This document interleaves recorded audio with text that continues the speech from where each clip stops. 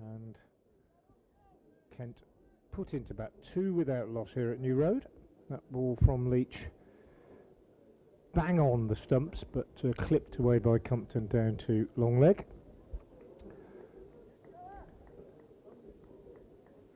And in fact it was a no ball, so it's 4 without loss. And now Leach in again, and this one takes Compton on the pad.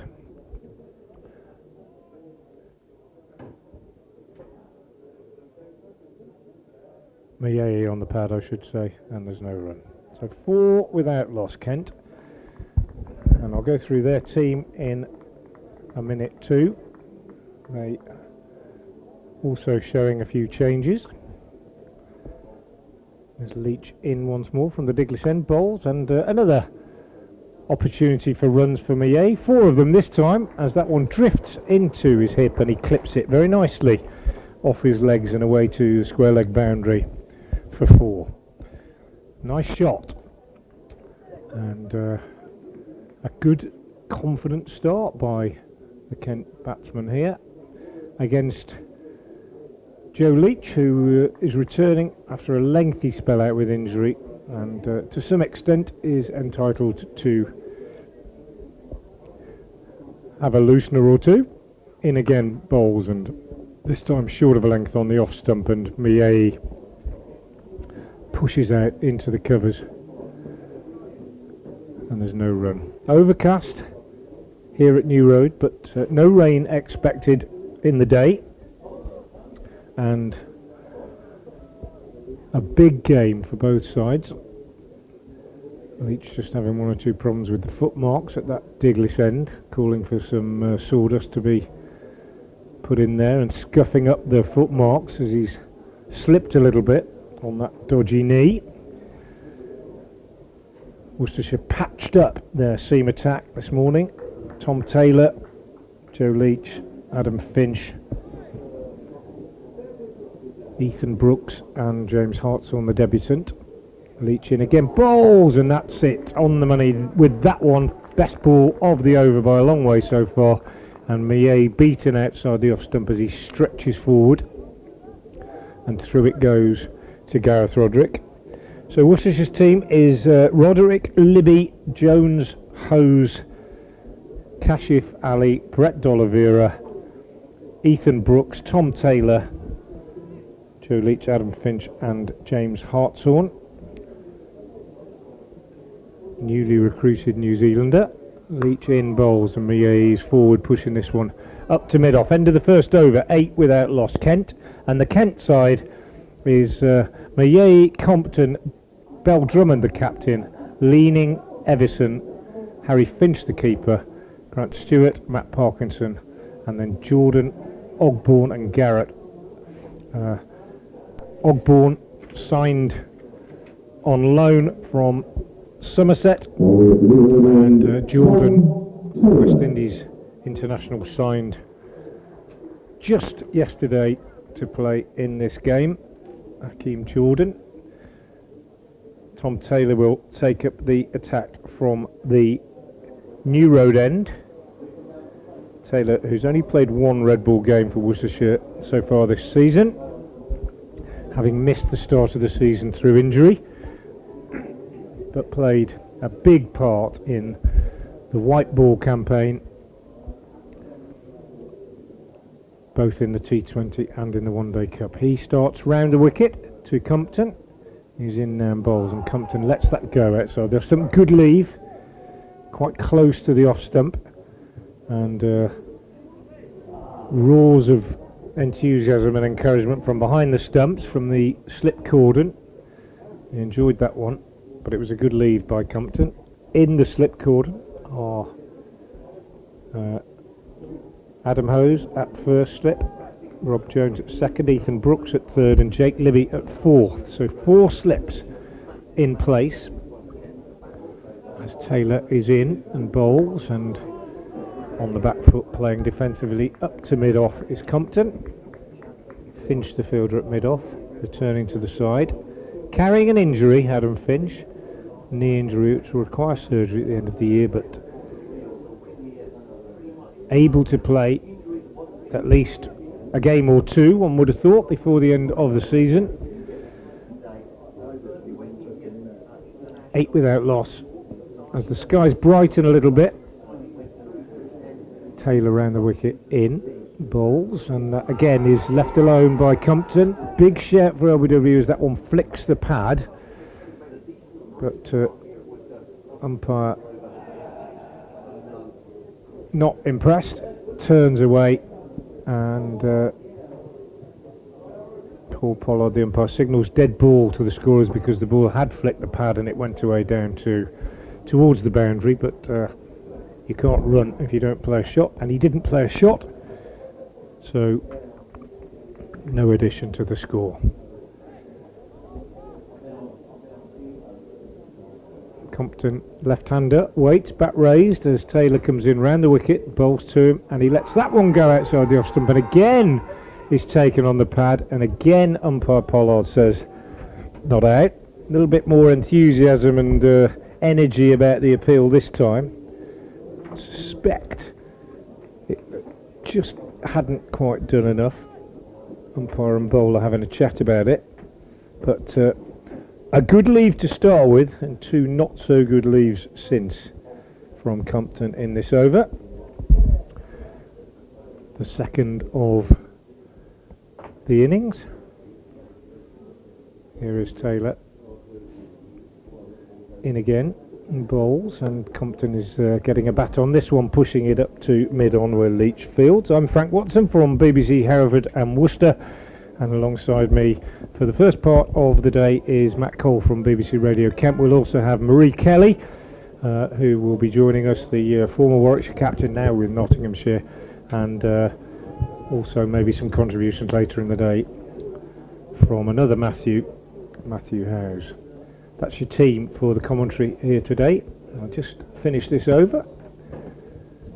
Taylor is in, bowls, and on the back foot Compton plays up to mid-on. Good over from Tom Taylor, a maiden, 8 without loss. Kent put into bat off 2 overs.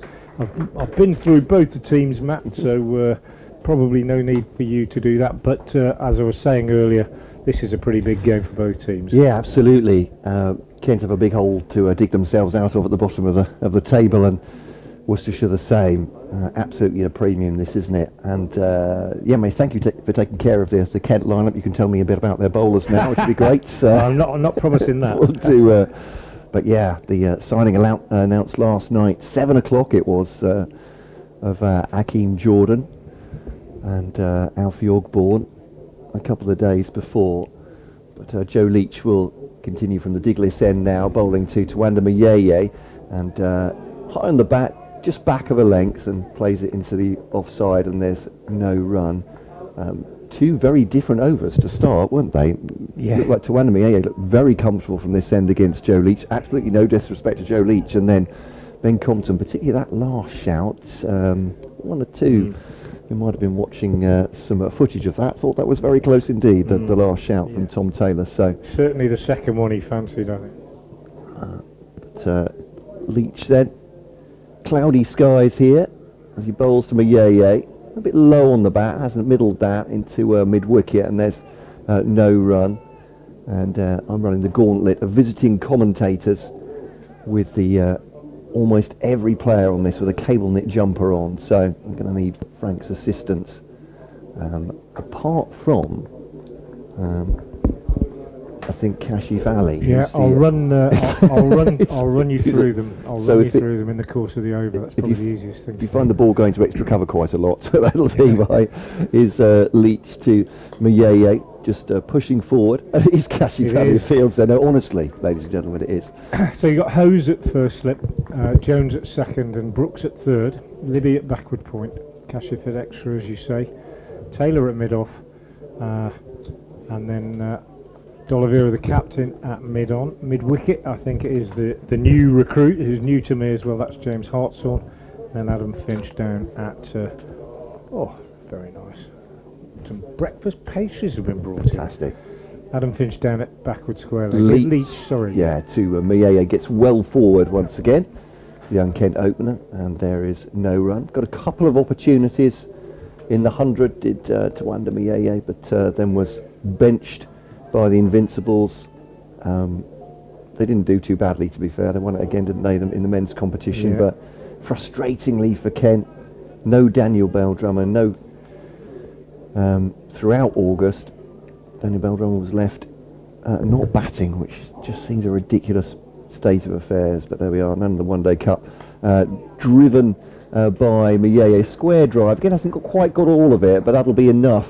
And it's all the way on the ground, and they'll scamper back for 2. Well, they scamper, they come back quite comfortably for 2. So I think Daniel Beldrummer's only batting in August would have been for Blackheath at the weekend when he scored a century in the Kent Premier League. So, but there we go. I'm not decrying the Kent Premier League, obviously, as far as experience goes, but I'm sure he would have liked to have put bat on ball more than that. Anyway, that debate will go on. Well, there's a few similarities in the Worcestershire lineup, I think. Joe Leach hasn't played any cricket whatsoever. As Leach bowls to Miyeye right behind that one again. Straight back at the bowler, up to mid-off, and there is no run. And that's...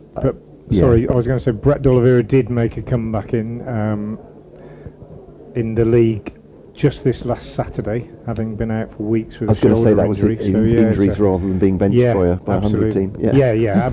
Adam Hose played in the 100. He was the only Worcestershire player. But yeah. Sun's out. That can't be bad.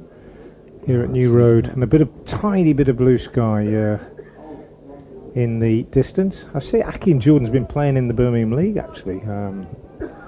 Just noticed. So he would not have had far to come today. As Taylor starts the 4th over of the innings, bowling round the wicket. Although I think he might have had to step out of the country to get his visa stamp. Sorry, you're right. Yeah. No, not at all. This is the stuff that cricketers have to do, overseas cricketers, to make sure. Because I think you have to go back out and come back in. Yeah. As far as the cricket authorities and of course the border authorities as well. But yes, but as you say, he's been playing for West Bromwich Dartmouth in the Birmingham League. He's not been League. very far away then. Yeah. Taylor in again, bowls, and Compton is not looking certain against Taylor, but he gets an outside edge to this one. He's decided not to leave it anymore, and indicates, as they often do these days, having completed a single, batters just do it, don't they? Takes his hand off the bat and mimes a little bit of seam movement with his right hand. He's just done it again, telling Miyeye to expect a little bit of nip back into the right-hander. Just telling everybody on the ground why he was uncertain. I don't think it's deliberate. I think it's just a reaction that batsmen have these days. When they're beaten often they do it, don't they? And he did just go and tell his partner to expect a little bit of movement, which you would on the first morning with the Duke. And Taylor in, outside the off stump. Bit wide this one, left alone by Miyeye. Through to Gareth Roderick. 11 without loss. Kent put into bat. I don't think there would have been much doubt in Brett D'Oliveira's mind about that decision when the coin came down in his favour, and I suspect that had Daniel Beldrummer won it, Kent would have been bowling first. This pitch, well, we don't know what to expect. I think that's the truth here at New Road. It's not a case of the groundsman preparing a pitch to favour the makeup of one team or another. Taylor bowls. Miyeye is very correctly forward, pushing up to mid-off. It's just a case of not really knowing how the pitch is going to play given what happened over the winter. They used a hybrid pitch for a lot of the white ball cricket here. I saw 3 days of the Lions against Sri Lanka here last week on a pitch 2 or 3 over from this one, and I would say that it was a little bit variable in bounce and helped the seamers. It wasn't a minefield by any means, but there's a bit in it for the seamers. Taylor, I say there's a bit in it, and that's a nasty fall for Tom Taylor. We've had enough injuries without any more, and Taylor, as he landed in his delivery there, his right foot just skidded from underneath him. It's a greasy surface. Had a lot of rain a couple of days ago here in Worcester.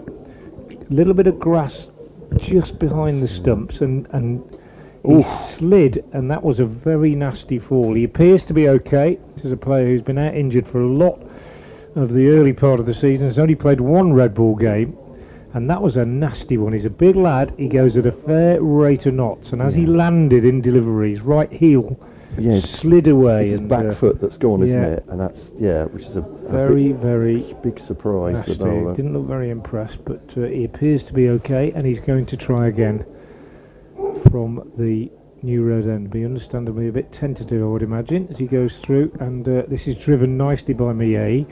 But a very good stop by Brett D'Oliveira, diving to his left and landing on the shoulder that has kept him out for a long time, and it's hurt him. I can tell he's down on his haunches, pretending it hasn't hurt him, but that is the bad shoulder. It's his left shoulder. It's not his bowling shoulder. And he said to me a few weeks ago, it's getting better, but you can't stop yourself from diving. You just do it. And he's done it there, and he's in trouble, Brett D'Oliveira. I can tell he's got his hands on his knees. That hurt. Bad news for two players in this over. There's Taylor bowls and Millet drives. This time Kashifali does the fielding. Another one who's been out injured. He had a side strain, and he has recovered. Worcestershire welcoming back several injured players today, just hoping that that dive from Brett D'Oliveira, which saw him land on his left shoulder, hasn't disturbed the injury that he had. That's the end of the over. 11 without loss from 4. Kent put into bat, off to a bright start. 8 off the first over. Since then the bowlers have just settled down a little bit, and in fairly gloomy light, it's not going to be easy out there.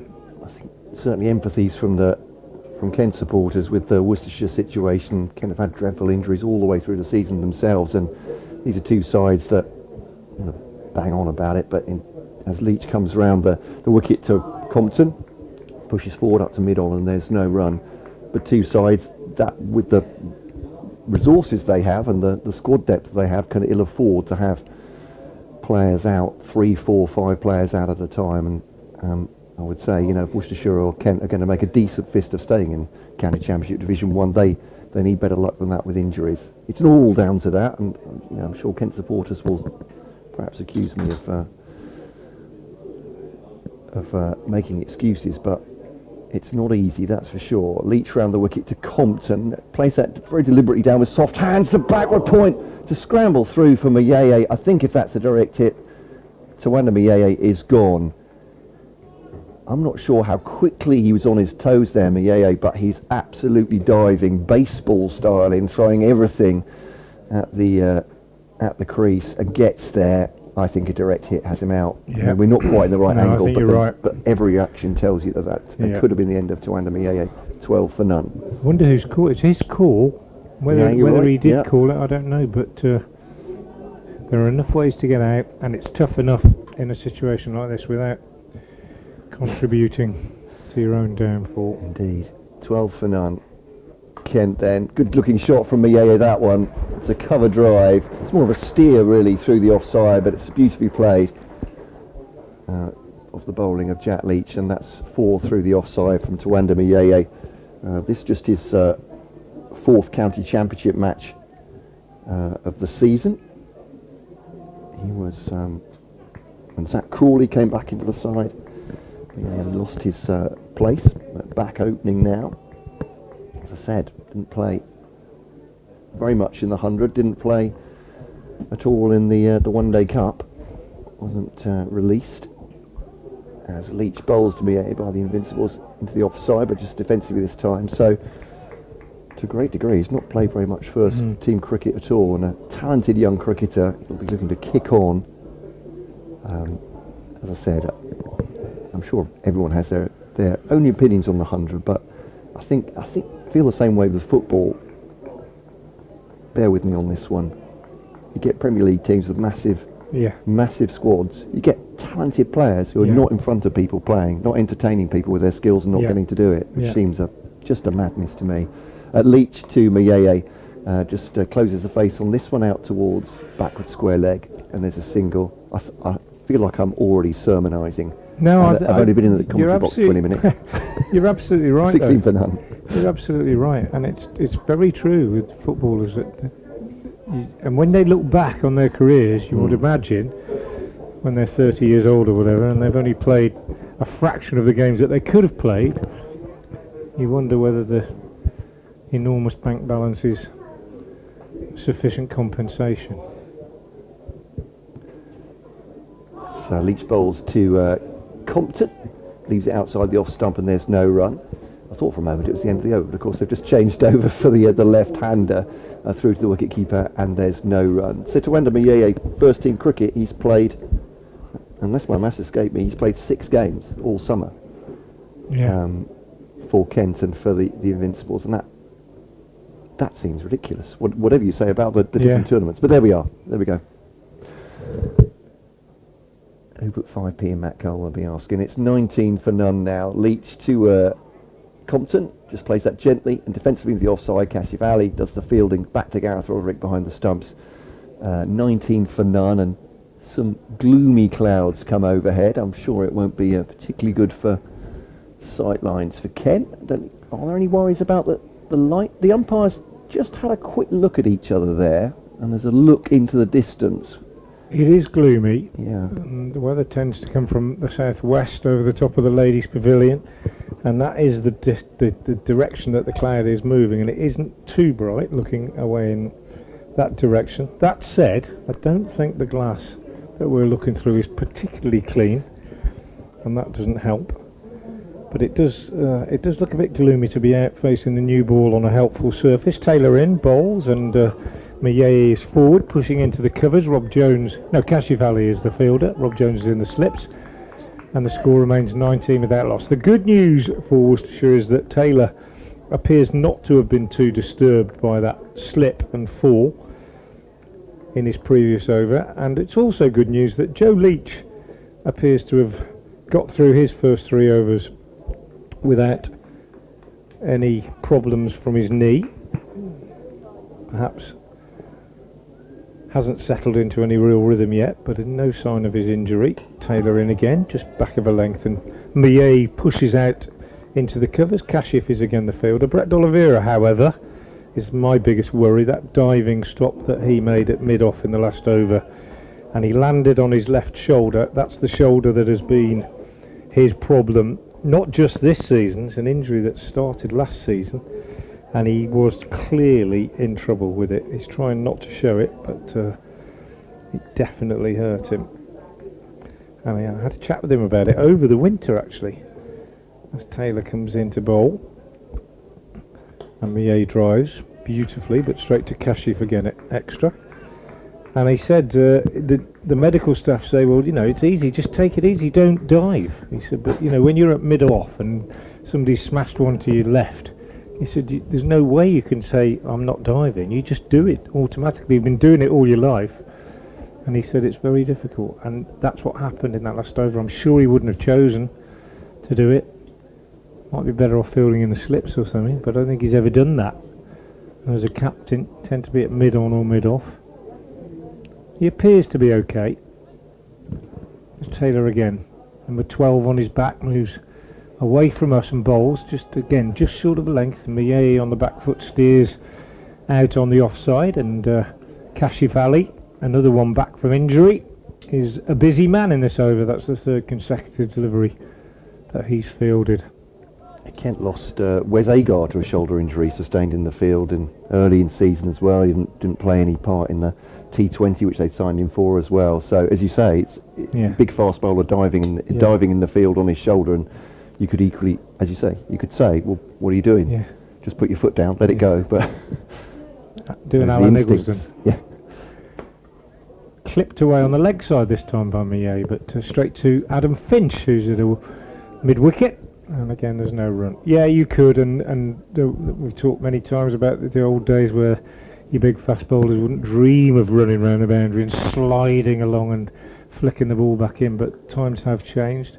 That's one of the, whether you like it or not, and we have this debate, don't we, about cricket over the generations and has it improved and everything else, but there's one thing for sure: fielding has never been better, I don't think. Some of the stuff that you now see in the white ball game is just astonishing, isn't it? Jacob Bethel caught a couple of catches for the Birmingham Bears. One here, just in front of where we're sitting, actually. Astonishing. Taylor bowls, that's a good delivery, and Mayeye very uncertain as he pushed forward at that one, dropped it down on the onside. That's another very, very good over from Tom Taylor. He's been tidy. 3 overs, 2 maidens, no wickets for 1 run. And Joe Leach, the other bowler, used 3 overs, no maidens, no wicket for 18. But the main thing is that the Kent openers have got through those first 6 overs without any great alarms, apart from maybe one LBW shout against Compton when he left the ball alone. It's 19 without loss. We're pleased with that so far. Leach bowling to Compton, defending again up to mid-on. No ball. It's no ball as well, so 2 to the total, 21 for none. We interviewed, had a lovely long chat with John Shepherd. But I suppose for younger listeners, I should introduce who John Shepherd is, but part of that incredible most people will Kent know. team of the 1970s, West Indies all-rounder. And we asked him that very question, said, how have things changed? Because, you know, that West Indies side, that Kent side, incredible feats during the 70s. Leach bowls to Compton and defend up to mid-off this time, off a good length. And he said exactly that. He said, in those days, especially if you're a bowler, you would just let balls flying, you know, through the covers, through mid-wicket, through anywhere, to be honest. Not far away from you, but you didn't think you were going to get to it by putting a hand down. You'd let it go for 4, and that was not through any willfulness, but that was just the way you fielded. You weren't throwing yourself around. Everyone does these days. As you say, fielding has changed. Well, you just got to be a good fielder now. Yes, yeah. No matter what else you do in the game. Around the wicket, Leach to Compton, a little bit uppish as he prods forward there, but it's absolutely safe through mid-wicket. And some sharp fielding there into Gareth Roderick, sidearm throw high up for the wicket-keeper to take. But they come through for That's on the field. It's Hartsell, there we go. And the man was playing Middleton, is that right, in Sussex? I'm not sure, Middleham or Middleton, yeah. Actually, maybe Middleton's in... I'm trying Cheshire. to think. Is that, I was going to say, well, there is one. I don't know. There Northwest? might be more than one. 22 for none. Kent. Mieye has 12. He's at 2 boundaries so far. Both of them off Leach from 25 balls. Compton has 4. And Mieye, once again, very correct forward defender, gets outside the off stump and plays it to Kashif Ali at extra cover. Hakeem Jordan, the new Kent signing, making his debut, is taking a lap with his pads under his arms and bat in the other hand. Sure. Are there nets out there? He's heading towards us. Over there, that white sheet over there we there go, is behind the I net. was going to say, it's a very strange thing otherwise. I thought he was doing some method acting there, just getting used to that bat in hand. But Leach to Mieye, clips that into the onside and no run. Got some new pads he's going to show his dad. Just hoping someone will ask him what he's doing. He'll have playing the big game.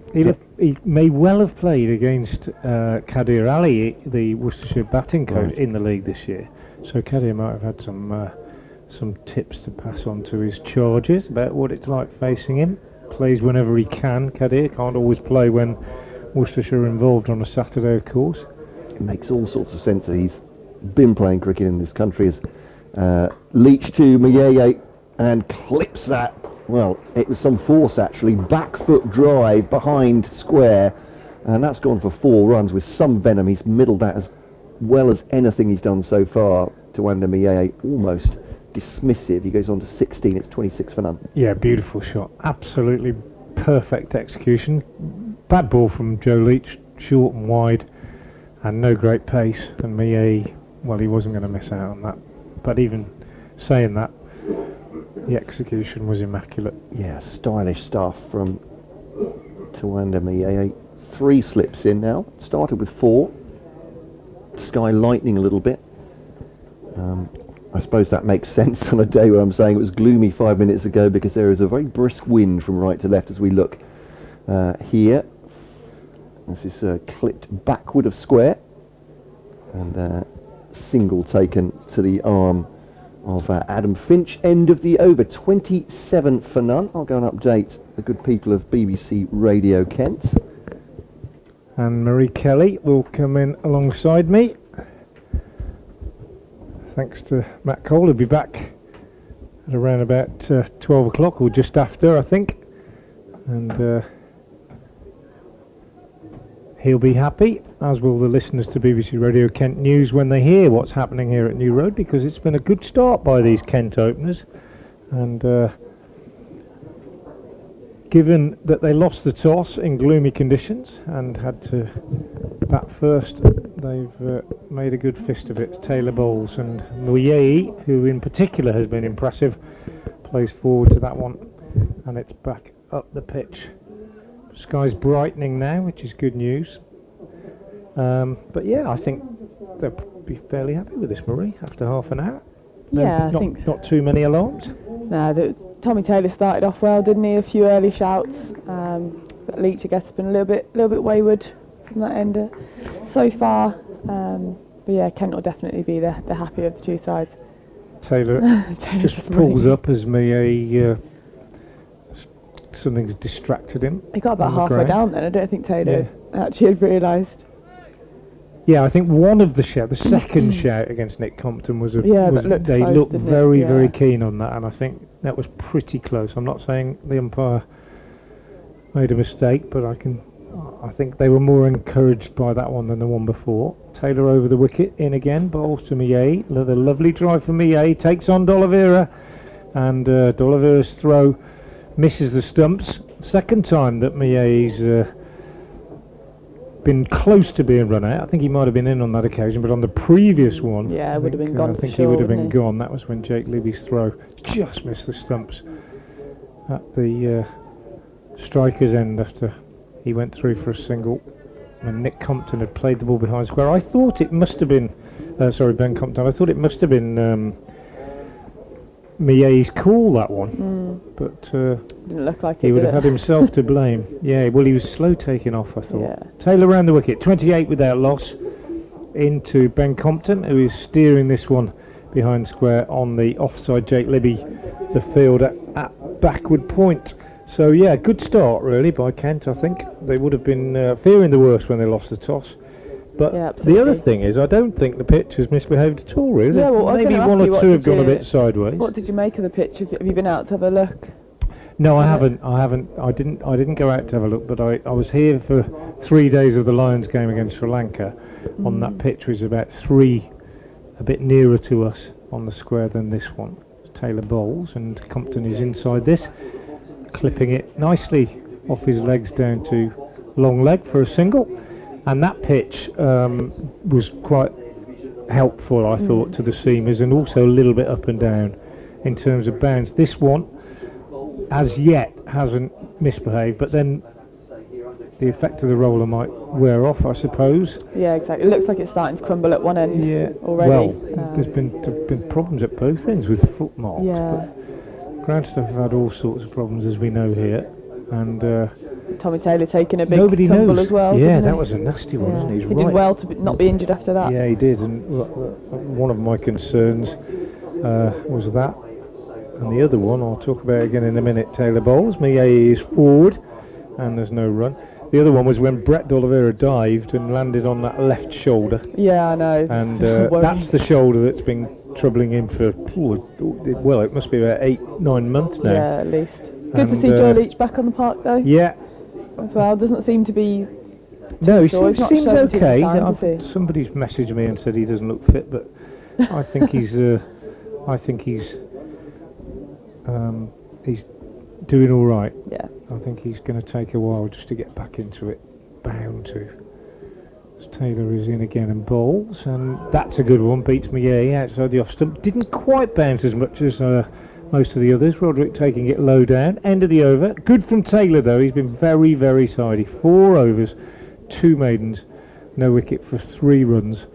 Yeah, he's asked more of the questions as well, hasn't he? There's been a few shouts, beating the bat a few times, a bit more than Leach. I'm wondering if we'll see a change soon from Leach. Yeah, I think we've got a new one now. I think we have got one now. James Hartshorn is going to come in. Joe Leach, 4 overs, no maidens, no wicket for 26. Comes out of the attack. And James Hartshorn, well, first time I've seen him. First time anybody's seen him in first-class cricket in this country. right arm over the wicket seam bowler. I've seen a little bit of footage on YouTube of him playing for Wellington in New Zealand. First thought was that he reminded me a bit of Charlie Morris, but really? Nice. might be a bit of a first impression that will fade. I don't know. Yeah, similar sort of pace, I think. Okay, well, he's got a chance here to get a little bit of a breakthrough here for Worcestershire. Then desperate to get that first wicket on the board. There's Hartshorn in for his first delivery. Starts well, nice and full. Just softly driven out to mid-wicket, but he's on the money straight away. Yeah. He'll be pretty happy with that first delivery. One. Yeah, especially as he's not played a lot of first-class cricket. He was playing club cricket in Sussex, apparently. But Nathan Smith played with him for Wellington. Nice. Must have been in touch. Yeah, said you fancy a gig over here. Yeah. I think Alan Richardson's formed a little bit of a connection with the coach at Wellington as well now. Right, which I guess that helps with a few injuries kicking about. And then again here, pretty similar delivery there. And there's a backwards roll at mid wicket for no run. That ball looks a little bit quicker. It's probably just getting his groove as he's scratching the ground, putting some sawdust down. I think he's what they term right arm fast medium, isn't he? He's not express, but he's going to be around about sort of 70s, late 70s, I guess. Yeah. That sort of pace. But I like how he started. He's made Compton play straight away. What you don't want to do is bowl a little bit too wide, settle in, and let them have a look at you. Make him, if he doesn't know what's coming down at him, make him play. As in again from the Diglis end, slightly more back of a length this time. Compton tries to work it to mid wicket for no run. Tommy Taylor in there doing a good job. Had a bit of a backwards tumble previous ball, but he's been busy there, 3 balls in a row. Must be quite exciting, I would think, as well for James Hartshorn, who's come over to play a bit of club cricket and found himself absolutely introduced into the first class arena on a lovely ground like this, and absolutely, and conditions to bowl first, you'd think. Ideal for the young man. Looking to make an impact straight away, I'm sure. Hartshorn comes in again, fuller this time. Compton drives, but to no avail. I thought he lost his run up a little bit there. Maybe. Yeah, that looked a little bit floaty with that delivery. Just as he approached the crease, his stride shortened a bit, unless that is just the way he bowls, I don't know. But it sounded better off the bat than it was. It actually didn't really go off the square very far to mid-off. So it's very tidy so far, not gone for a run. Score remains 29 for none. If we can tidy up both ends, then that will create a little bit of pressure on the Kent batters, which is what they need to get a wicket. As he bowls, back of a length this time, kind of pushed out to backward point for no run again. Compton are probably feeling missed out on that one, bit of width. It just doesn't seem to be coming off the square that quickly either, does it? Quite a lot of grass on the square. So quite a few of their shots you think would be 4-2 at least. Yeah, the outfield wasn't quick in the Lions game last week. Which looks quite thick, doesn't it? It's not had a big cut for a long way, isn't it? Yeah. Particularly at this end. Hartshorn in to complete the last delivery over. Oh, and he's left it again. It's hit him on the pad, probably a bit too high. Bit of an asking appeal, but he gets a nice round of applause for his first over. Yeah, good over, Maiden. Yeah, great over to start. You'll be happy with that. Tom Taylor going to carry on from the Diglis end. You can get in touch if you'd like to. Lots of people do get in touch on Twitter, is the best way for me. It's at FrankWatson58. And I've got yours, Marie, somewhere. Yeah, at Marie Kelly 96. At Marie Kelly 96. At FrankWatson58. And get involved, ask us a question or. We'll keep it clean. I always say, keep it clean, keep it nice, keep it helpful. And it's at BBC Kent Sport, I think, is their Twitter handle for Matt. As Mie drives Taylor off the back foot nicely up to mid-off where Brett D'Oliveira fields. 29 without loss. I hope that the sound is okay on the stream this morning. We know we've had problems with the audio throughout the season. We've worked on it. We have improved it. We've made it, I think, just about tolerable. No, it's not as good as it is on some grounds, and we're hoping that it will be better next season, but we think we've made it listenable anyway. Hopefully. Hope you can hear us. So. We're on the BBC Sports app as well, Taylor in, bowls, Miye's forward, pushing into the covers Cashew Valley Fields. I think Miye is signalling there that the pitch is probably staying a bit low. Yeah, from this end at least, you can see how low he's getting in his stance and really smothering the ball. Yeah, I mean, he gets kind of low anyway, but I know what you mean. He's exaggerating. Really exaggerating it today, isn't he? He's kind of showing I expect that, you know, as the hardness goes a little bit. I expect that. We saw one or two keep quite low in that Lions game. We also saw 2 or 3 stop. There were 4 caught and bowls in the first 2 innings in that game. You know, where the ball had just stopped. So it remains to be seen whether this one will play the same. Taylor bowls, width, and Miye smashes it away behind square on the offside. He is not going to ignore opportunities to score like that. As the sun comes out to greet that boundary, this is turning into a very good start, mainly thanks to Tawanda Miye. He's got 22 of the 33 runs on the board. Yeah, he's shaped it really nicely, hasn't he? Yeah, he's played 2 cracking shots behind square on the offside, one off the front foot, one off the back. He looks really clear in his decisions. He knows exactly when he's defending, and then if he's attacking, he's really attacking. There's kind of no indecision there at all. Yeah, absolutely. Positive in defence and in attack. Absolutely, yeah. Over the wicket, Taylor, past umpire Pollard, in, bowls much straighter, and a classic example of what we're talking about, a backward defensive shot, but really solidly played. Right under his eyes. Yeah, just how you'd coach it, just how you'd teach a youngster to, when you bounce the tennis ball in at him and say, get in behind it, let it come, play it under your nose. Exactly what he did there. Good to see. Technically looked good this morning, I think. Miye played and missed once, I think. Yeah, that's literally been it, isn't it? One player miss, really, and the rest has looked pretty comfortable, which might be a bit worrying for the Worcestershire bowlers.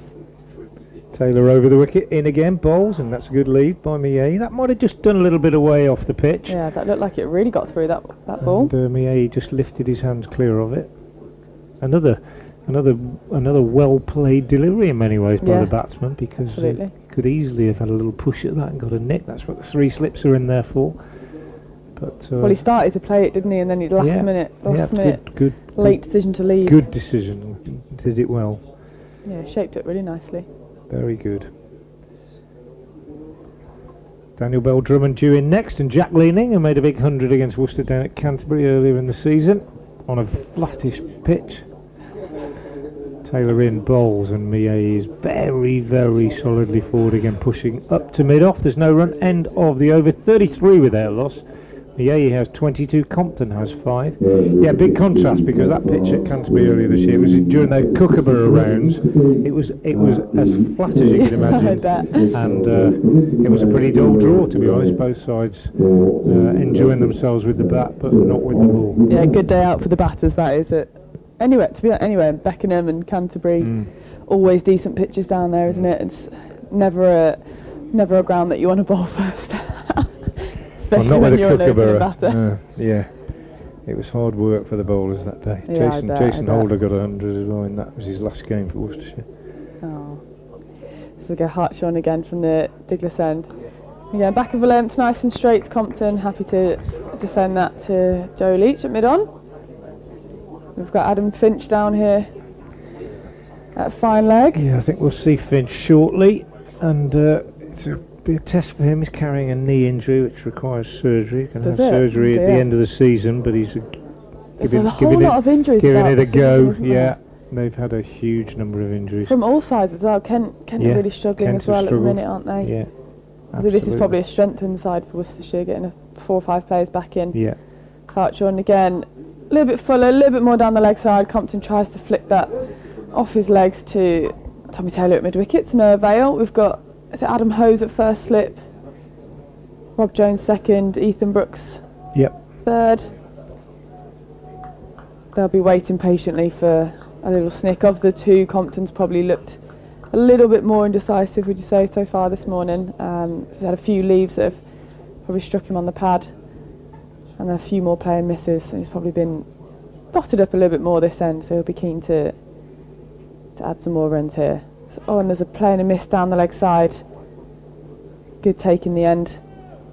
But again, no run. Andrew Harrison says, receiving you loud and clear in Japan. In Japan? So that's good news, Amazing. Andrew. Yeah, he often gets in touch. That's good news. So hope if the sound's getting to Japan, if you can hear us well there, then we're doing happy. okay. Absolutely. Yeah, Adam Finch has a knee injury, which requires surgery, but I think he's going to do all he can to play at least 2 or 3 of these last few games. Before touching on again. Good length, slightly outside the off stump this time, and left well alone by Compton. Fairly decent pace coming through. I think the worry from a Worcestershire point of view, Marie, is that there's no sort of proper real spearhead to the attack. You know, it's all a bit samey, isn't it? Finch probably the quickest actually of the 4. Yeah, and Taylor probably had those big in swingers, doesn't he, and moving about a bit. But yeah, I know what you mean. But you know, there's not somebody who's going to like knock over the top order. Really, that's the problem. Absolutely. Touching on again was short. Compton pulls it round the corner to backward square leg.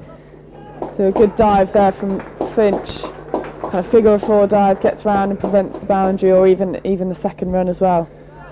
I think Compton would have been hoping for more there as the score moves up to 34 for none. Compton moves just to 6 off his 29 deliveries. I think that's a good example of the outfield there being a little bit slower. I think that could have raced away. Yeah, that normally I think the way he kind of spun around on it, you can tell he was expecting 4 there, and must have to go to the other end for a single. It's also quite nice sliding conditions, isn't it? Yeah, it feels slightly wet. But there's a guy with an injury. But these days, as we were saying a few minutes before you came on, the bowlers just throw themselves at it. Absolutely. So Maye faces his first ball from Hartshorn, who again dug it in, and he's whacked it away over mid wicket for 4 runs. Bit of a hoik really, but it's effective nonetheless. No one out there. Yeah, Hartshorn not the first bowler to dig away at the footholds at either end. I think they're struggling a little bit. A bit greasy out there, but there's no sawdust out there. They're just digging away to try and get the greasy top disturbed a little bit to get the spikes in. It's quite muddy underneath as well. They're trying to get some sort of foothold for them. But yeah, Maye, he's in the mood, isn't he? He's really capitalising on it. About. And to be fair, he's got 26 and he's hit 4 fours, and they've all been off. Well, the one in the first over was a decent clip, but other than that, they've been off pretty bad deliveries. Bad balls, haven't they? Yeah. And you just kind of feel that's the way they've been kind of building up the dots, and then kind of a release ball. But they haven't missed out. That's the key. Well, he hasn't particularly. I think. Exactly. He's been really impressive, especially with his first ball against Hartshorn as well. Happy to put that one away. Taylor will carry on round the wicket from the New Road end. He bowls, and Ben Compton is in behind this one, just turning it behind square down to Hartshorn at long leg for a single. Quite happy, and I don't blame him, Ben Compton, to just push it around and give the strike to Maye. Not because Maye is a better player necessarily, but just because it's he's the one who's got a bit of a flyer, and when that happens, that shows a bit of experience as well there from Compton. He doesn't look too flustered, and sometimes it just comes off for one player and not for the other, so absolutely sure he'll be happy, or he'll know just to sit this one in and get himself in on this pitch. Good experience. Absolutely. Maye, man of the moment, on strike. Taylor in to him, bowls, and pushed out behind square on the offside. The other thing, Marie, that struck me about this pitch is that there's not a lot of pace in it, is there?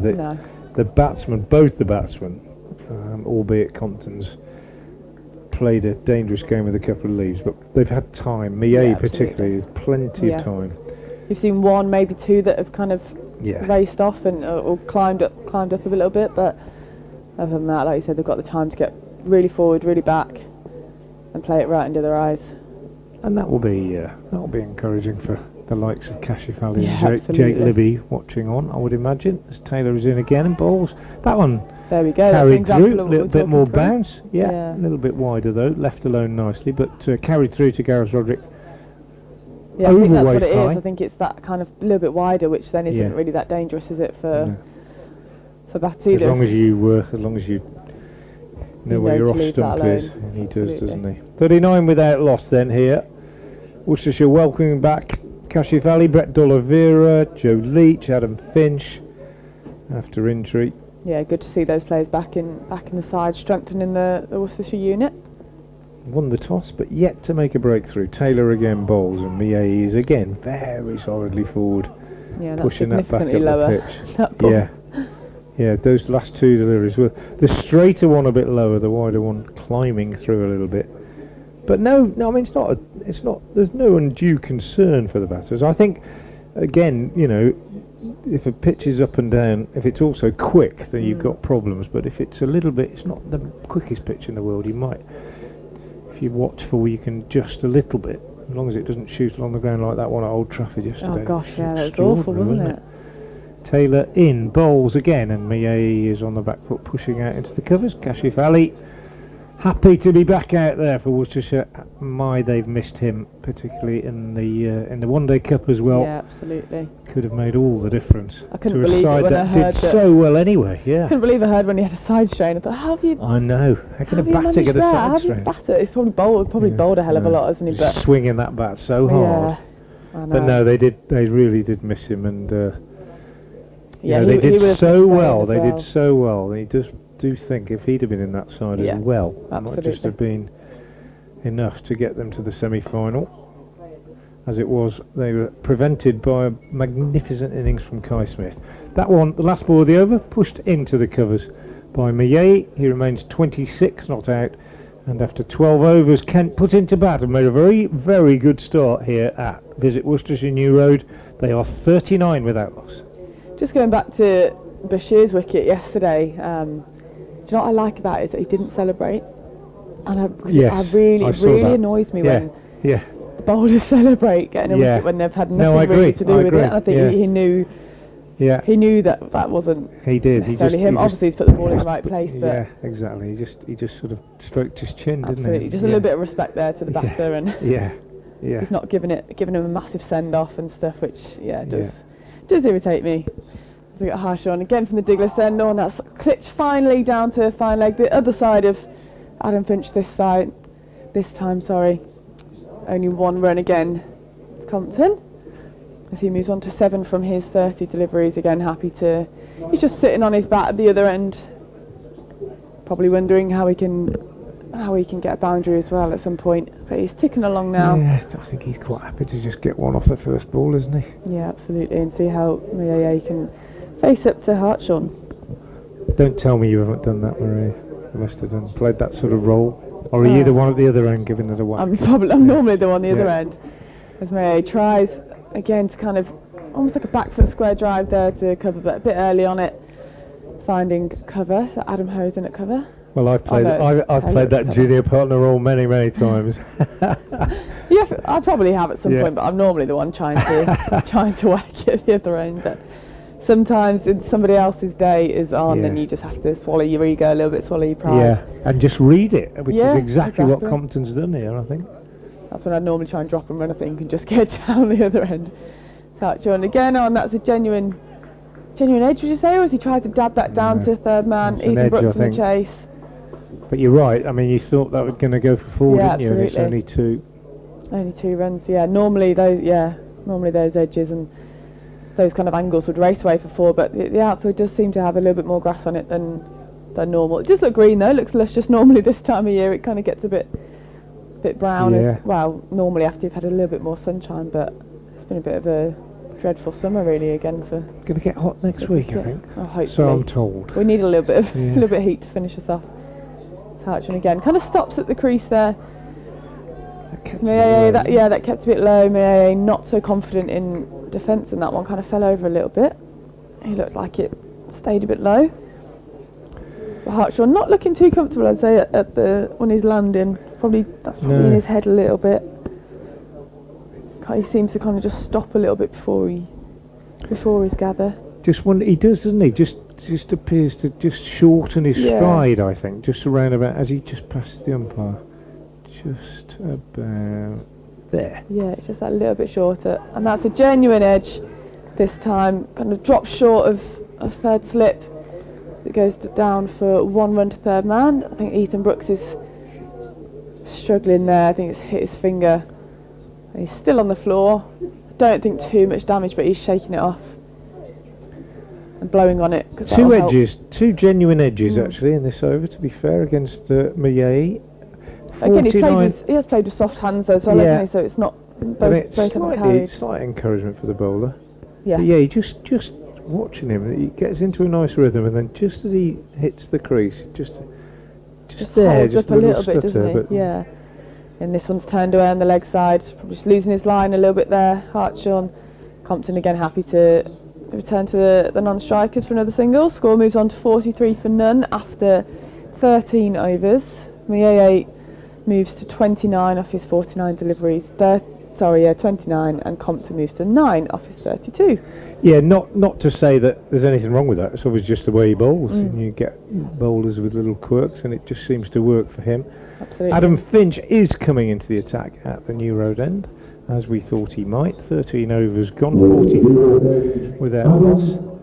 Quite a heated debate going on Twitter with some Worcester fans about this start. Some people saying it's dreadful and Leach looked awful, and others saying it's early days, give it a chance. I mean, the only thing I'd say about that, it's not, you win the toss and choose to bowl, you're hoping for a wicket in the first hour, and they haven't got one. You could say in that sense that it's not been a great start. Finch in, bowls over the wicket. Compton just gets a single off the first ball of the over for the third over running, just tucking that down to long leg. 45 without loss. So yeah, I'd agree with that. Dreadful, would you? But no, it's not been the best start. It's not been ideal, accurate. but I would say in mitigation, you've got bowlers returning from injury. Exactly, Joe Leach is one of them, and however you want him to hit his straps straight away, it's going to take a while. He hasn't bowled for weeks, other than just a few looseners, and nobody's played red ball cricket for a while. Just Finch bowls, and Mieye just jams the bat down on this one, squeezes it out on the onside. I think a bit of an accidental Yorker there from Finch, but not the worst ball to bowl. No. He's another one. He has hardly bowled, other than if coming out at lunch in the white ball games and having a little twirl. He's hardly had a bowl at all. So I think we've got to accept, however big the game is, and however much Worcestershire want to take wickets, that these guys are just feeling their way back a little bit, and it might be they bowl a lot better in the second innings or on the second day or whatever. You just got to accept that, I think. Finch bowls, and Mieye edges and gets over the slips. I said Finch was the quickest in the Worcestershire side, and he shows that. And we also saw that bounce, Marie, that we were talking about. Flown through. That's really gone through high, and Mieye has looked to crack it away off the back foot, and it's taken the shoulder of the bat and flown over second slip and down to third man for 4. Good pace from Adam Finch. Yeah, that's probably one of the first ones that has genuinely beaten him for pace. Genuinely unlucky not to pick up a wicket there. I lost the ball then as well over Jones. That would have been an absolutely brilliant catch if that had stuck. Here's Finch again in bowls, and that is short and smashed away by Mieye. That's a rank long hop from Finch. Dragged it down, and Mieye just swung it around, whacked it over mid-wicket. Yeah, really got up tall then, didn't he, Mieye? He stood right on his tiptoes and fetched that. Not in any way bothered by the fact that he made a mistake on the ball before, and that's good, because he's obviously the sort of batsman that plays one ball at a time. It's often something you say as a coach, isn't it? We say it to young players all the time: play one ball at a time. Doesn't matter what happened, doesn't matter whether you were bowled off a no ball, the next ball is the only one that matters. Finch in again, the 50 is up, he's in, he bowls, and Mieye is forward, pushing up to mid-off, and there's no run. So a real mixture in this over from Adam Finch. We've had one absolute rank long hop, we've had one that flew through, and we've had a Yorker, and we've had a good length delivery there. So he's a real mixed bag from Adam Finch. Yeah, I guess the only positive here for Worcestershire is that if Mieye is playing these shots, then that does potentially bring in a chance. Yeah, 100%. Maybe more runs, but it may give you a chance, yeah. Finch bowls, 4 more, short and wide, whacked away. Not good from Finch. 2 really, really poor deliveries in that over, but as I say, hardly bowled recently, and there was also the quickest ball that we've seen all day. But Kent, this is turning into a very, very good start now for them, mainly thanks to Mieye who's faced the bulk of the bowling, 41 now to him, 57 without loss from 14. The sun is out, the first hour is done, and you would imagine that the Kent coaching staff sitting up on the balcony are pretty happy. Camps, they? That felt more like a white ball over, that did, from Finch, in terms of the differences in length and pace of the deliveries as well. Just not quite. I think that's just been the theme of the morning, is the accuracy, I guess, from the Worcestershire bowlers, and 2 or 3 good balls followed by a little bit of width or a little bit of length here for the Kent batters, who have capitalised on it. And they are definitely the happier of the 2 camps so far. As Hartshorn comes in again from the Diglis end. Good length, left well alone by Compton. I think we're starting to see what the roles of these 2 batters might be for this session, at least, if not throughout the rest of the day. Maa seems to be happy to take on the attack, Compton happy to sit at the other end, leave well alone, and then get a nice little single, get down the other end, and it seems to be a plan that's working for Kent so far. We've got Finch has moved significantly straighter down at fine leg as well this time. There's Hartshorn in again, and that is worked exactly where I just said he was, down to Finch. They've almost got a wide kind of leg gully as well. Yeah. So maybe that's a little bit of a plan for Compton, trying to target his legs. Yeah, I'm not sure whether that's because Hartshorn is deliberately bowling that line, or whether he's struggling to bowl more of an off-stump line, because you'd imagine that he'd be looking to run it across the left-hander a bit more than that. Absolutely, and as you were saying, with the bowlers that are coming back from injury, you have also got a left-hand right-hand combination as well, which is going to be naturally affecting when it's such small margins at this level. It is going to naturally be affecting their lines. But those little bits of width for the batters, it's not good for Worcestershire. Hartshorn again, full that, actually had a little bit of carry there, left well alone outside the off stump. That's probably one of the first balls we've seen from this end that has got up and carried, as Maa kind of pats down the wicket where the ball bounced. He looks happier bowling at the right-hander, Hartshorn, even though he's bowling at the more aggressive batsman. Yeah. Well, and he has kind of nicked him a few times, hasn't he? He's not been too bad snicks, and kind of played with soft hands, but nevertheless better signs for him. Because again, this one pretty similar delivery, but defended softly into the offside. Good length from Hartshorn. Didn't look a bad pitch, does it?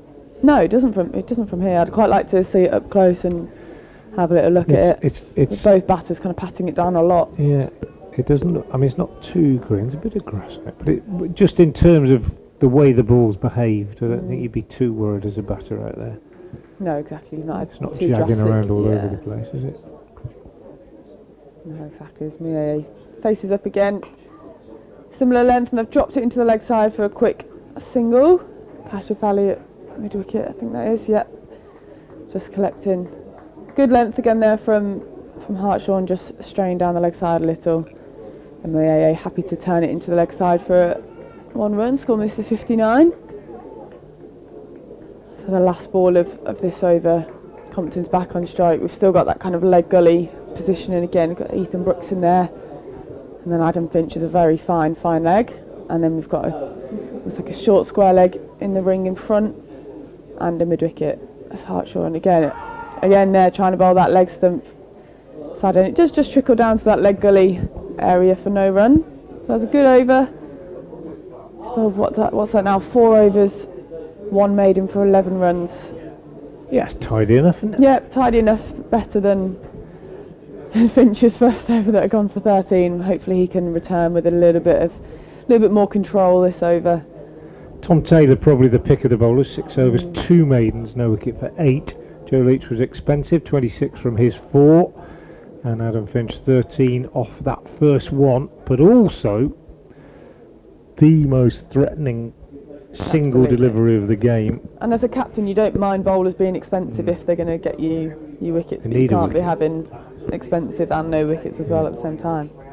Do need a wicket, Worcestershire. Oh, he's done it again. He's short and wide, and well, Maa this time, I think, well, he didn't intend it to go over the slips, but he's decided if it's there, I am going to give it everything, and he's just whacked it or thrown his hands at it, and it's a top edge. It's not an uppercut. It's a top edge over the slips. It's flown away. I'm just wondering if they had a third man in, whether that would prevent that shot from being played. I think he's just got to get that same delivery a lot straighter, isn't it? Yeah. Well, Mieye knows there's no one there. Points in quite close. 46 now to Mieye. Just the start that he would have wanted. Putting pressure onto the bowlers. Finch tries for the Yorker, doesn't quite get it right, and Mieye times it beautifully out through the covers. Just jammed the bat down on it, really. He was no more than that, but he's nice got it through the gap, it? and it almost went all the way. They got 2 more. He's gone to 48. He has now become really difficult to bowl at, I think. Absolutely. Because he's just imposed himself on the bowlers in the way that we've seen the likes of Zach Crawley do in Test matches, and if it comes off, then it looks the great, bowlers then are under a lot of pressure. And Finch now, well, he probably just doesn't quite know where to bowl it.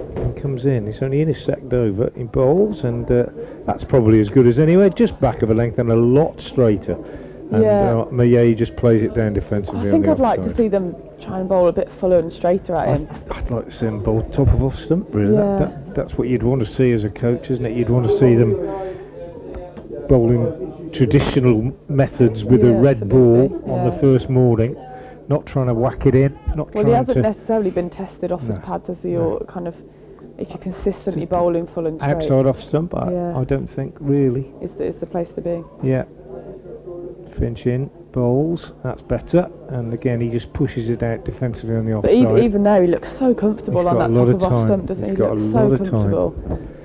He's got a lot. The only one I think that he has struggled with is the first one over the slips. The second one was more of a, this is going to take some catching. The first one I think actually kind of hit the bat when he didn't expect it to. But I think if the pitch is playing a little bit slower and the outfield is slower, then potentially the bowlers could err a bit straighter and just see how he copes with playing through kind of mid-on and mid-wicket, see if that creates any kind of opportunities. But I just don't think they're aiming for top of off at the minute, and it's just not just gone a little bit too wide and a little bit too back of length.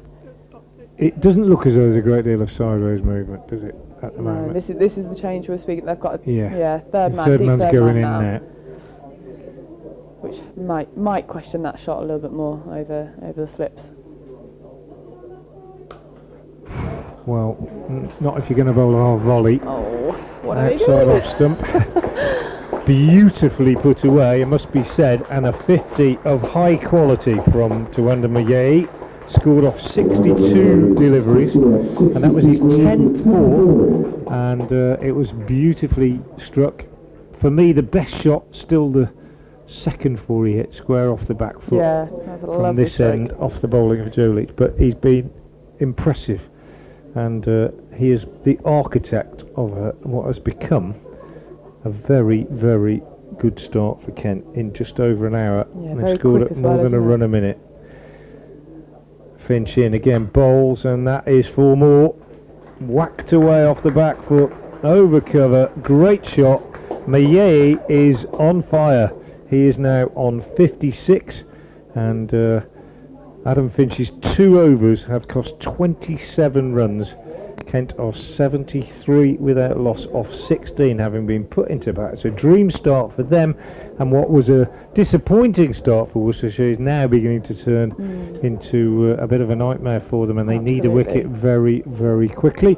I'll leave you with Marie Kelly, and then she will be joined by Matt Cole, and I'm going to go and have a sit down. I think just what we were talking about then with that offside field, so they did put the third man out, but it's clear to see from up here that Mieye favours the offside, and he's been playing so well through the offside that I think a change of tactic needs to be implemented by Worcestershire. We've got Hartshaw into Compton.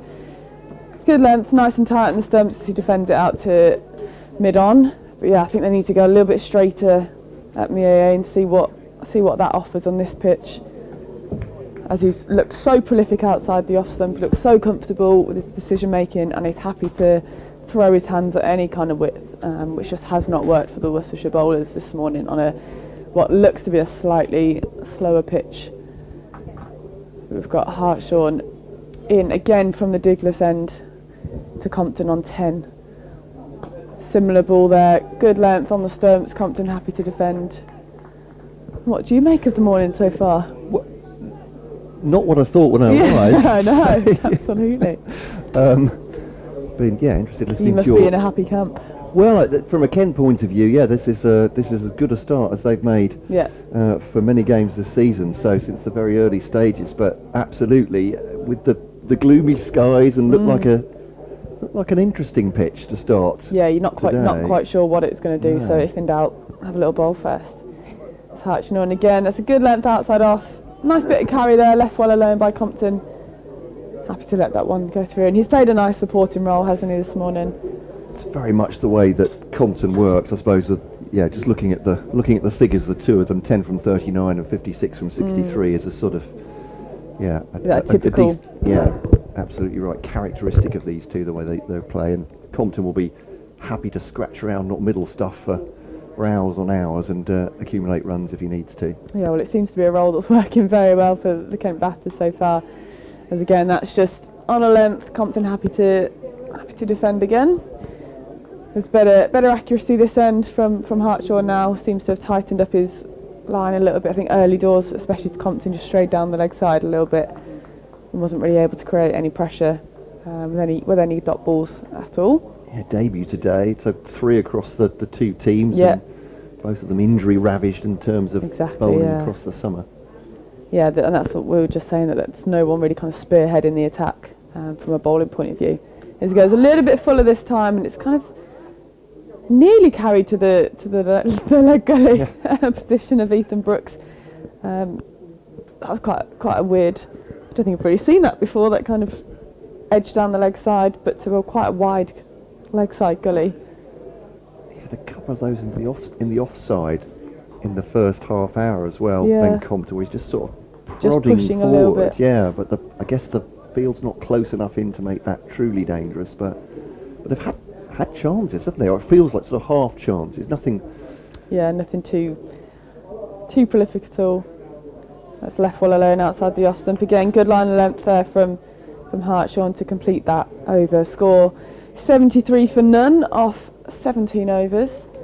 Miaye 56 off 63 deliveries, and Compton 10 off 42. So the scoreboard looks bad from a Worcestershire point of view, but we've seen Miaye flashing hard at balls just outside the off stump, flying over the slips, taking chances. Compton himself, a really good shout in the first over from Tom Taylor as well. Yeah, that looked very close. I'd like to kind of watch that back again. I think that's everybody's verdict from now on, having seen the replays. That was very close. Was it? I haven't actually seen it yet, but yeah, it did look very close, and there was a few early doors that kind of beat the bat, didn't they? But since then, I guess as Miaye's been a little bit more aggressive, you'd like to think that one of those will go to hand soon. Yeah. So not perhaps quite as bad as it may seem for Worcestershire supporters from the score. The edge has gone, and that's an illustration. Second slip has taken it to their left. Miaye's pushing forward at that one with hard hands towards a ball from Joe Leach, who returns and takes the first wicket to fall of the day. Well, there's an illustration. Is perhaps Tuana Miaye has ridden his luck as far as it was going to go. Certainly it has today. 56 he goes for, 73 for 1. First breakthrough for Worcestershire, and they will be very happy about that, I'd imagine. Yeah, they'll be delighted with that, especially as Joe Leach was expensive in his first 4 overs. That shows his kind of resilience and I guess his experience to come back on and not let that start ruin his day, and kind of come back on, start on the money, and get that breakthrough that Worcestershire so desperately needed. But Miaye, although he, like we were just saying, rode his luck a little bit there, he made his own luck as well. He was very, very positive in defence, positive in attack, and I think he's got the Kent batters off to a really good start here. Yeah, swashbuckling innings for certain parts of that. Daniel Elcrummer will come out to bat at 3. The Kent captain, who's unused during the 100 and unable for fixture reasons to get away from his franchise and play for Kent. So his last cricket was for, I was saying to Frank, was against Blackheath. I'm I said he had a century. I've been told exactly how many he's got now. 156 in the Kent Premier League. Wow. Again, for Blackheath on last weekend. So just a warm-up for this one. But didn't... Decent warm-up, though. Hasn't played in August apart from that. Absolutely right, yeah. So in some kind of nick, certainly in the Kent Premier. Just a bunch of gloves with Ben Compton. But yeah, decent start. A good platform for Kent, 73 for 1. But they have shown, as it be unsurprising, I'm sure, for listeners from Kent Persuasions or Worcestershire fans or neutrals, they have suffered a number of collapses this season, and they do find themselves bottom of this division. But yeah, I'm sure Worcestershire will be aware of that, and once they get those first, well, we're hoping here that one brings 2 and they can get these wickets in clusters. However, the sun has come out. It seems now like a lovely conditions to bat in actually now. Hakeem Jordan in front of us, deep in conversation with Kent bowling coach Robbie Joseph as Leach bowls to Bell Drummond. He's well forward, and I think went outside the off stump as well. With a little bit of skew here at long on, but through to the wicket keeper. Yeah, immediately making his mark there. Bell Drummond kind of walking down the pitch at Joe Leach. Interesting start for him. Yeah, not something we normally see from Daniel Bell Drummond. Jack Leaning likes to do that, sometimes almost from the off, take a pace down as a sort of counter-attacking measure if Kent have lost wickets quickly. But you don't normally see that kind of activity from Daniel Bell Drummond.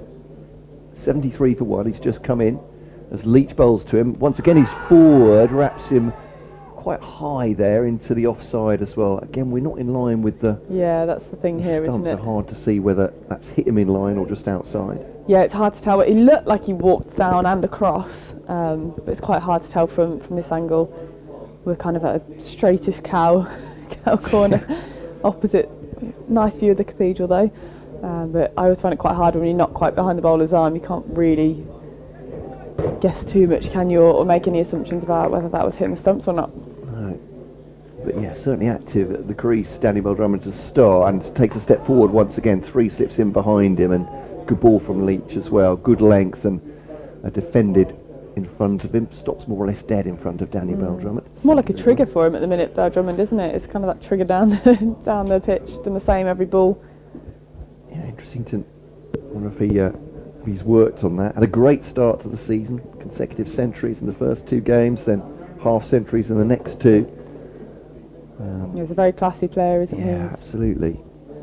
It's a real shame not to see him play any 100 or One Day Cup this season. Yeah, absolutely. But Leach to Bell Drummond now, edged and gone. Well, there we are. As it just got lively off the length from Daniel Bell Drummond. He's pushed forward at it. It's gone up to second slip. I think that's Rob Jones again. Yeah, and taken head high. 2 good catches from him. 73 for 2. Bell Drummond goes for none. This is exactly what the Worcestershire bowlers would have wanted and what they've spoken about after that first wicket. They'll have been really keen to keep the energy high and get another wicket, get a breakthrough. And there's 2 great catches there from Rob Jones. One to his left, diving low, and one that's actually got up pretty high there. This is brilliant from Joe Leach. On the replay, it looked like him squared him up a little bit, Daniel Bell Drummond as well. I don't know if it's just a bit of movement off the pitch or the bounce, but certainly it's a high catch taken by Rob Jones. Really good quality as well. Oh, it's Ethan Brooks, I beg your pardon, who's taken him. He's taken him at 3rd there, but 73 for 2. So I've just seen on the scoreboard. We'll get another replay of that one, but Daniel Bell Drummond goes then for none. Talking about his early season form. Yeah, we've cursed him there, saying how classy he is and how good he's been. Jack Leaning to come in at 4 for Kent, losing 2 wickets then in an over, and it had been a great start from Kent. 73 for none, certainly suddenly is 73 for 2 in the space of 5 deliveries. Just shows you how quickly cricket can change, can't it? It's all about momentum and building a little bit of pressure, shifts in momentum here and there, and Worcestershire have done just that. Absolutely. I think we saw in the One Day Cup with Kent got themselves into some good positions, and perhaps just that confidence, that lack of momentum, as you say, and morale cost them dearly in the group stages. And often when you are kind of losing or you've not got that kind of winning momentum with you, it's those turning moments that you fall short of again. And when you're winning, you end up, that becomes a habit that you learn just to get across the line in those scenarios.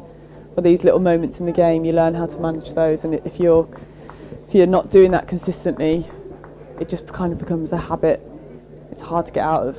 It's fascinating that for a game where, particularly with batting, it's very individual, isn't it? Yeah. As we've but it's said weird many how it times, happens as a team. absolutely 100%. right. Yeah, that it goes through a team. But Leach to Leaning, and Leaning does take a pace and a half down the pitch and defends it into the offside, and that is a dot ball, but a double wicket maiden for Joe Leach, returning for Worcestershire and doing real damage to the Kent batting lineup. 73 for 2 in that over then. Mayeye going for 56 and Daniel Bell-Drummond surviving just 4 balls for his duck. Leaning comes in to join Ben Compton. The importance of this barnacle, like 10 from 42 now, is obvious. They'll need him to stick around. Just looking at this dismissal again, and Daniel Bell-Drummond not moved very much there. Yeah, it doesn't look like it's done too much. No, it doesn't. To be honest, I'd never like to be too harsh towards any batters to the bat myself, but it's just a good ball from Joe Leach as well. It's Hartshorn into Compton, kind of good length on the leg side, drops it into mid wicket but for no run. There's a good catch by Ethan Brooks, that was though. Yeah. Did think it was Jones, but it was Ethan Brooks at third. And then the previous dismissal was a very good catch from Jones as well at second slip. That's a very good return from Leach, and Hartshorn will be keen, I'm sure, to add to the wicket tally and get his first wicket for Worcestershire on debut. See if he can straighten up a little bit here to Compton, who's kind of strayed down the leg side a little bit this morning. Just like that, over the stumps. Compton happy to leave alone. Well, I think it was over the stumps. It's hard to tell from this angle exactly where the ball has been. It's hard for us to tell whether kind of it's swinging or seaming around. Batters seem to be patting down the pitch a fair bit.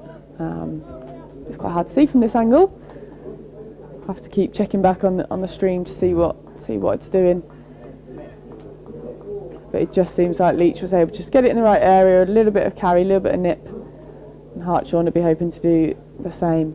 So he comes in again from the Diglas end, good line of length from him there. Compton on the front foot defending, pushing it into mid-off for no run.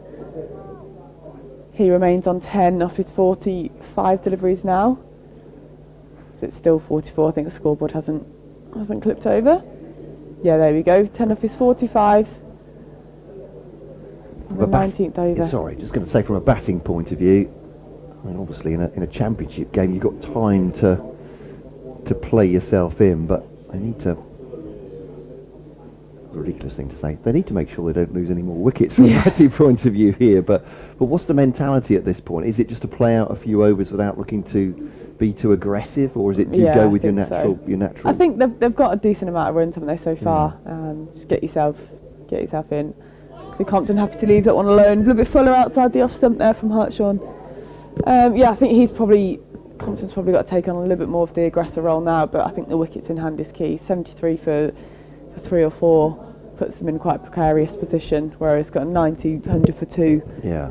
Kind of hangs in the balance a little bit more, so they'll be looking, I think, at least to get through Leach's next spell. Maybe get through Hartshorn and see who they can put on the other end to see if anyone returns. We've got Hartshorn in. This is 6th over of the day. Penultimate ball of the over. Forward defence. Nice line of length again. Compton looks very comfortable, very patient, happy to defend. His defence looks solid. The new Worcestershire bowler, the economy suggests that he's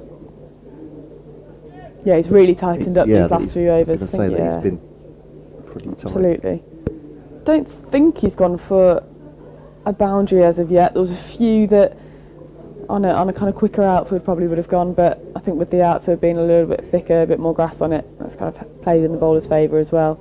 He's in for the final ball of the over, and that's a very tight leave outside the off stump for Compton. Head in hands for the keeper and bowler. Another very economical over, so he's bowled 6 overs now, 2 maidens for just 11 runs, so very economical from him, which has been very good. Score remains on 73 for 2 off 19 overs.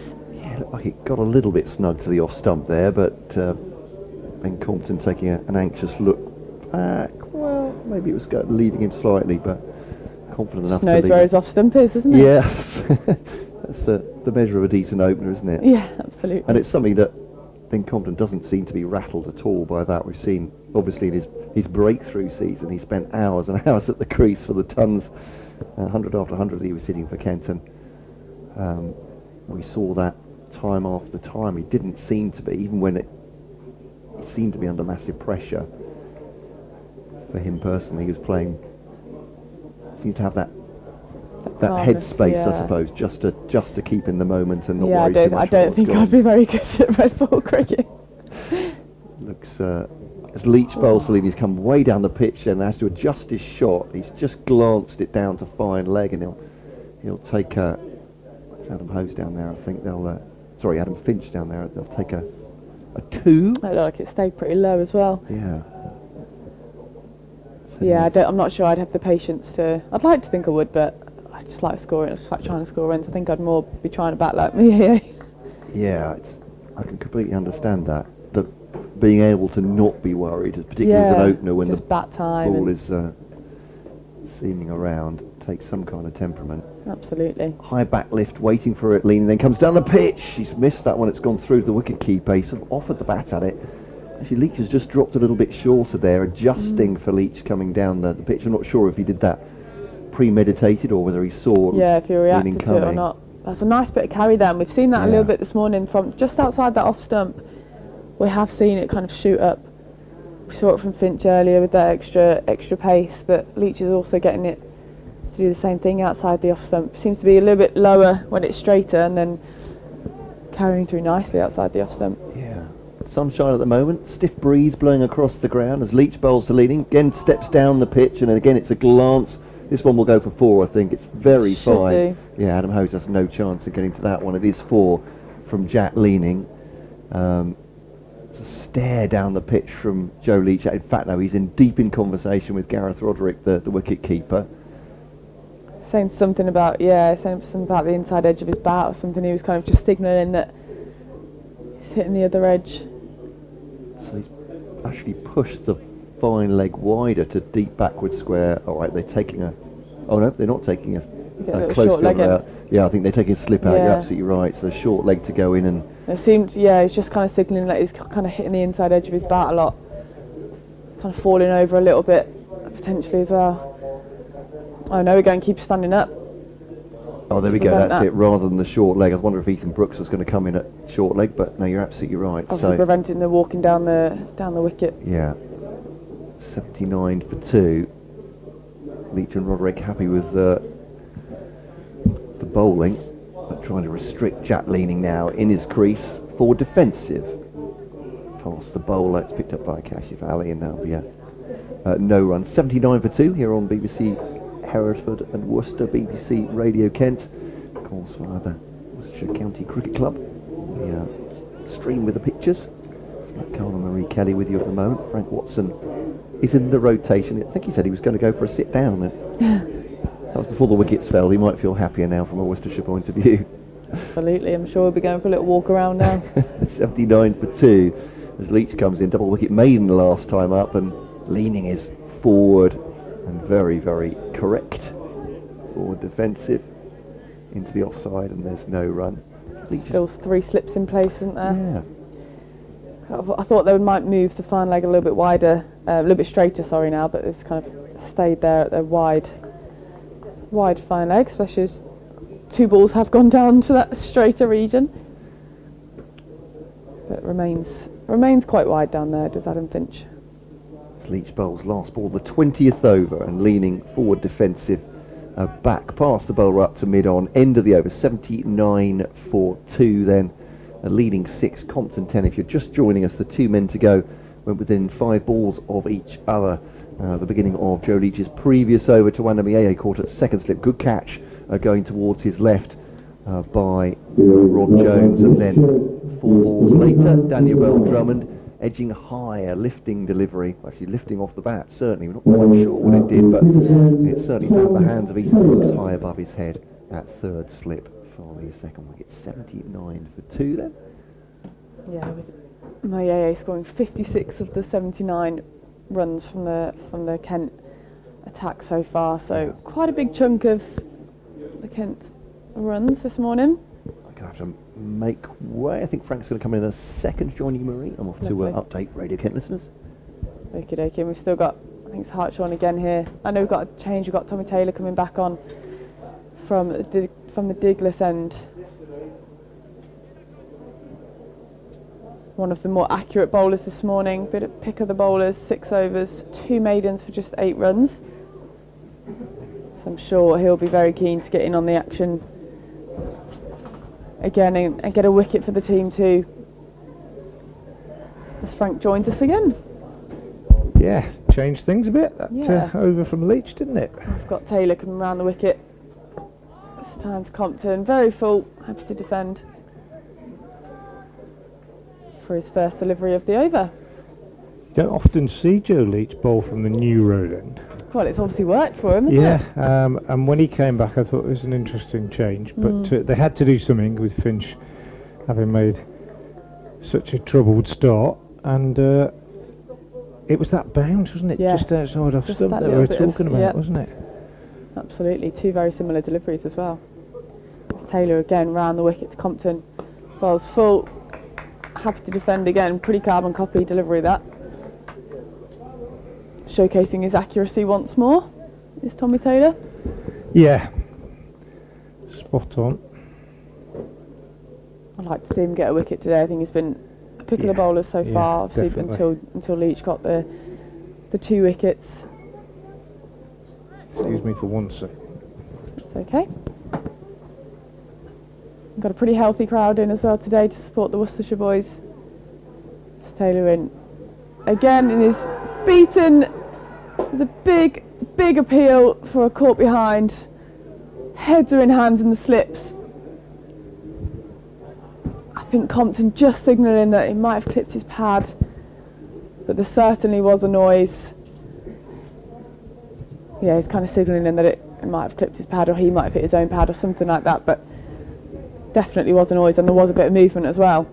The mood's changed, hasn't it? Yeah, a bit more energy, isn't there? A bit more excitement about. There's a little bit of a half chance there. I'd like to watch that one back and have a little look. Taylor in for the fourth delivery of this over. Again, similar length, a little bit straighter this time. Compton happy to defend that into mid-wicket. The interesting thing now, Marie, for me, from a Worcestershire point of view, is that it was 70 odd really, wasn't it, after about an hour? Yeah. Now we've had an hour and a half and it's 79, and you've got Compton 10 off 52 and Jack Leaning, who tends to be a slow scorer. There's a chance for Worcestershire now just to keep a lid on it till lunch, and it looks okay then at lunch. Absolutely, and if they can squeeze another wicket before lunch, they'll be really happy. As again, he's played and missed there, looked like a little edge. No appeal though, so just a play and miss. Excellent delivery there from Tommy Taylor. Good bit of carry. Compton moves down the pitch again, just have a little pat down of the wicket.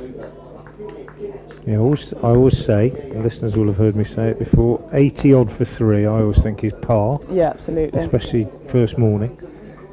And when they were 72 off in an hour, I thought it could be more like 110 or something like that. And it would have been if Mie had stayed in. 100%. It's Taylor in again.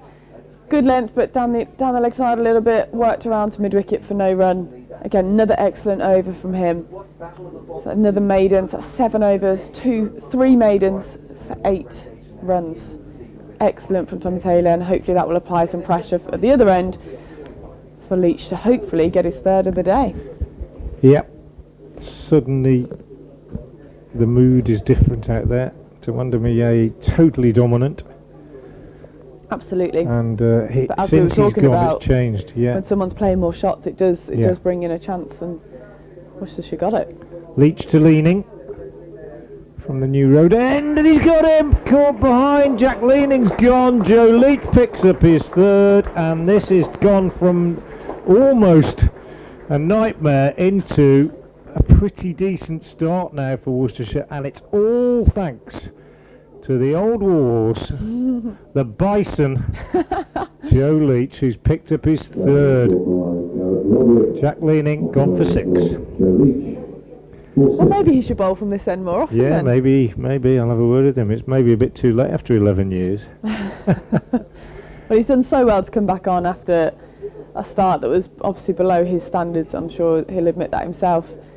I'm sure he wouldn't have been happy with it, but to come back on and take 3 crucial wickets has been phenomenal from him. And he's really put Worcester in the driving seat now. Yeah, really good from Joe Leach. Fantastic for him in his testimonial year.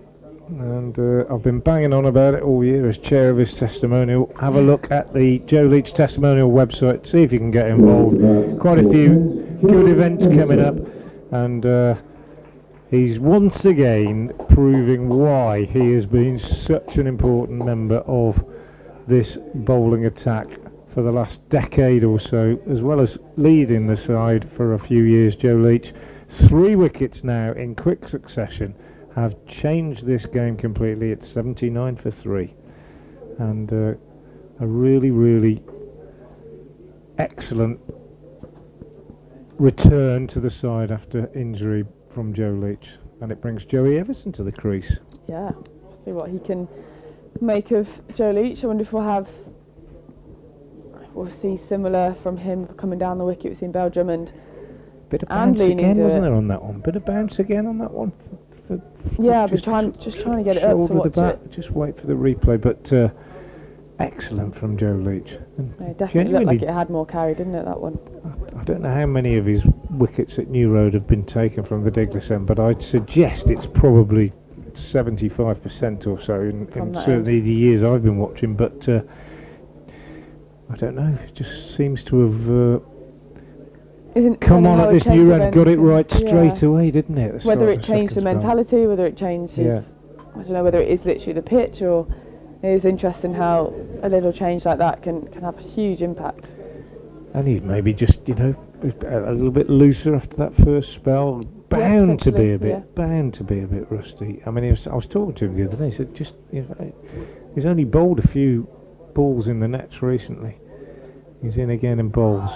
Good one outside of stump. Everson leaves it alone, but the line was exactly right. Yeah, that's a pretty similar delivery to the previous wicket-taking one, wasn't it? He bowled. He came and bowled at the Sri Lankans in the nets last week, the day before the Lions game started. I think that probably might have helped, but there is nothing like getting out there in the middle and really hitting your straps. Absolutely. And he's just doing it now, and the sun's out. He'll probably just feel a little bit better. Warmed and up a bit. in again now. Yeah, bowls and good from Everson forward solidly, plays into the covers. Rehan Adavalath on as a substitute, does the fielding, and there's no run. I think Matt Cole's ready to come back, so Marie Kelly will leave us after being with us for an hour or so. Former Warwickshire captain now with Nottinghamshire, just back from the 100, and great to have Marie alongside us here, giving us a bit of insight. Matt Cole coming back in now, having conveyed the news to BBC Radio Kent listeners that what looked like a fantastic start has stalled somewhat, mainly thanks to Joe Leach, who sent back to Wyndham Ayei, who made a beautiful 56 with 11 fours and looked in commanding form and actually dominant and put the bowlers under a lot of pressure, faced just 64 deliveries. But Leach picking him up in his first over of his second spell, and he's followed it up by removing Bell Drummond without scoring and leaning for 6. Everson is forward to this next one, pushing it into the covers, and suddenly 73 for no wicket has become 79 for 3. And whereas Kent were absolutely on top, you'd now have to say that honours are once again fairly even. Worcestershire won the toss. It was a disappointing start for them, but excellent from Joe Leach in particular. And Worcestershire right back in it now. And if they get another one before lunch, they'll feel probably that it's been their morning. Leach from the New Road end in bowls, and Joey Everson is very solidly forward. He's played well there, Everson, to his first 4 deliveries, pushed them all confidently away with a solid defensive bat, and no signs of any problems for him. But another excellent over from Leach. 7 overs, 2 maidens, 3 for 32 now. 22 overs gone, and Kent put into bat 79 for 3, and as they say, Matt. It's a funny old game. Yeah. So counter-attack almost from Joe Leach, changing ends as well. His figures, I think, is it none for 24 from 4, was it, when he changed ends and came back in, and a double wicket made in that first over, as he says, completely changed the complexion of this game. Very rarely bowls from this New Road end as well. As Taylor returns through to wicketkeeper Roderick. Ben Compton once again a leave. It's interesting as well to look at Compton's figure. I mean, 54 deliveries, but he's been there for an hour and 40 minutes for 10. Trevor Bailey-esque. Yeah, I mean, this is very much the way he operates, and he's had a difficult start, I think, to this as well, but saying to Marie, he manages to inhabit that headspace where he can just play ball by ball and not worry about what's gone. But Taylor bowls to him now, leave again, and again the field is applauding Taylor for getting near that off stump, and Compton judging it well enough through to the wicketkeeper, and there's no run. But just 10 so far, but they do need someone to hold up an end at the moment here, Ken. Ideally, he and Joey Everson will bat through to lunch and beyond. But you're right, Frank, another wicket here, and that definitely makes it Worcestershire's morning.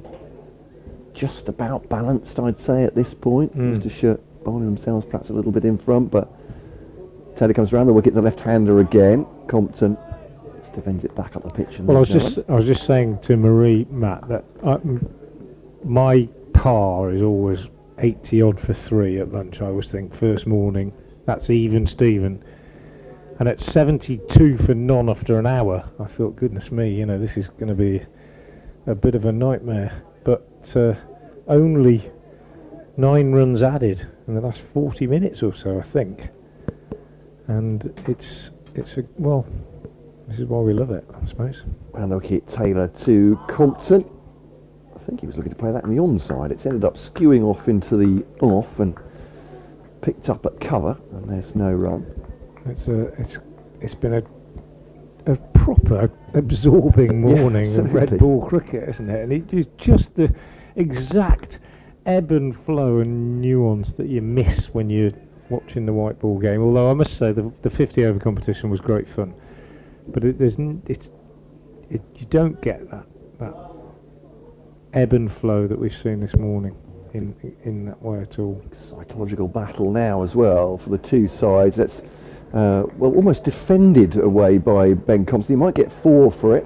He doesn't. They'll come back for 2 in the end. It's some really smart fielding on the boundary, by Ethan Brooks. It's not the first time he's sprinted the boundary to prevent 4 runs. Did a great catch as well to get rid of Daniel Bell-Drummond, 81 for 3. And Marie and I, Frank, were looking at the replay of Daniel Bell-Drummond's dismissal and just trying to work out what it did, because it leapt up off the shoulder of the bat, but didn't seem to be doing very much going away from him, and it may have even been a lack of movement that may have fooled him, I suppose. But fantastic catch then taken by Brooks, and 81 for 3. So Compton 12, Everson yet to score for Kent, and as sides do when they are in poor morale, they have suffered collapses through this season, and we're looking for a bit of steel through the middle order here. Taylor to Compton. Just took a little bit of pace off there, Tom Taylor, into the onside. Fielded by Kashi Valley, end of the run, end of the over rather, 81 for 3. 23 overs gone. It's been properly absorbing as well. People's criticism sometimes of county championship cricket is it's a little bit sleepy, but I don't think there's been any room for sleep this morning. It's been great. It's been really good. Ben Compton, I'm a huge admirer of batsmen who can play the one ball game, as I call it, and just concentrate only on the next ball and not worry too much. We were both, Marie and I, praising his common sense earlier on. Just break off as Leach bowls to Evers, defended out on the offside, when he was happy to give the strike to Mwai and Miei, who was going so well, and it was the perfect way to play it from Compton. Picked up a single off the first ball of the over, 3 overs running, and allowed Miei to have his head, and it worked really well. It's an old-fashioned way of playing. Some people say there's no place for it in the modern game. Clearly there is. Leach bowls and Everson is, is he dropped at slip or did it not carry? Edged to Adam Hose at first step. I think it might have bounced just in front of him. Yeah, I think you're right from my first look. But it was another replay here. Excellent delivery from Leach, who continues to be a threat. And Everson survives. I think it bounced just in front of of Adam Hose. Yeah, I think you're right. Just in front. Applause to the bowler rather than worries about what the fielder had done there. And quite the bounce just that bit of happened away on movement those as previous well. two. Leach again is in to Everson and bowls and he's forward and he's beaten outside the off stump by again a little bit of away movement off the seam. It's a real test out there against Joe Leach at the moment. It's a super little spell from him. Picked up 3 wickets in the space of just a couple of overs and he's asking a lot of questions at the moment. Yeah, it's that nibble that did for Daniel Bell Drummond, almost did for Joey Everson there. Yeah, that's a beauty, isn't it? Actually, that's absolute beauty. That's moved off the pitch as well. Yeah, just wanted to be about 3-4 inches straighter. He's in again, Leach. And pushed away defensively. Didn't carry, we don't think, to the one to Adam Hose. Very low down if it did. Almost impossible to catch it.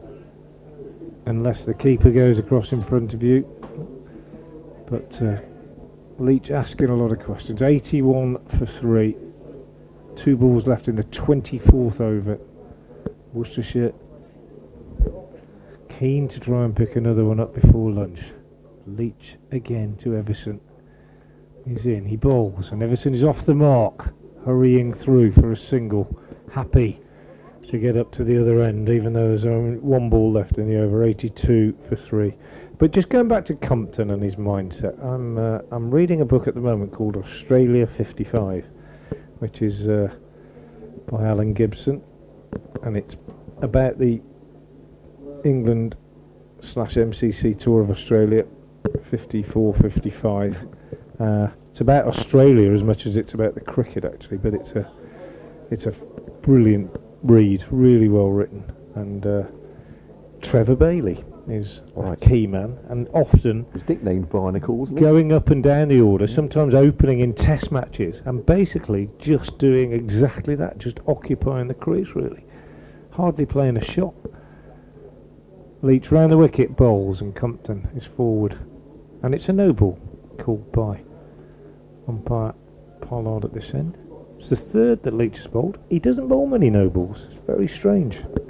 He's come back from injury. He's reinvented himself. He's now a wicket-taking no ball. Yeah, wicket-taking new road end, no ball bowling bowler. The one thing that hasn't changed is his determination and his effort. The big man.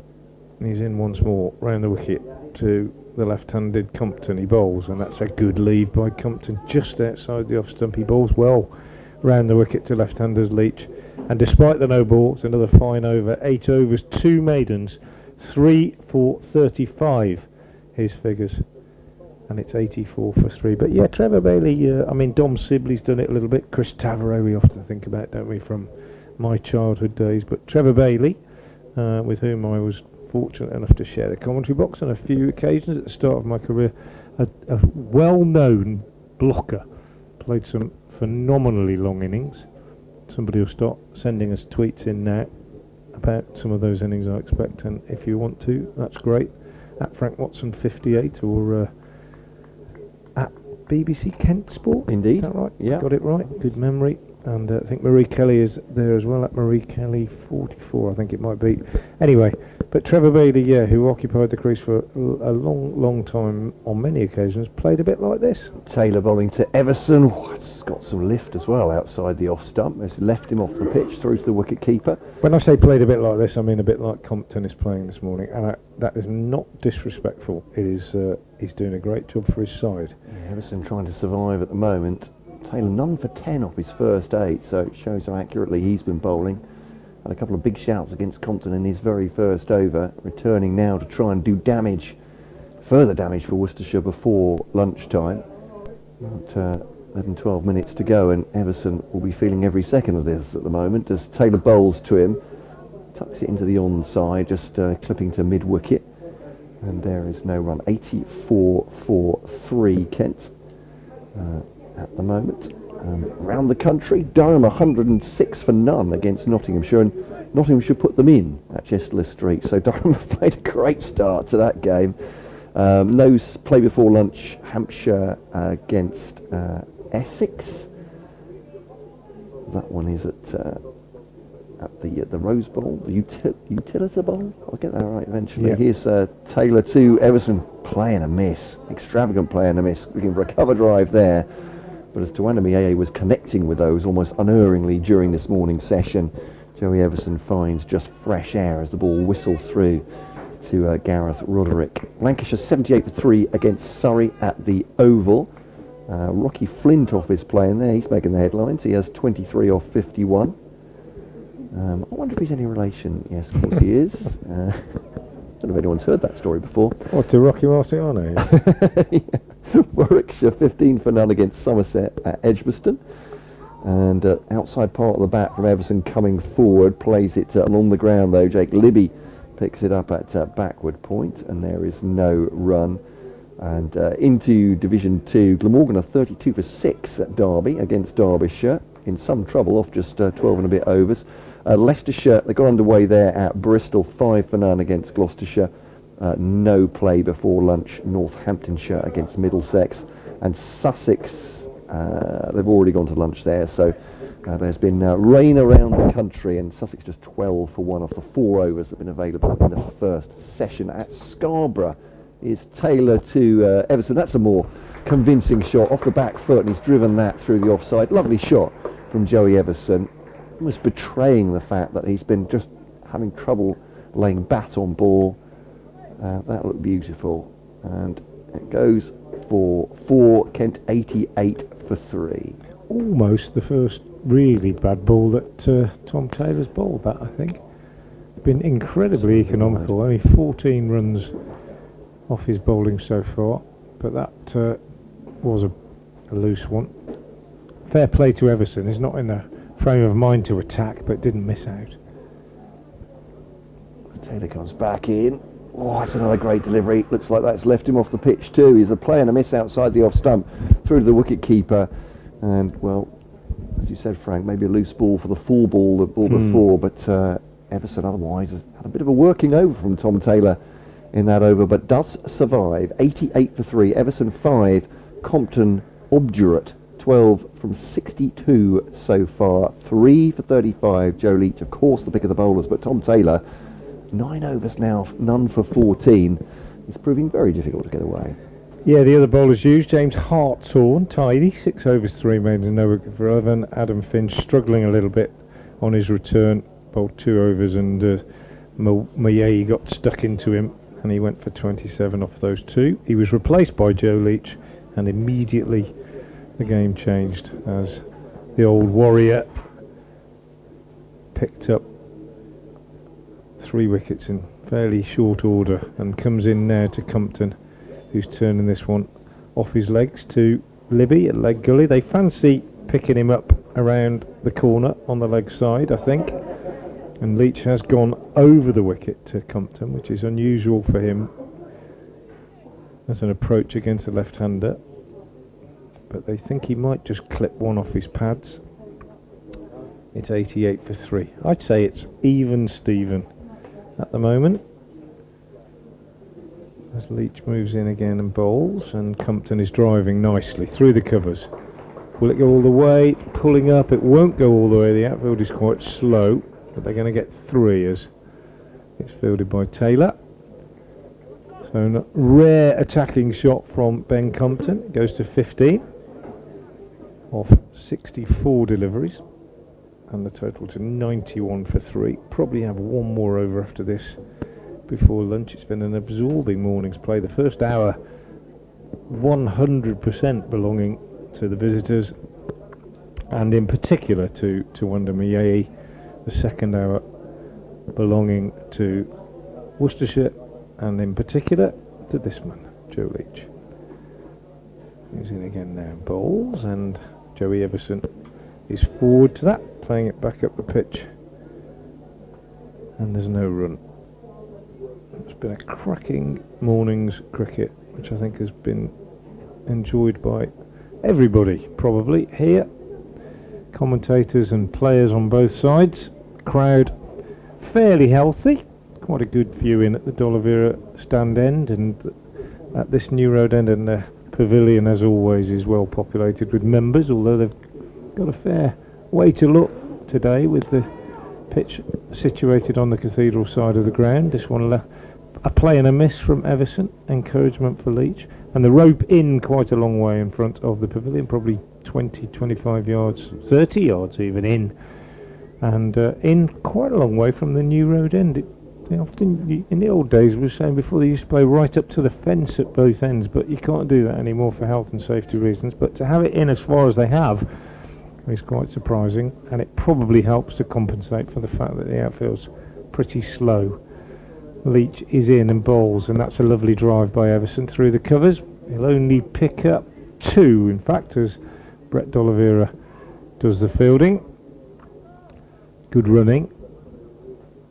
Compton, who was involved in a bit of a mix-up with Miei this morning, which would have seen Miei run out quite cheaply had a direct hit been affected by Jake Libby from backward point. But he survived and went on to dominate the bowling. An excellent innings of 56 off 64 balls with 11 fours. The only batter, though, this morning who has looked to attack, really, the only batsman who's looked to dominate the bowling. Leach into Everson, and he's forward and plays that up to Tom Taylor at mid-on. The end of the over. We'll probably have one more over before lunch, might just about squeeze 2 in. Everson is 7, Compton is 15, and Joe Leach has now got figures of 9 overs, 2 maidens, 3 for 40. Looking at the balance of this Kent side, by the way, that looks light on batting, perhaps, with Harry Finch, the last of the recognised batters, at 6. Then Grant Stewart, Matt Parkinson, Hakeem Jordan, Alfie Ogborn and George Garrett. Looks like quite a long tail for Kent. So from a Worcestershire point of view, if they can make these next 2 breakthroughs, although you can see Grant Stewart making quick runs, and Matt Parkinson has shown batting abilities he definitely didn't show at Lancashire, I think Worcestershire will feel they've got themselves an advantage already at 93 for 3. But, Kent with plenty of seam bowling options, as Worcestershire do as well. They've already used 4 of them. So it's Tom Taylor bowls, and back at him from Ben Compton defends that, and there's no runs. So 93 for 3. Andrew Harrison, our friend from Japan, great to hear from you, Andrew, saying, glorious to see the championship back. Do you think Kent have a prayer of staying up, he says. Do you know anything about the new recruits? I can give you a summary, Andrew. Certainly we'll find out more about them, the other 2 Kent bowlers, when they come to bowl. But round the wicket comes Taylor. Well, that one lifts off a length, definitely. Compton has pushed forward there, and that one has got some real lift from Taylor through the wicketkeeper, and is now on hitting the right spot. Hakeem Jordan has played one-day international for West Indies. Was actually called in as an injury reserve for the Test team, I believe, against England over this summer, but didn't play. Has not played Test cricket as yet. Frank was saying he was playing in the Birmingham League up until recently. Before that, for Barbados during the West Indies summer season. Compton looks accusingly with his bat, or rather ruefully with his bat, as he tries to drive that one to the offside, and Leach picks it up at mid-off, and there's no run. 93 for 3, so hasn't played county cricket as yet, but West Indies quick bowler. And Alfie Ogborn, we saw him play for Somerset against Kent in the One Day Cup, a left arm seamer, moved the ball quite a lot at Taunton. Oh, has that gone through the slips? It has, and he's pushing forward, or reaching forward. Ben Compton, I think the best you can say for Compton there is he's kept his hands really soft. It's come off a thin edge and gone through the slips low. No chance for a catch. There's no shout of catch it, but that's gone for 4. Compton didn't know an awful lot about that. He goes on to 97 for 3, Kent. Yeah, it's just been a different game for everybody except me, really, isn't it? Yeah. Although he did ride his luck to an extent, didn't he? There were some chances over the slips. Not chances, but flashes over the slips, and quick run taken into the offside by Ben Compton. And as they come through for the 198 for 3, you do wonder if this pitch has a little bit of variable bounce. It's certainly doing something off the pitch for the bowlers as much as in the air, it feels to me. The bounce was variable against Sri Lanka for the Lions game last week. Quite a similar pitch, actually. I think maybe the first hour, the effect of the roller didn't quite threaten as much as it has since. They might sneak another over in here, Worcestershire, if they get on with it, as Taylor bowls to Everson. There's a big no from Everson to Compton. Will they be in place in time before... Well, they've got 20 seconds to get the wicket-keeper up this end and the bowler at the other end, and I think they have. That's exactly what they wanted to do. They're going to rush in one more over before the clock ticks over. And it's going to be bowled by Ethan Brooks. Oh, that's interesting. Okay. So his first over of the day, 98 for 3, just before lunch. I'll say farewell to the listeners on the stream right now. I'm going to update me. Thanks to Matt Cole from BBC Radio Kent. I'm Frank Watson, BBC Hereford and Worcester. We've had Marie Kelly with us as well this morning, and this afternoon we will all be back along with Matt Howes as Brooks bowls, and his first ball is a half volley driven nicely by Compton, probably the best shot he's played all day, and he doesn't get anything for it because Jake Libby dives to his left at cover and makes the save. 98 for 3. Compton stays on 20. Keeper standing back for Brooks. I thought he might stand up. Probably will later in the game. As Brooks bowls again, that one outside the off stump. Left alone by Compton. No more than medium pace. Ethan Brooks nips the ball around off the seam. Very skillful white ball bowler. Lots of variations. Variations of pace and delivery, knuckle ball, etc. But less of a known quantity in the red ball game. Over the wicket to the left-hander, be just looking to hit the seam, and that one left alone by Compton. A little bit of shape back into the left-hander, I fancy, as Roderick takes it low down at shin height. 98 for 3 then on the stroke of lunch. Kent put into bat, off to a flyer. 73 for no wicket in the 18th over. Pegged back significantly in the next 10 as Brooks is in and bowls, and again that's left alone by Compton outside the off stump. 2 balls left then to the lunch interval. It's been an intriguing morning's cricket here at New Road. Very, very enjoyable indeed.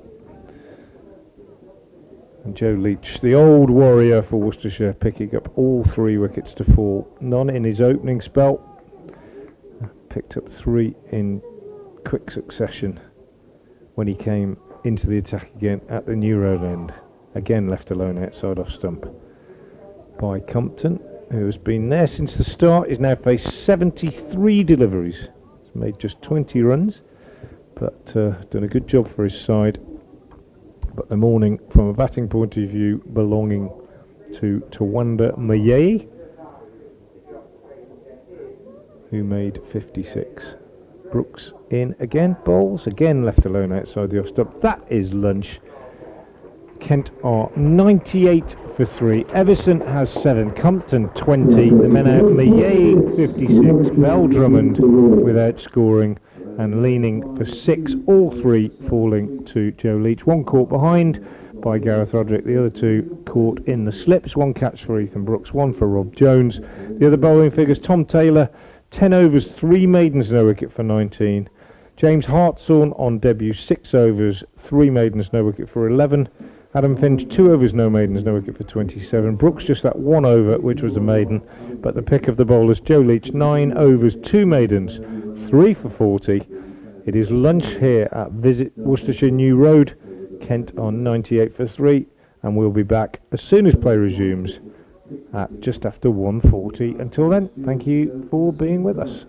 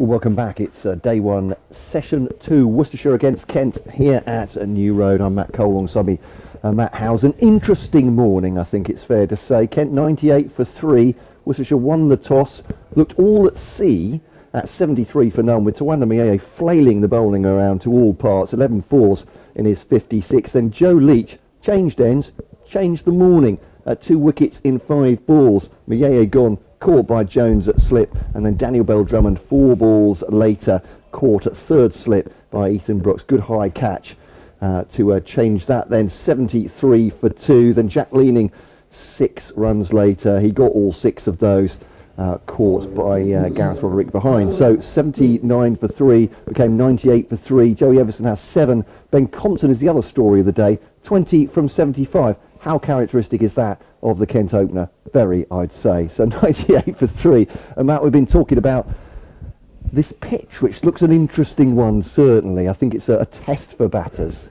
Yeah, certainly. I think for the first hour or so, before Leach changed ends, very little beat the bat. There didn't appear to be much movement, but since the dismissal of Mieye, it's all changed. Yeah, particularly Leach from this end. Frank was saying that he very rarely bowls from the New Road end, and is finding something out of there, getting the ball to lift off a length. It's Adam Finch actually to come back into the attack just after lunch. 2 overs for 27 to start. So from that you can tell, well, you could probably tell as well from what I've said, that it was Tawanda Mieye that was enjoying his bowling. It's Joey Everson trying to settle in after lunch, just back up to mid-off to the bowler. And Joe Leach, I was saying to Frank, he's changed in this very one game. He's come back from injuries. He's changed ends, doesn't normally bowl this end. He started bowling no balls and taking plenty of wickets in and over as well to change the complexion of the morning. Just about even, I'd say, at lunch, through to the wicket keeper. Shoulders, arms, Everson. Again, difficult for us to tell here, Matt, but from the angle we're at. But again, it looks like it's just moving off the pitch away from Joey Everson a little bit there. Yeah, it did. It's a decent length, back of a length, probably a few inches over the stumps, and yeah, decent take by the keeper. Waist high. I think he's leaving it, you're probably right, he's leaving it a little bit on length there anyway, Everson, knowing there's carry. Oh, swing and a miss, and that's not the first time he's done that. Tom Taylor gave him a working over, an over or 2 before lunch, and he has again gone for the drive. I think he's got 1 of those so far to middle. It looked like a great shot when he did it, but that one is definitely a play and a miss from Everson. As you were saying, it seems like the complexion of this pitch has slightly changed, or the bowlers have settled into it more and are finding the right spots. But we've seen a lot of playing and missing from Kent so far in this innings. But we've been put into bat. Perhaps they wouldn't have been upset, as Everson does middle that one up to mid-off. I'm thinking at lunch, maybe having been put in under cloudy skies with this pitch, it looked like it had a bit of green. Maybe Kent wouldn't have been too, objectively wouldn't have been too upset with 98 for 3. Yeah, I think so. When you arrive at the ground and it was dark, as you said on commentary earlier, it was looking pretty ominous, and it felt like a bowl first day. And I guess having been 70 without loss, losing 3 quick wickets, probably, tempers the excitement a little bit. Well, that's a play and a miss, or has he? No. Thinnest edge through to Gareth Roderick, and it looked like Everson might well perish that way just before lunch, and it's Adam Finch in the first over after the interval that's taken the wicket of Joey Everson, again going to aggress, going to drive, and getting the thin edge through to Gareth Roderick. No doubt from the wicketkeeper or slips, they went up. I couldn't hear the contact from here, but it looked pretty emphatic. Umpire at the far end has put the finger up, and Joey Everson goes for 7, and Kent are 98 for 4 now. Yeah, Finch has started so much brighter than his first couple of overs from the opposite end before lunch. He's been bang on the money these first few deliveries, and well, we've seen Everson play and miss a few times, and that time he was unable. Well, Finch was able to get the edge, and Everson unable to get that ball away. Yeah, it did feel like it was coming, didn't it? 4 balls after the resumption, and Everson has now perished. But we've seen the ball doing a little bit from the replays, doing a little bit off the pitch. I think Leach has almost got the the ideal amount of nibble, if you like, just moving it away. That ball that got Daniel Bell Drummond out, and I think Jack Leaning as well, just doing enough to discomfort the batsman. But there goes Joey Everson, so it's Adam Finch. A wicket to his name. Leach has 3 already, and it'll be Harry Finch to come out. So it'll be Finch to Finch. This is it's a veritable aviary. Am I allowed to say that? There we go. Wow. I'll stop right there. But Harry Finch comes out. Some good knocks in the One Day Cup actually for the Kent wicketkeeper batter. In the Championship, started off with a 50, got himself 85 against Lancashire. But Kent, their sorry tale is they're on the back of it was a while ago, wasn't it, when we last played Championship cricket? It does feel like quite a while ago, yeah. It's 4 defeats in a row, whereas Worcestershire did win their last before we started again. So 98 for 4, and there is work to do. Ben Compton has done a Compton-like innings, 20 from 75 so far, keeping his head while wickets around him are falling. But this will really be a test now for Kent's middle order. It's quite a long tail as well. Grant Stewart at 7. And then I'm not sure quite how the last 4 will be arranged, which gives you an idea. Perhaps it's not the strongest batting lineup. As Finch leaves that outside the off stump, through to the wicket-keeper. Applause for Adam Finch. Harry Finch leaves that one. 1 for 27 off his 3 now. 98 for 4, Kent. And I suppose if you're a captain or a head coach in at lunch, from a Worcestershire point of view, this is the dream, isn't it? To strike immediately after the interval. Well, yeah, certainly. It's the ideal start after lunch. Finch, in his previous couple of overs, too short, too wide, flayed by Mayeye, and but it looks to have dropped onto a much better length. And well, Worcestershire, after a tough first hour or so, really look to be taking the ascendancy now. James Hartshorn. So James Hartshorn, the Kiwi, will bowl from this end. I gather he was playing in the Sussex League up until recently, and making his debut for Worcestershire today. Yeah, it's a player that I don't think many people around the ground know much about, to be honest. But his first spell looked tidy. He bowled during that period where the ball wasn't doing a great deal, but he bowled nicely, particularly to Compton. There was a spell where I think Compton was 10 off 50 odd balls and didn't score for 20 odd balls. Yeah. So as that delivery was played back to mid-off and blocked nicely by Compton.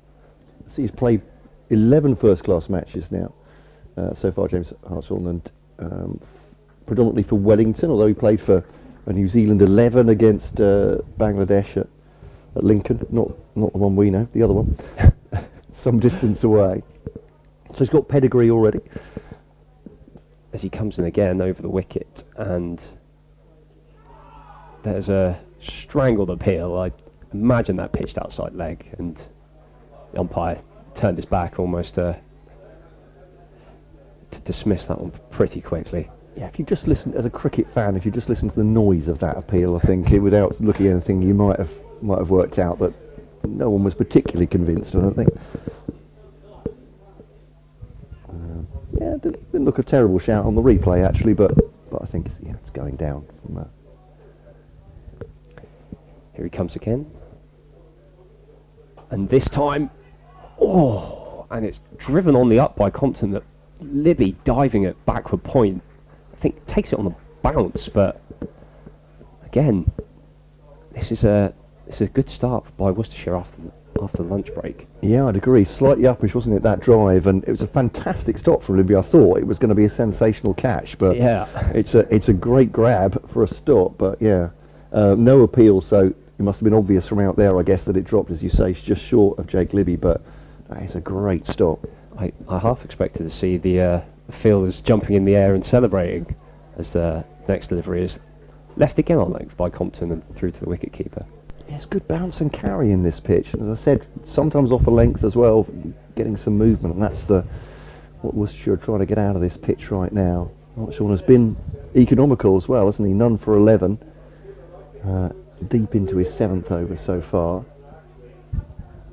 little bit of cloud cover. They're actually brightening up a little bit this afternoon, which is what we were expecting from the forecast. So should be slightly better to bat on.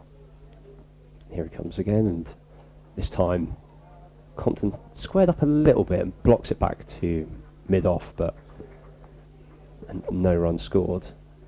It's again, it's difficult to gauge how this pitch is playing, because, as you said, few have gone off a length, and there were a couple of times Mieye looked suspiciously down, one that kept maybe a little bit low, but the carry looks good and tends to indicate good for run scoring.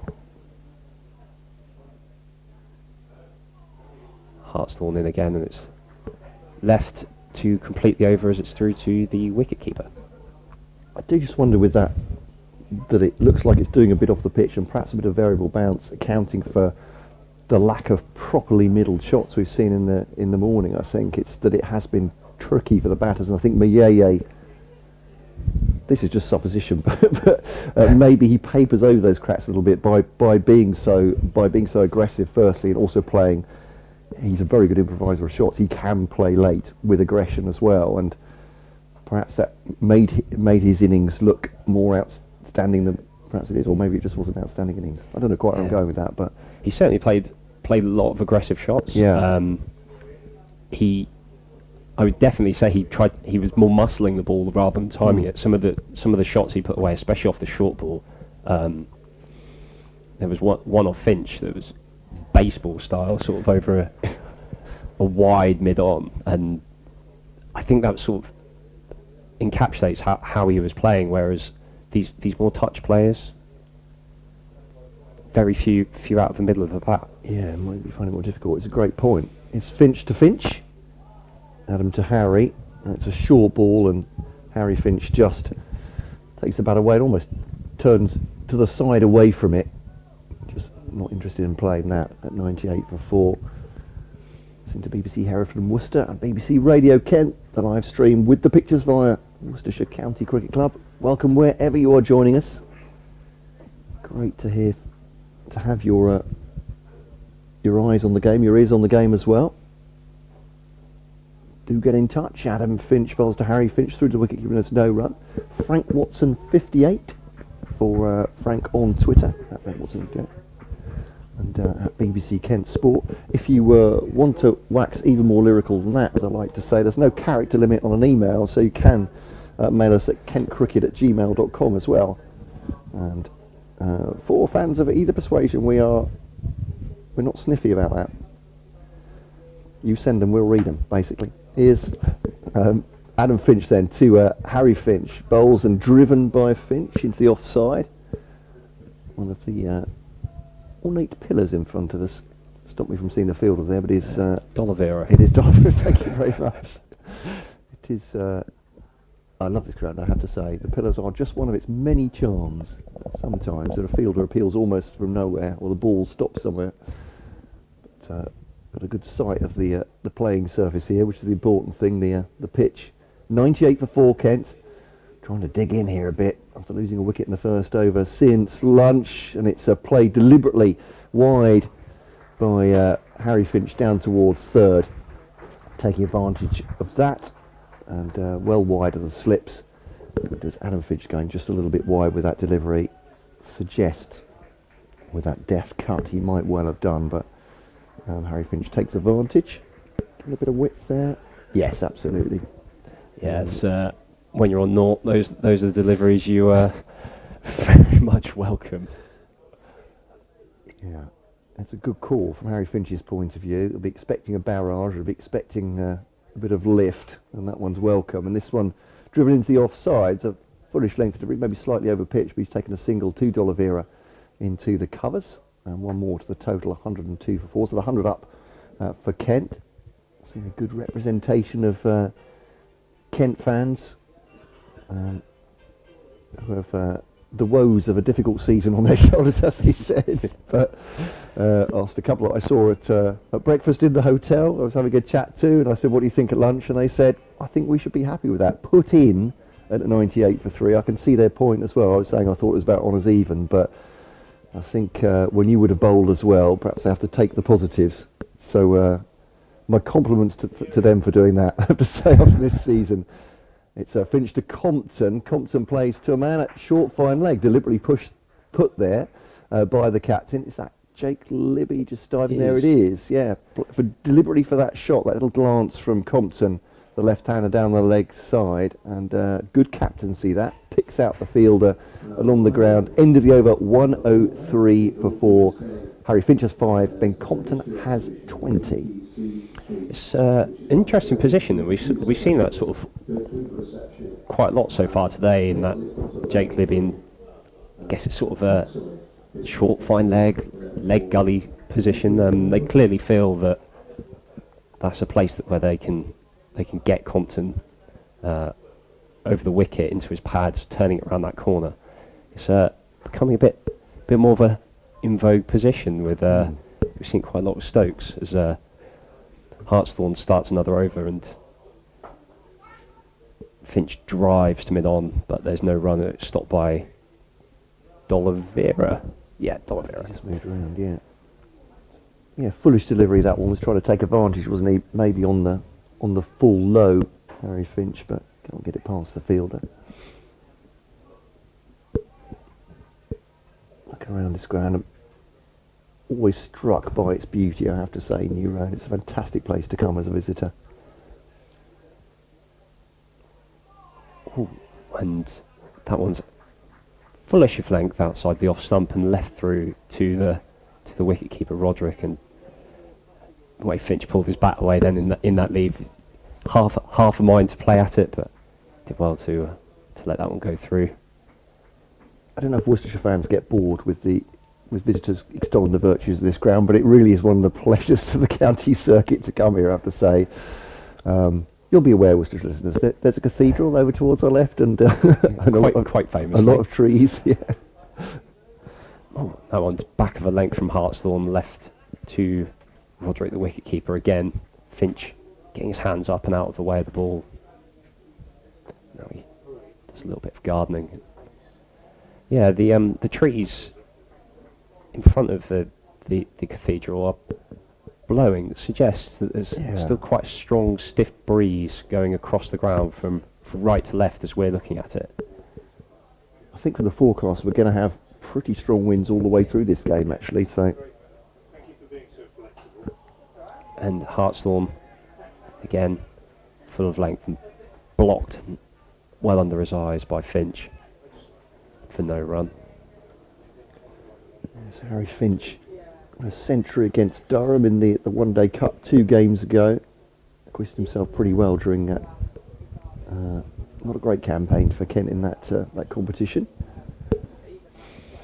Given the makeup of the Kent side today, it feels like a lot owes to this partnership to put them in a strong position as Hartshorn bowls. It's back of a length, and this time it's dropped at his toes by Finch and it's picked up by the bowler and no run again. Yeah, I'd agree. If you look at the tail, we don't know much about Akeem Jordan or Alfie Ogborn in terms of their batting, but certainly Stuart, Parkinson and Garrett have all made runs for Kent, but they have been in situations where they've needed to stick around, if that makes sense, where there have been collapses from Kent or a dearth of runs, so they won't want to be in that position again. Sure, and it's been fended off and caught back for point by Jake Libby, and Finch is out, and it's the first Worcestershire wicket for Hartshorn.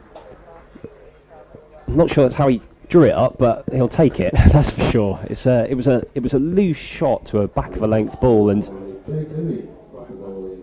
Finch trying to push it through the offside. All he could do was guide it to backward point, and a pretty simple catch by Jake Libby. Yeah, it's just a little bit wide, isn't it? And he's trying to, as you say, trying to steer it through the offside and picked out the fielder a treat. I suppose that's to an extent what the tension of this bowling does, and this pitch as well. Never quite sure if you're in, and Harry Finch trying to take advantage of every loose delivery, but you're right, I think that was an errant shot, perhaps the first one that owes more to the batting than the bowling there, but as you say, as a bowler you just have to take those, don't you? Yeah, certainly. When you bowl good balls and that don't always get the rewards, you have to take the less picturesque wickets. Let's phrase it that way. Yeah, just it goes down in the book. You'll take that one, absolutely.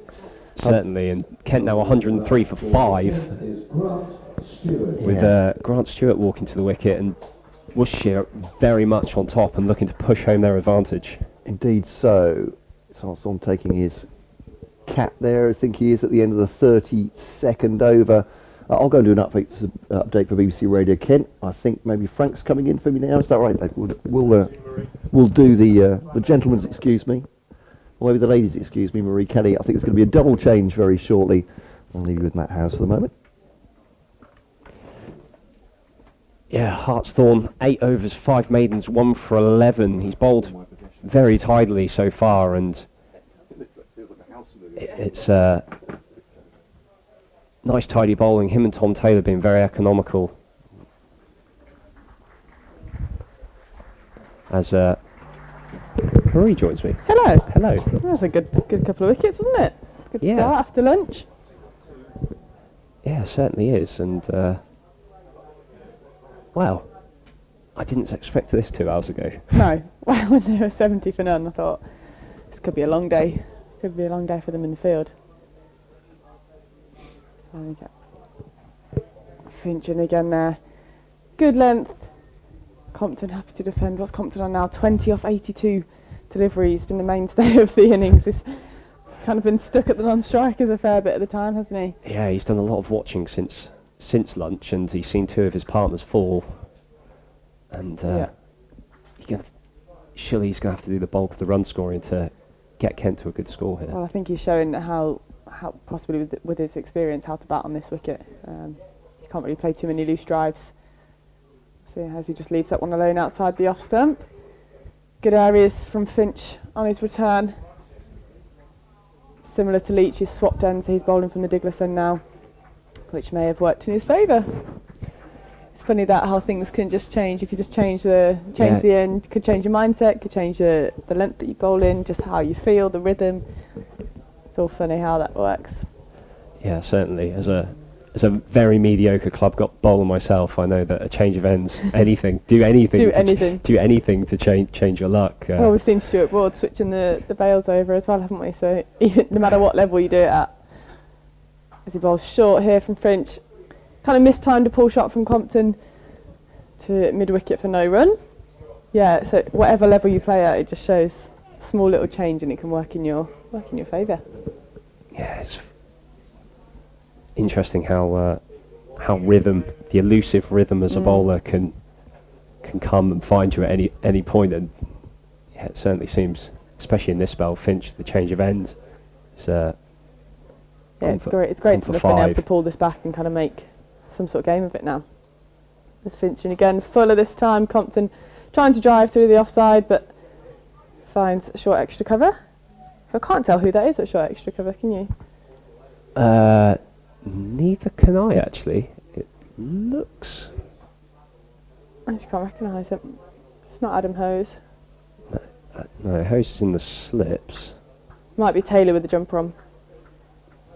Because before lunch they all had their shirts off and I could see the numbers. But now it seems to have got a bit colder again and they've all put the jumpers back on. Yeah, it makes our job slightly more difficult. Yeah. There's Finch in for the penultimate ball of the over. Pretty similar, very full, driven out to that short extra cover that we don't know who it is. But he collects it very nicely and the mystery man again. Scored. The mystery man again. I think it's Tommy Taylor. I think so. Doing a quick head count. We'll go with it. It was Tommy Taylor at short extra cover. Compton remains on strike for 20 off his 87 deliveries. We've got the final ball of the 33rd over coming up from Finch from the Diglis end. The change of end has worked for him as he's got 1 wicket from his second spell. As he goes Fuller, played a miss, nicked off, and it's been given. Compton is standing there, head up in the sky, doesn't look like he's hit it, or he seems aggrieved by it, but the Worcestershire boys are happy. And he has to depart for 20 off 87 deliveries. He's looking back as he's walking off, shaking his head. But umpire's given it and he has to go. Yeah, that's the march of a very disappointed batsman who feels pretty aggrieved at the decision that he's received, but Finch has been spot on after lunch. Again, it was a good ball, dragged him forward slightly and very good ball. Induced the edge? Question mark? Question mark? The Worcestershire boys went up with a very loud shout immediately from the keeper. Did suggest the nick. Obviously can't quite hear much from here. No, I certainly didn't hear anything on the effects mic, but they're six down now, Kent. 103 for 6. There are 3 really quick wickets fall just after lunch. Worcestershire boys definitely on top now, aren't they? Certainly so. They'll be hoping to try and burst through these last 4 wickets as quickly as possible, with Parkinson walking to the crease next. Absolutely, it was definitely Kent's first hour of the day, but Worcestershire have pulled it back massively, which seems to have happened by the change of ends from all of the bowlers, who, apart from, I say, Tommy Taylor started off very accurately, but I think it's fair to say the other bowlers kind of took a while to find their stripes, weren't so accurate up top.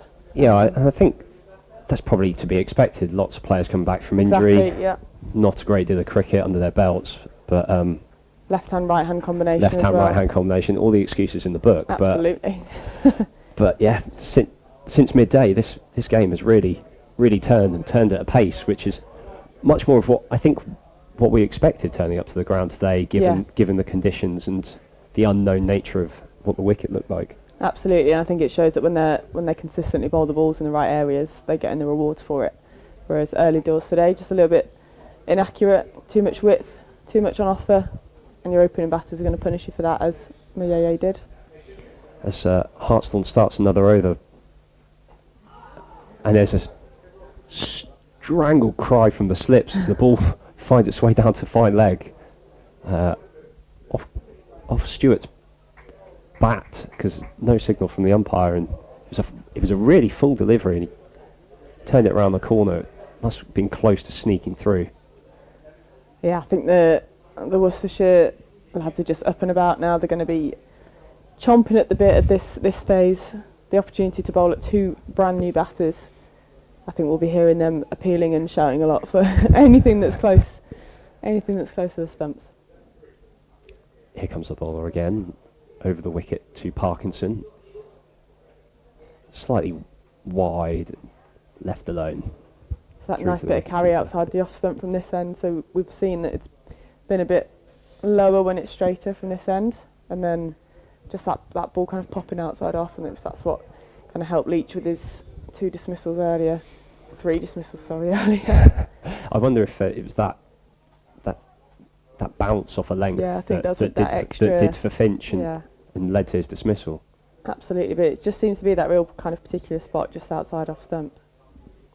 Bowls again. Parkinson's in behind this one, a solid block that rolls back towards the umpire, and it's picked up by D'Oliveira for no run.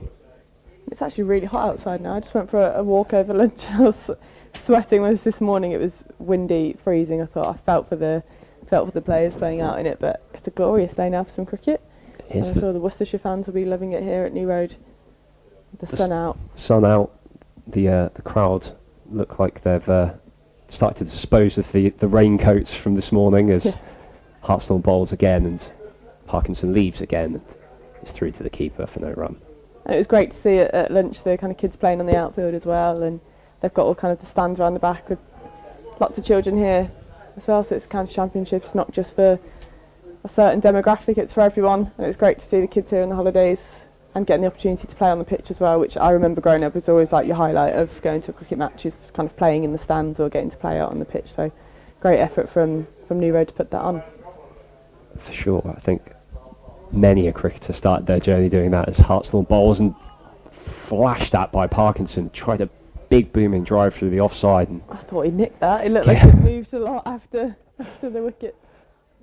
But from a Worcestershire perspective, no touch on it as it went through to the keeper and no run. See if I can have a little look on the replay of Compton's dismissal. See if we can see a little edge or not. Oh, I have to say, it doesn't look like it looks like he's gone in between his bat and pad. As Hartstone bowls back of length and up on his toes this time. Parkinson blocking into mid-wicket for no run. That completes another over, just the single from it. Hartsell now with figures of 9 overs, 5 maidens, 1 for 12. So you don't believe? I don't think so. I don't like to question the umpires, as they know best, of course, but that just looks like it's beating everything through his pad and bat. Obviously Yeah, doesn't look happy. Might have been the faintest there must have been a noise, must have been the faintest of nicks. Yeah, bat, pads and gloves are all close together. All very close, so yeah. And it was a good delivery by Finch. It looked like it just nipped back a little and very good delivery. Went between bat and pad, and it's excellent delivery. And it needed to be to get Compton out. He looked set solid, in 80 odd balls for his 20. Absolutely is. Finch in here, driven handsomely by Stewart, but for no run to extra cover. We've got, I think Frank's coming back in the action. Join me again. That's D'Oliveira extra cover there. We've got a deep point. There's still 3 slips. Adam Hose at first slip, Rob Jones at second, and Ethan Brooks at third. An excellent slip cordon. I hope I don't jinx them now. Finch comes in again. Stewart on the defence. Pushed into the offside for no run. It's quite a vacant offside region, really. Only the deep point out there. I'm sure would be enticing the drive from Stewart. And then on the leg side, we've got a deep backward square leg, and then a deep square leg in front as well. And then it's a pretty vacant leg side area too. Trying to tempt a few shots, I'm sure. As Finch comes in again from the Douglas end, nice and full, driven, not so confidently, but it is effective. Should reach the boundaries for 4 runs, past mid-on. Kind of uppish there from Stewart, but it's effective. He's a big man and he hits it hard. He got runs here in the white ball game a couple of weeks ago and absolutely smashed it. It looked like he wanted towards to kind the of end. Yeah. follow through on that and then kind of held back on himself a little bit. Big bottom hand, I think. Just times it quite, but he's a big fella, isn't he? Well, I can relate to He likes to get on with hand. it. Yeah, can you? Yeah. He likes to get on with it. He smashed it the other day in the white ball game. He really did. Let's see how Finch can respond here, because much better length there, but outside the off stump. Stewart happy to leave that one alone. Nice bit of carry there through. It looks Roderick. a completely different game from that first hour, doesn't it? It does completely, yeah. Absolutely. We were just saying how funny it is that change of ends can just Yeah. completely Spark change something. everything. Yeah. Spark something new. You can feel the energy from the Yeah. players as well. You can hear them Yeah. just creating more chances, and it's just funny how that kind of that change Yeah, and absolutely. momentum can spark so many things and cause a massive shift in the game. There's Finch again, driven beautifully there by Stewart through extra cover mid off for 4 runs. As Joe Leach chasing it, can't quite chase it down. Just a little bit over pitch there by Finch, and as we were talking about Stewart being an aggressive batter, happy to put that one away. Compton's dismissal, he didn't like it, did he? No, I've literally just watched it back, and I have to say, there must have been a faint edge, but yeah, it did look like it went between bat and pad. I think he might find himself in the match referee's room later today. Yeah. You don't have to do much these days, do you? Not now these days. You can't stand there or shake your head or anything like that, which I guess is good for the game, really. Let's Finch him for his final ball, and is so nearly chopped on, inside edge, down to fine leg. Heads in hands in the slip cordon. There's a little inside edge for Stewart as he moves on to 10 from 7 deliveries. Score moves up to 113 for 6. So another good over there from Finch. His 6 overs, 2 maidens, 2 for 41. Yeah, 2 wickets for him since lunch. 23 off his first 2 overs. Of course, he was struggled it this morning, but 2 wickets since lunch. But Grant Stewart, he will try and impose himself. 10 off 7, having come in at a difficult time. That's the way he plays, and he can change things round. First player since Mayeyi to really attempt even to dominate attack. the bowling. Absolutely.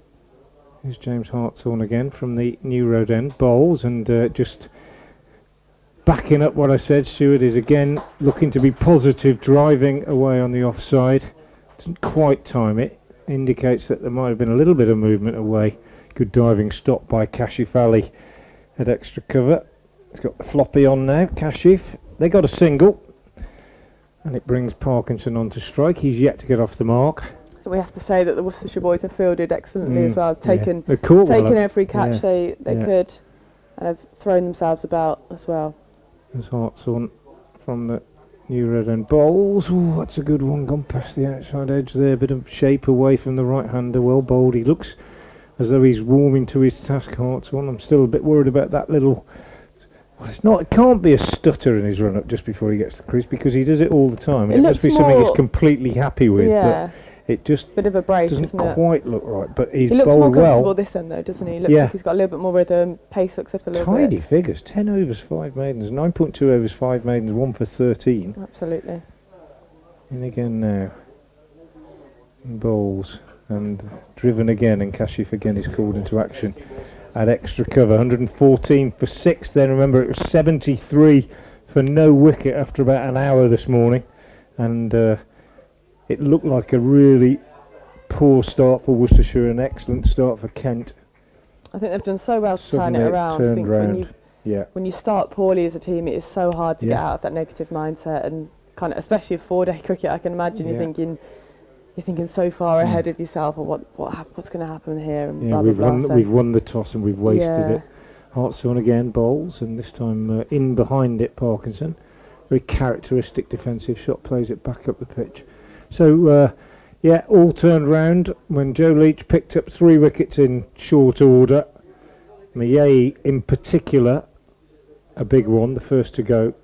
And look at the scores of the players dismissed since him. 0, 6, 7, 5 and 20. So he's the only one who's really established himself at the crease, you'd have to say, really. Thought you could see... Oh, wait until after this ball, sorry.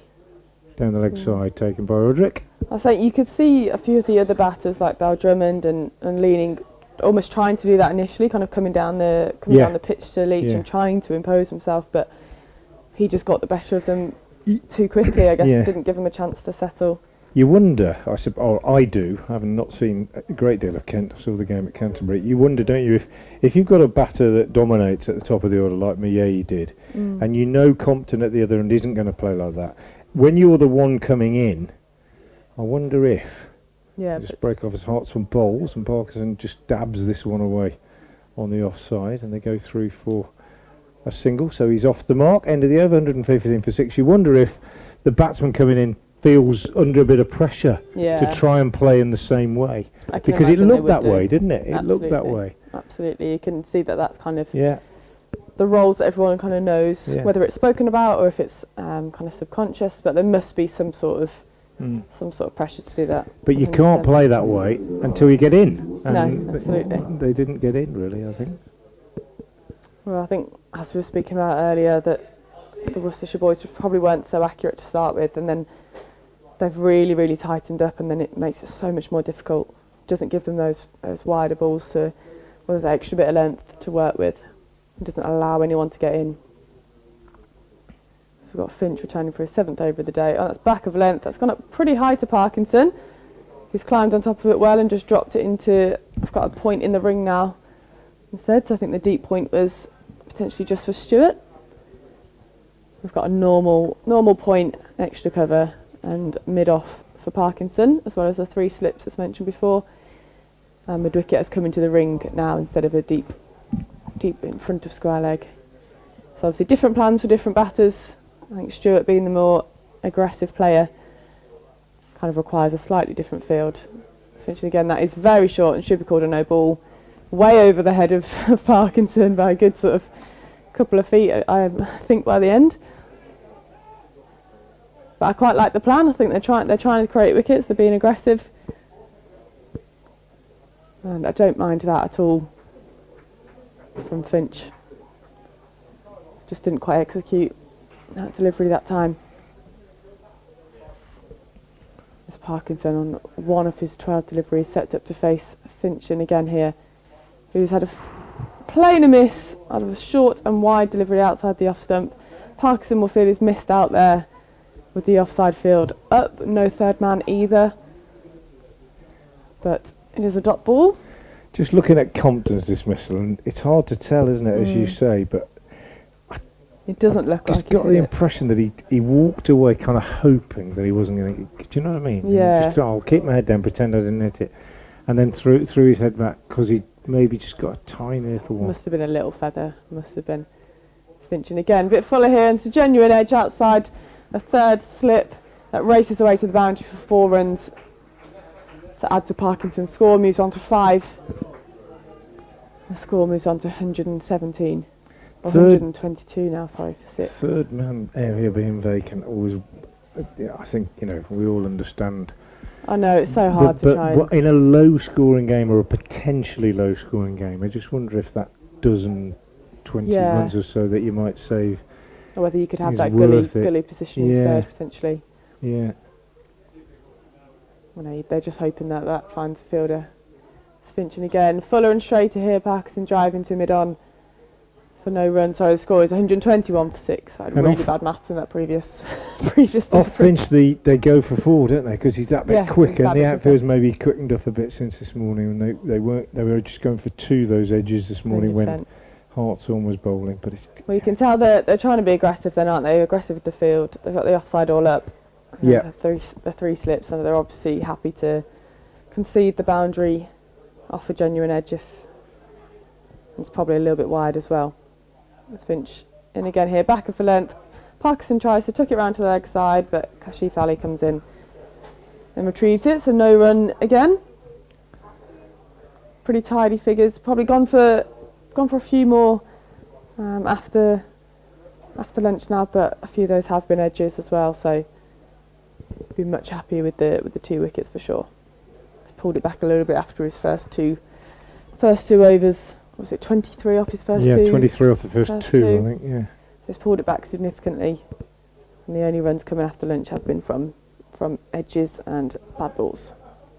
Finching again, that is short and wide, and Parkinson almost front foot cuts that through deep point for 4 runs.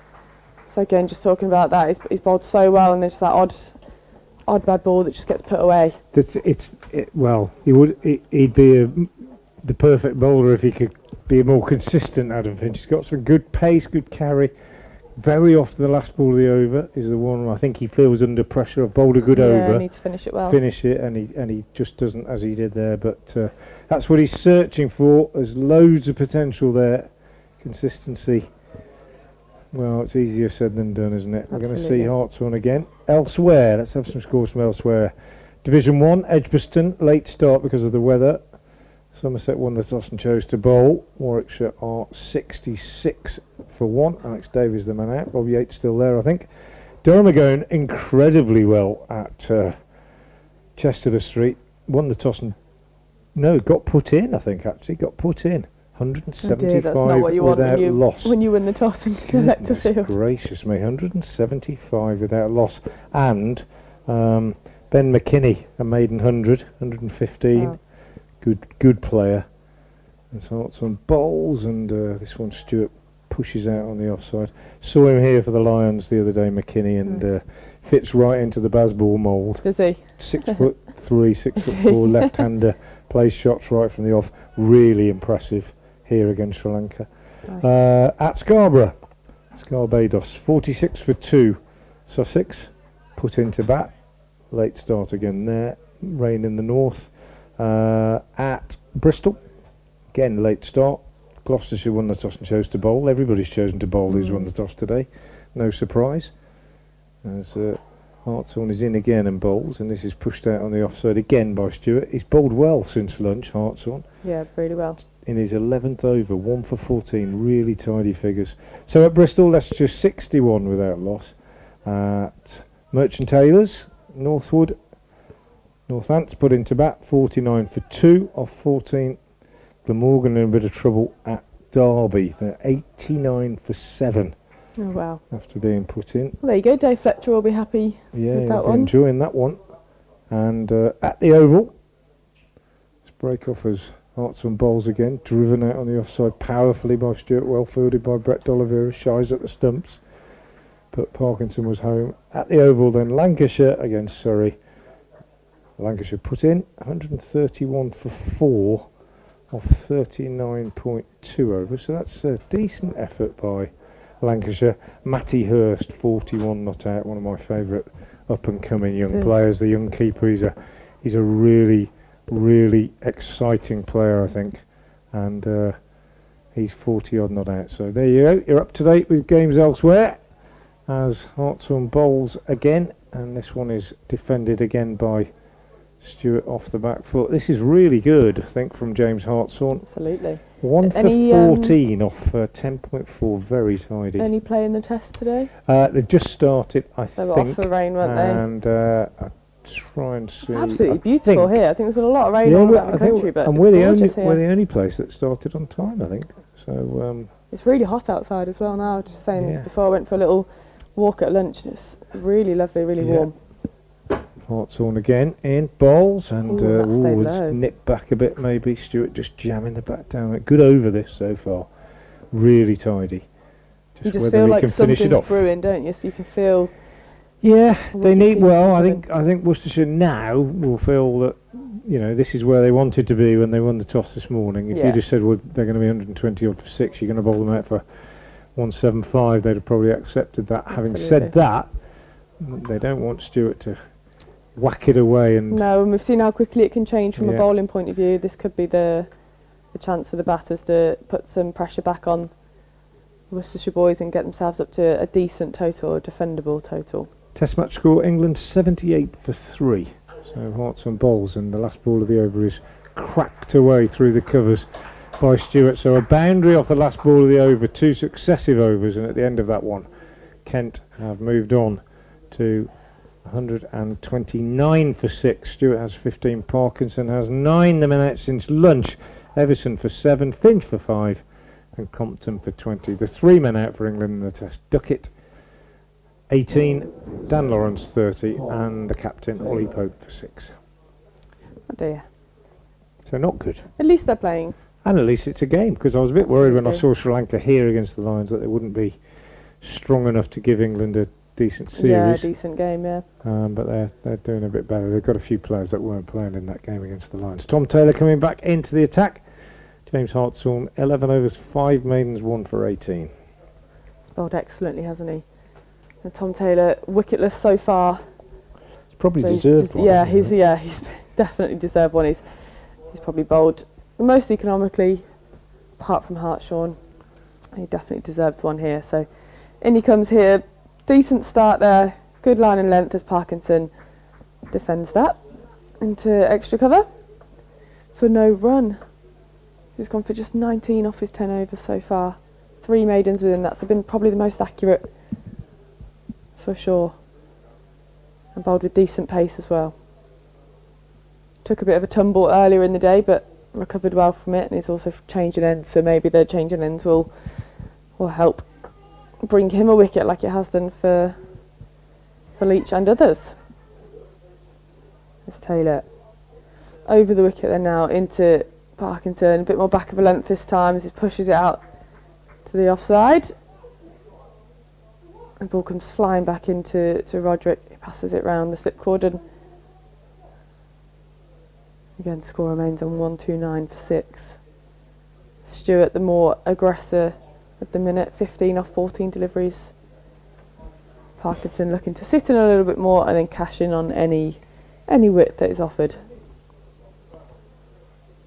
Tommy Taylor sprinting in here from the Douglas end, full, and that's whipped away to third man. Kind of an edge, but pretty well controlled for 4 runs. This is why we probably need that third man.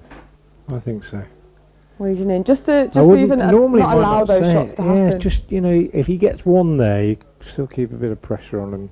So that's 8 that have gone through in the last 2 or 3 overs. Yeah, and the same it's earlier in the day. 133 on the board. It's just the same earlier in the day, wasn't it? As well. I just think it more just takes the shot out of the batter's armour as well. They can't get away with that. Taylor in again, and that's driven and caught by Jones at second slip. Just a little bit straighter that time. What do we know? The no third man has obviously worked. Yeah, he wouldn't have gone for that shot. Might not have gone for that shot, so we'll shut up. The players know best. That was a good catch again by Rob Jones. And Parkinson has to depart for 13 off 20 deliveries. Score is now 133 for 7. Worcestershire boys definitely on top. And you felt like something was brewing. Either way, there was some sort of change in momentum, and it has fallen into the Worcestershire hands, so they will be very happy right now. And 30 that partnership though, off just 5 overs, which is saying something about, well, Stewart's aggression, Parkinson getting a couple of edges away, but he felt like he was just getting himself in, Parkinson, just quite comfortable enough to have a play at some shots. It was important that period of play, like you said, something's brewing one way or the other. It was something important. was happening, yeah. Partnership was building quickly. If it had carried on, it could have been damaging. As it is, Tom Taylor gets the wicket we think he probably deserves. Absolutely. And well, it's announced that Alfie Ogborn's coming out, but that ain't Alfie Ogborn, I don't think. Akeem Jordan, is it? Yeah, I think it is. I had Akeem Akeem Jordan down as batting 9 actually, so I think it's. Played for Dartmouth in the Birmingham League until recently. Oh, nice. This season I think he's played. And he's coming out now to join Grant Stewart. First time they'll have played together. 133 for 7. Wonder what his batting style is. Yeah, well, he's coming in at 9, isn't he? So it's obviously they feel that he's better than Alfie Ogborn and George Garrett. So we shall see.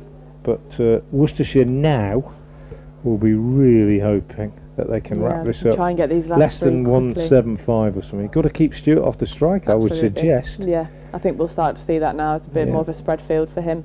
Because he will try. Now I think Stewart will go for it, and he can cut loose. We saw that. I've seen it on a couple of occasions. This is the balance now, isn't it? Is working out as a batter. Do you now kind of take that risk and just try and get a quick 20 or 30 runs, or just try and stick in for another hour and eke up to that as well? Taylor in again. First ball, that's a massive drive to start with from Akeem there you go. Jordan. So I think that answers how he's going to look to play. Out to deep point, 4 runs off his first delivery. It was full and wide, to be fair. It was full and wide, and it shows that he was happy to play it, and he's played it with some conviction, to be fair to him. I would put a man back, definitely, I think now. Yeah, I think it's very important that Brett D'Oliveira doesn't let the boundaries go now, and Kashif going out on the other side, and keep the 3 slips in there, try and encourage Nick. I don't think he's going to push it around, is he? No, I don't think so. That's a big assertion of dominance to start with. Is Taylor looking to respond here? Back of the length. Akeem Jordan drops it, looking for a single, but decides against it. Yeah, he's definitely asserted his dominance on that first ball and made a bit of a presence for himself at the crease straight away. This comes at 137 for 7 off 39 overs. It's quite tight now, isn't it? It's a difficult one for the captain to manage. I think Brett D'Oliveira's got to be very, very thoughtful about how he goes about this now.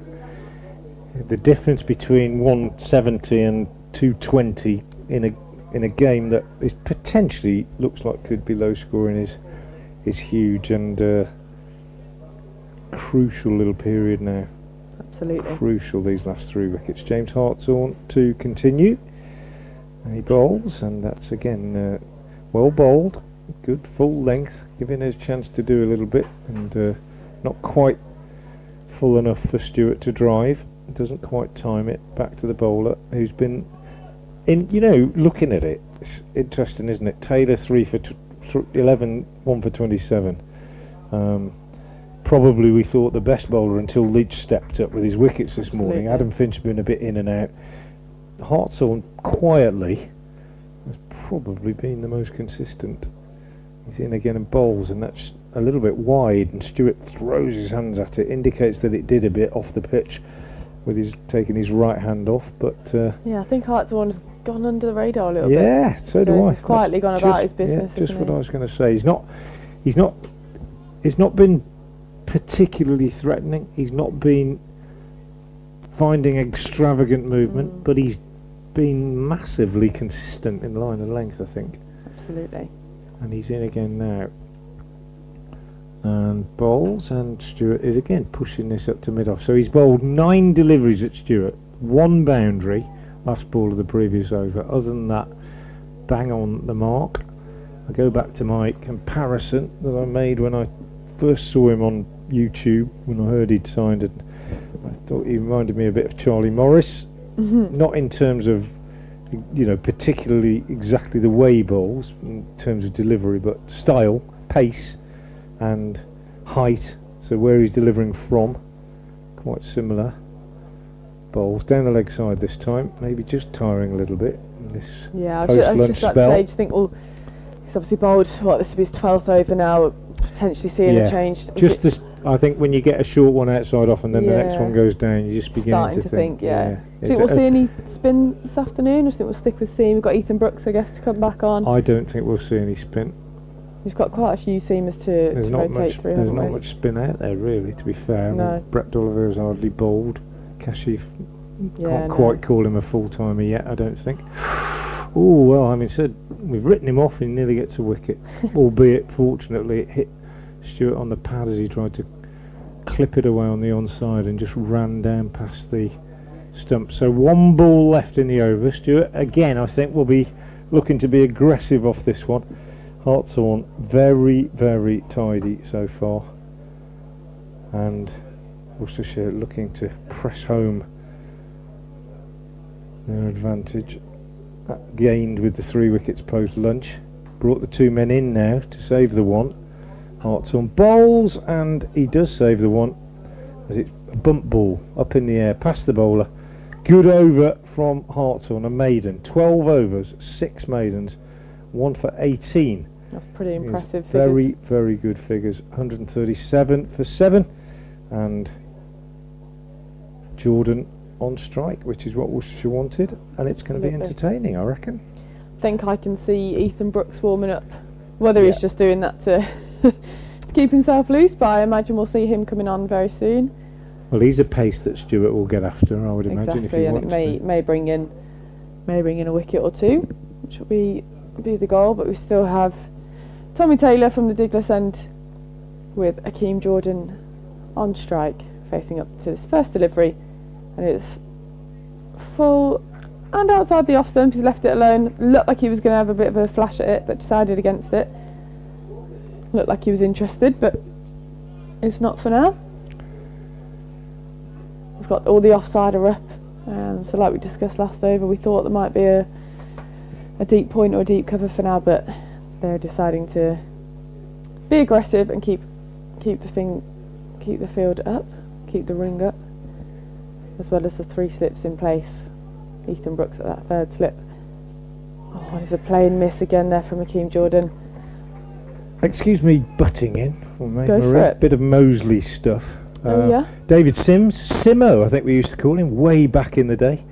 Hope you're well, David. Can we get a mention for the Millers and Talbot combined pub cricket team from Pershore, who played a Birmingham 11 last Friday in memory of John Shepherd, a legend of Worcestershire club cricket. A wonderful evening. Thanks, David Sims, ex-Mosley. David, I did not know that you were in Pershore. Be great to catch up sometime. But there you go, you've had your mention. There's Taylor in again there. Dropped and run, could be a run out. And the throw is a bit awry, so we dropped and run into the covers for a quick run. But yeah, it was good to hear from. Had any other shout outs on Twitter? No, not specifically like that one, but I remember David Sims now saying it was dreadful. Yeah, they've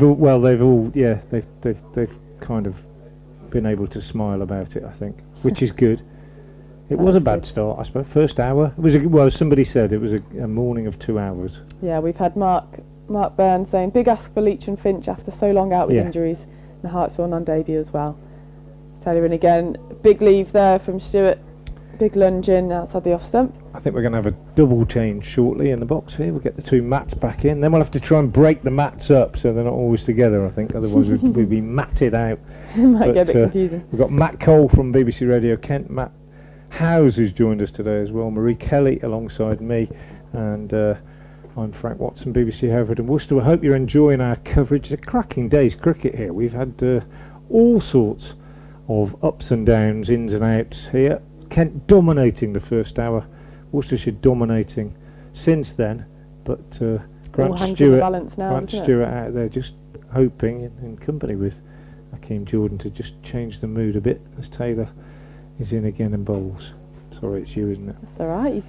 You do what you want, Yeah. Frank. You do what you want. You usually do. No, I'll just do what sorry. I'm told.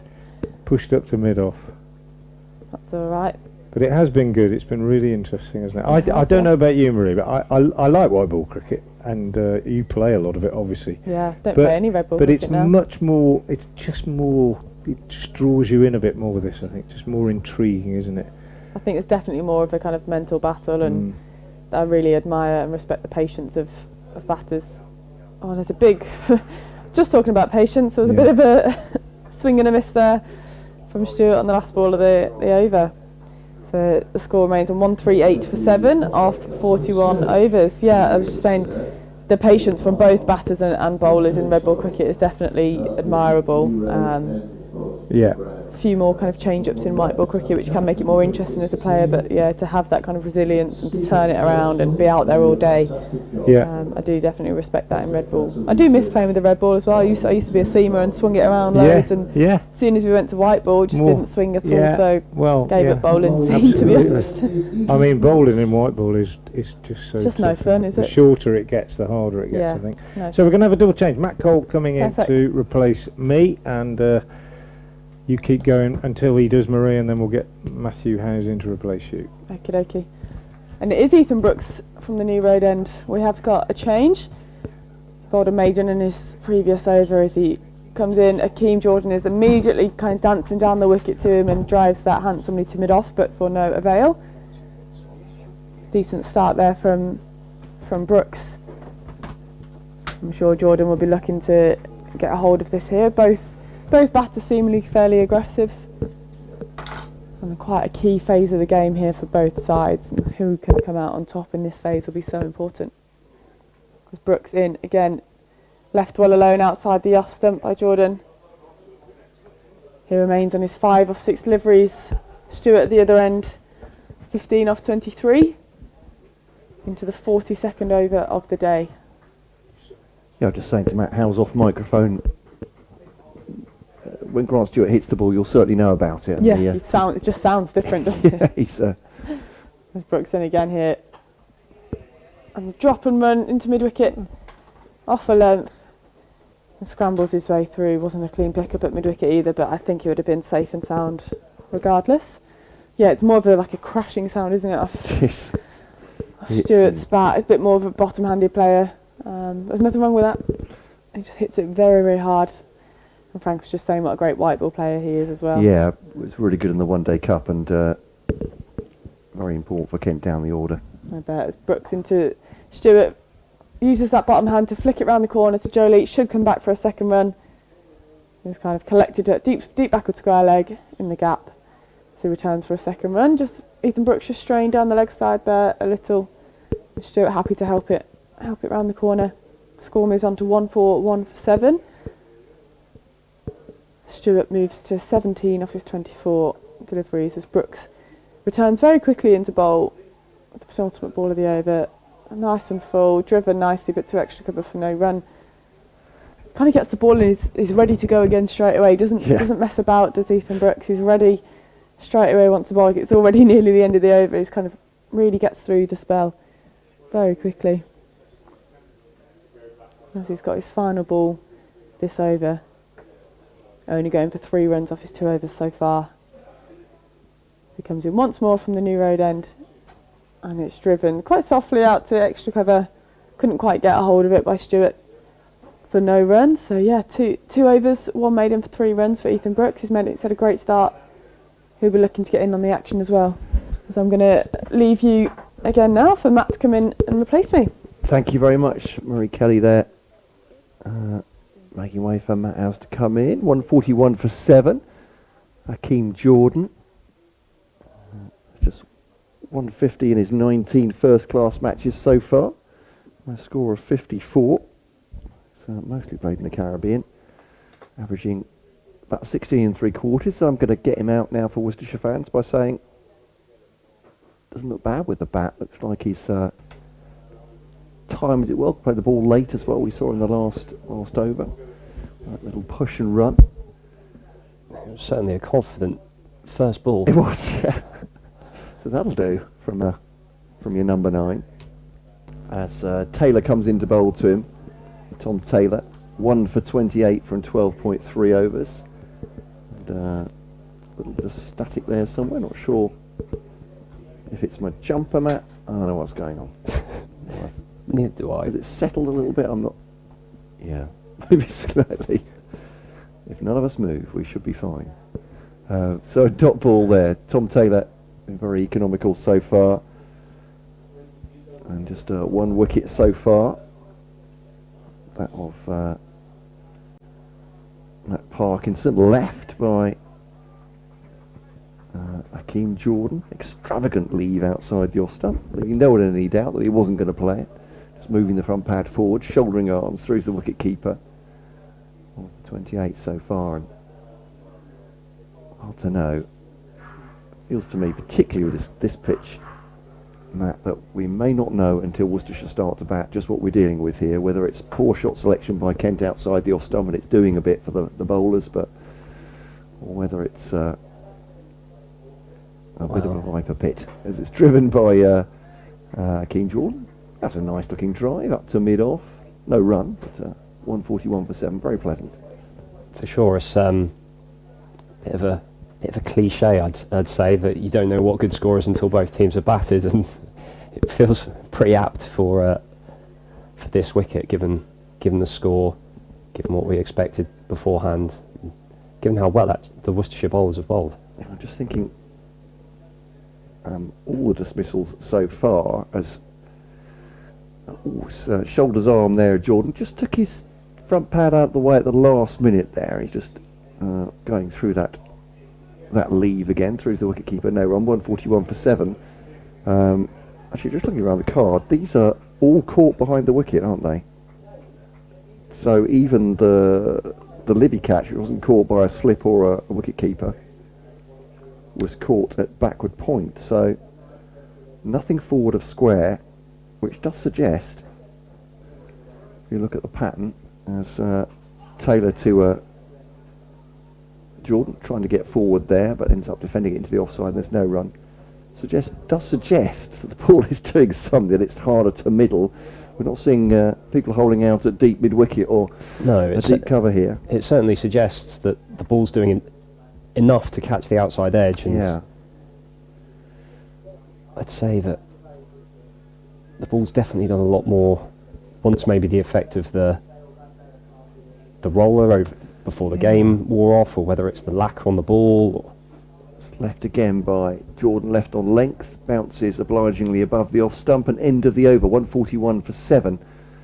And Taylor, was that a maiden? I think it was, yeah. And Brooks at the other end, under 3 from 2. Where my theory falls down slightly is, why is no one getting out bowled or LBW in that scenario? I'm not quite sure whether it's all about the nibble away from the bat so far. I think it's partially down to the length that the Worcestershire bowlers have bowled. There's been very little that's been pitched up, over pitched in sort of that half volley length, and we've seen very few half volleys that have been hit through the covers. Yeah, we've that's a good point, actually. Yeah. As Brooks scurries in and bowls, and Stewart off the inside half of the bat through mid wicket and takes an easy single to Finch. You're right, they've gone good or back of a leg, so mostly actually it's a good call, as the full length deliveries have been punished by the batting. Certainly were by Mieye when he was in. Yeah, it certainly feels that Worcestershire have erred shorter rather than fuller. Maybe that explains why we saw quite a few back foot shots by Mieye, especially as Brooks runs in bowls and stepped down the wicket by Jordan, but left and through to the wicket keeper for no run. Yeah, we saw Mieye play quite a few extravagant shots off the back foot, which would suggest to me that Worcestershire have bowled back of a length, which, given the score, was very successful as Brooks in and bowls, and this time it's a big forward defensive from Jordan. Feigned at maybe taking a run, but straight to D'Oliveira in the covers, and there is no run. Just looking back at that Grant Stewart innings here, and 78 from 60 balls, 6 fours, 5 sixes. for Stewart. I think that's his highest score in List A cricket. So the Worcestershire fans know about Grant Stewart if he connects, but he's at the other end at the moment.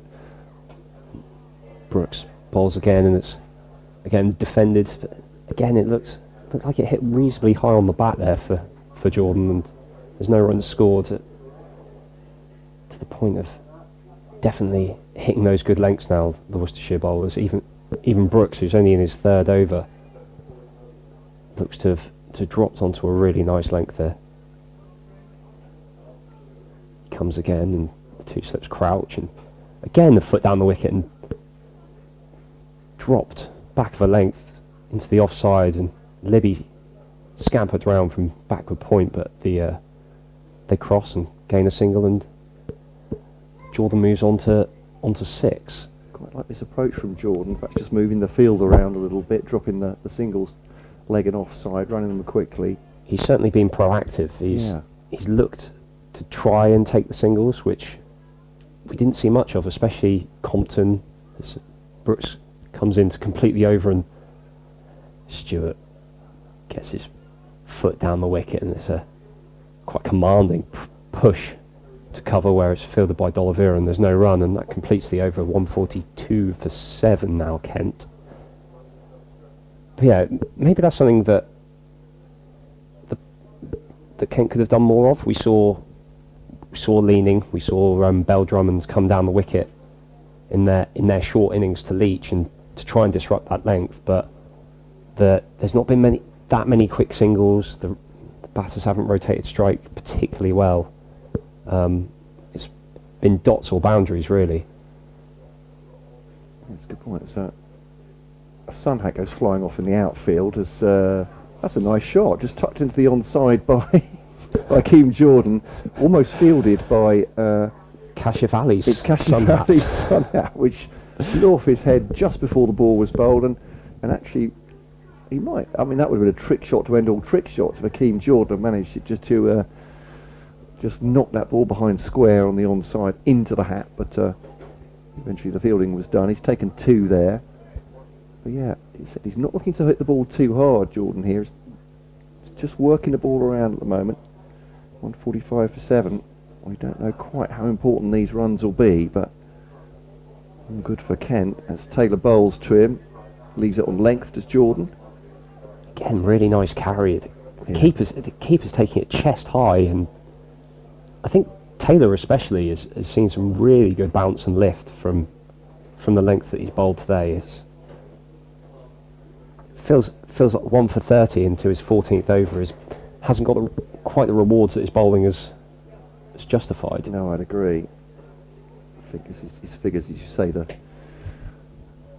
meanness of his figures suggests that he's bowling well, and the eye test tells you that as well. That's bat and pad from Jordan. Stewart is a willing backer up there, and they come through for a signal, leg by. It was a leg by. I didn't see the signal with the umpire there. Yeah, but Stewart on his toes there. Looks like a very deliberate tactic. Then Stewart's already willing to back up. Maybe these two have had just a conversation in the middle.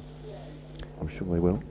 Yeah, I wonder whether the forceful nature of a few of the shots push the fielders back a yard or two. That Kashif Ali there at mid wicket looked a little deep, even though the ball didn't run too far off the wicket.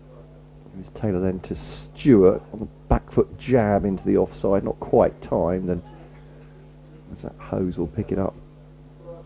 No, beg your pardon. Got my 64 and my 84 mixed up, and that assuredly is James Hartshorn, the Kiwi, fielding there at point, and there's no run. So Kent looking to they spent certainly most of their afternoon rebuilding after it gone past 12 o'clock. 73 for none, find themselves 146 for 7. Worcestershire bowling up a storm. Drive by Stewart. He's not even bothered to step down the pitch and think about a run there. That's gone all the way for 4 runs, straight off the bat.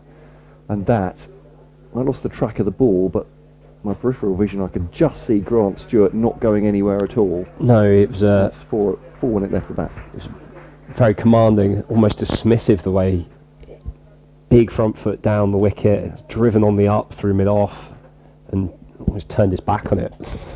That was that step and fetch it they used to say, didn't they? Here's Taylor then to Stewart. Jabs the bat down on that one. That was Yorker length. He did well to get something on that, but it's gone back to the bowler, and that's the end of the over. 150 up for Kent, 150 for 7. And looks like Joe Leach is taking his jumper off and it's going to come back into the attack. Well, if they can bowl Kent out short of 200 here, that would be massive on the first day of this game. The battle of the bottom two in County Championship Division 1. So I did my last lap. I was doing some bargaining. It's almost like the stages of grief, but this innings, but thinking, and Parkinson was still in there at that point. I was thinking 6 down, 130 something for 6. Thinking 250. What about 250? Is that a decent score on this? You now worked your way down to 220. Yeah, I was thinking, can I get past 200? Well, with Leach coming back on, that might be a case in point. Yeah. He was the one that broke the resistance, wasn't he? 2 wickets. He's the man who really turned this game around, that 18th over. And so he comes in and again, Jordan, big stride down the wicket, maybe a couple of steps, and it's blocked to mid-wicket and fielded for no run. I like the way Jordan's looked to be positive. He's only 9 off 22, but everything he does is looking to be positive. He's not hanging back. He's getting forward, trying to change the lengths of the bowlers as Leach, that familiar style, bundles to the wicket again. This one's back of a length and slightly wider and left through to the wicket keeper. Yeah, I agree. As you say, he took on the first. It's a lovely drive from a little bit of a wide one, wasn't it? His first ball up, but otherwise he's looking to work the field. You say proactive, getting himself forward. Prepared to play the ball late as well, just to farm these singles, and that's put more of a question in the Worcestershire captain's mind. Down to 2 slips now behind him. As Leach comes in again, and this time it's turned through square leg for a single, and it's fielded by the umpire. And again, Jordan just a step down the wicket, trying to change that length, make sure that Leach can't get into that metronomic rhythm that he does so often.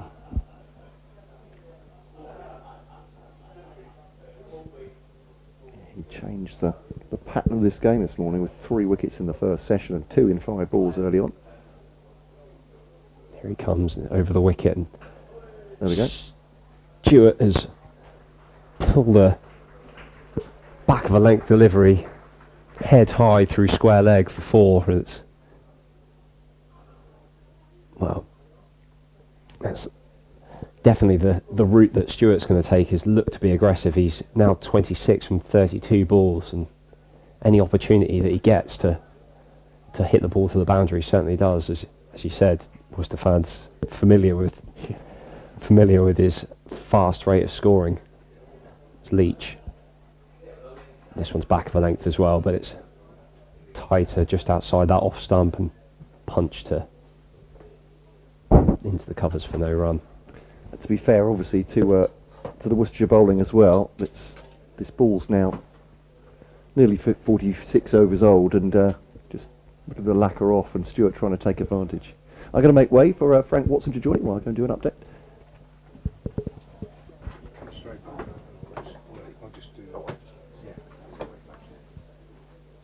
Here comes Leach again, and it's bowled him. It's a slashing. Commentary change brings wicket. That is a massive wicket, because Grant Stewart can do a lot of damage in a short time. Yeah, it was pitched up by Leach, and having said that there wasn't much in the batsman's half, this one certainly was, and Stewart looked to oblige and belt it through the covers, but sneaks between bat and pad and rattled into the stumps, and it's now 157 for 8 as Stewart goes for 26 from 34 balls, and Leach has his 4th wicket Yeah, 4 wickets after starting quite slowly. Joe Leach this morning didn't get anything in his first spell, but 4 for 47 now. Be fantastic for the old Warhorse to come back with a 5 foot. He'd be very, very happy with that. 157 for 8. They want to, I reckon I said 175 before. I still think Worcestershire will be hoping they can wrap it up for 175, but I think we'll see Hakeem Jordan trying to be very positive now. Yeah, and I'd expect to see some shots. Man. Yeah, I don't think they'll be messing around, but excellent from Worcestershire when you think where they were after an hour. I think 73 without a loss, Kent, after an hour. Fantastic comeback by Brett D'Oliveira and his boys, but we won't make any judgments until we've seen both sides bowling on this surface. That's what we always say, I think. But good from Joe Leach. 9.5 overs, 2 mains, 4 for 47. That was an important one, I think. Yeah. Just wondering if he might have got a little nick on it. You know, I'm going to have a look at the replay. Yeah, it's been, since his first spell, Leach has been more productive. Into his 10th over now, 4 for 47. Yeah, I think he was none for 23, something like that, off his first spell. So, yeah, very, very impressive since then. And it's been from this new road end, which anybody who watches a lot of Worcestershire will know he doesn't often bowl from. Don't know what percentage of his wickets have been taken from the Diglis end, but I'd say it's probably in excess of 60-70%. But it's been the new road end for him today. And here he comes to complete the over, and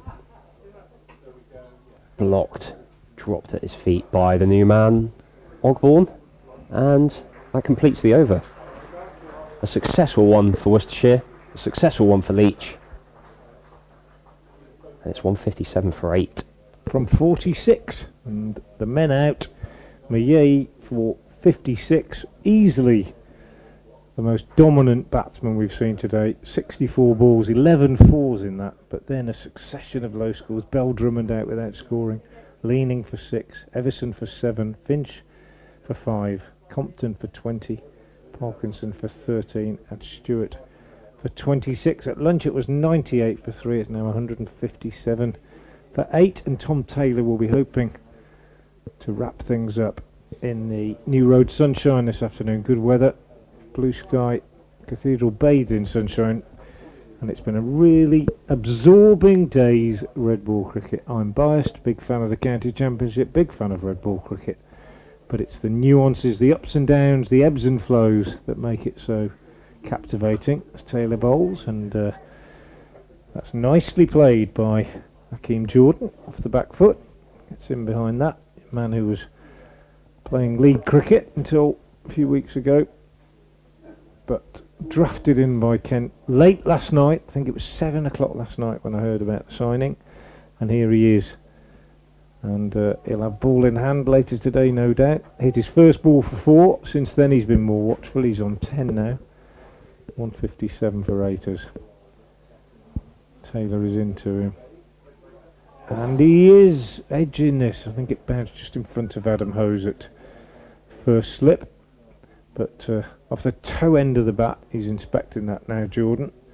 Yeah, and off the tip of Adam Hose's finger. Anyone who's had a ball hit you on the end of the finger, you know exactly the type of little jump and dance that Adam Hose was doing then. Just watching the replay of that Grant Stewart wicket that Joe Leach took to see if it did get a bottom edge. I think it might have done, inside edge. Oh, another edge from Jordan to this one from Taylor. Bounces in front of the slips, and no run. Yeah, still can't quite tell from the replay whether he's got a little inside edge, but hit the off stump. Joe Leach's 4th wicket. 157 for 8 then. But yeah, 73 without loss in the 18th over. Kent 157 for 8, a real collapse after they'd done so well early on, having lost the toss. Taylor bowls, Jordan drives, gets a run square on the offside. Libby the fielder, Ogborn on strike. Recent signing as well, on loan from Somerset, Alfie Ogborn, left arm seamer, played against Worcestershire in the white ball competition at Taunton a couple of weeks ago, and he bowled well. He started over the wicket in that white ball game, didn't bowl so well, then went round the wicket and bowled very well indeed. Obviously very different with a red ball. Just be looking to shape it in, I think, to the right-handers. Judging by the field there, I feel like D'Oliveira's happy to give Jordan the single. Yeah, definitely. And Libby was back on the backward point came boundary. in. Yeah, definitely. I think they know that Ogborn is the lesser batsman, and just to back up exactly what Matthew was saying there, fielders going back now on either side for the last ball of this over. So they want Ogborn to take a single. Be interested to see whether he does take it. I'd also be interested to see whether that third man, which has been leaking runs, is going to be another factor. Left alone in the end by Ogborn. Good over from Taylor. End of it, 158 for 8. More from Matthew Howes, and then Matt Cole will be back. Well, Frank talking about his love of the county championship, and if the white ball game is meant to be the excitement for younger fans, then they should probably tune into this game, because since lunch this game has gathered pace. 98 for 3 at lunch. We've already had 5 wickets in a little over an hour's play now, and Worcestershire are looking to finish this innings off and start their batting as Joe Leach starts another over, and in he comes, and it was a couple of steps down there by Jordan that's flicked off, I think, the pad. Yet signal from the umpire, it goes down through fine leg off the pad, dribbles into the boundary rope for 4 runs, and they're pretty welcome runs at this point. 162 for 8 now, Kent, as Matt has rejoined me. Yeah, I would say I was a big fan of the county championship until just after lunch today, and I'm not sure. It's been going downhill for me since then. I'm not quite sure it's the entertainment that we want. As Leach comes down, and again Jordan takes a big stride and blocks that ball back to the bowler. You can see he's looking for any sort of width or an over-pitched delivery by Leach to get after it, but Leach doesn't oblige, and there's no run. But he's definitely looking to try and force this score, see if he can get Kent towards 200 as Leach turns and comes in again, and it's back of a length, and it's guided down through backward point towards the third boundary, and Libby's in pursuit and can't cut it off, so 4 more to Jordan. That was a nice looking shot, wasn't it? That was a definite run through third from Jordan, picking his gaps as well. Yeah, certainly. We've seen a few that have come more off the outside half of the bat towards the edge, but that one was definitely guided and placed. And I was thinking with these two, obviously, both making their debut for Kent, there's quite a lot of pressure on them for doing the other thing, let alone batting. Maybe this will be just the calm before the storm for them, but they need to bowl well when they do. Leach, and takes the outside edge, but it's played with soft hands and bounced in front of first slip, and Jordan's able to get another run, and Leach unlucky not to find that ball on its way to slip, and for his 5th wicket. It's another one that's whistled into the slips, hasn't it? And the previous over, which stung the fingers of Adam Hose. Yeah, just keeping a little bit low. Leach in and left alone by Ogborn, as just outside off stump, and they need to play at that one. Yeah, I talk about batting in partnerships, and given the late announcement of Jordan signing, at least these two probably haven't even had much chance to meet each other, yet alone bat together. And we've not done the forensics on when their paths may have crossed, but Alfie Ogborn is so young in his career, I doubt it, unless he's been playing in the Birmingham League. This Leach bowls again, and this time brings Ogborn forward, who defends it to mid-on, and that completes the over. It's 167 for 8 after 48, and wow, there's a lot of work here to do for the two Kent players. Yeah, absolutely. Just his second first-class game, this one for Alfie Ogborn, through the Sussex Academy. Born in the heart of Somerset in Yeovil. Said he played against Kent in the one-day cup. Was impressed with them as well. Some good movement in the air and off the seam as well. Let's see what he got. Yeah, 3 for 58 at Taunton. Played a number of Changing bowl at the Diglis end, no. Yeah, it's going to be Ethan Brooks then from the far end. Bowling to Jordan, leaves that. The wicket-keeper, and there's no run. You could do with Winkling Jordan out here. It's a bit of an irritant in the later innings, but again, we go back to 73 for none. Somerset have recovered very well for that, so from that point of view, maybe it is just a question of patience. Letting the bowlers and the ball do the work. Yeah, it certainly feels like if you just bowl in the right areas for long enough. Yeah, there's a ball with the name. He's gone down the pitch and slammed that one past mid-off. That was stylish foot movement and an off drive by Hakeem Jordan. That was he shed a variety of shots. That's 4 runs. a handsome shot, a couple of steps down and full flow of the bat. The swing at the end of it is finished up by his head, toe pointing towards the sky. Absolutely beautiful shot. Yeah, that's lovely. That's gone exactly where he expected or intended. And 4 runs. He's on 20 now. 171 for 8. Kent defended this next delivery from Jordan. Yeah, I always rather like that from a batter as well, particularly in 4-day cricket. Don't get too excited by hitting a boundary and hitting a beautiful one. Think it's going to be, just getting the rush of blood to the head. Yeah, especially lower order players in this sort of position where every run counts. Eyes can light up a little bit. Takes a step down the pitch and leaves it very late. Was a dab forward of the bat before. I could give him the benefit of the doubt of that one. It was a leave eventually. 171 for 8. There was a rather quick turn to watch the ball there by the batsman. Suggests that one may have come back in slightly, and it was just wanted to make sure that wasn't about to crash into his off stump. It's a corridor of uncertainty, wasn't it? Certainly in playing that or not playing it. You're right. Quick look around. So straight back to the bowler. I think it was on the full as well. But, Brooks reaches down. Yeah, excellent hand from Brooks there. I wonder if that might have beaten Joe Leach at mid-on and found its way to the boundary if he didn't get a hand on it. I think you're right. Just slightly wrung the hand afterwards, but I think he's still doing that. But it was going at a decent lick back at him. 171 for 8 then.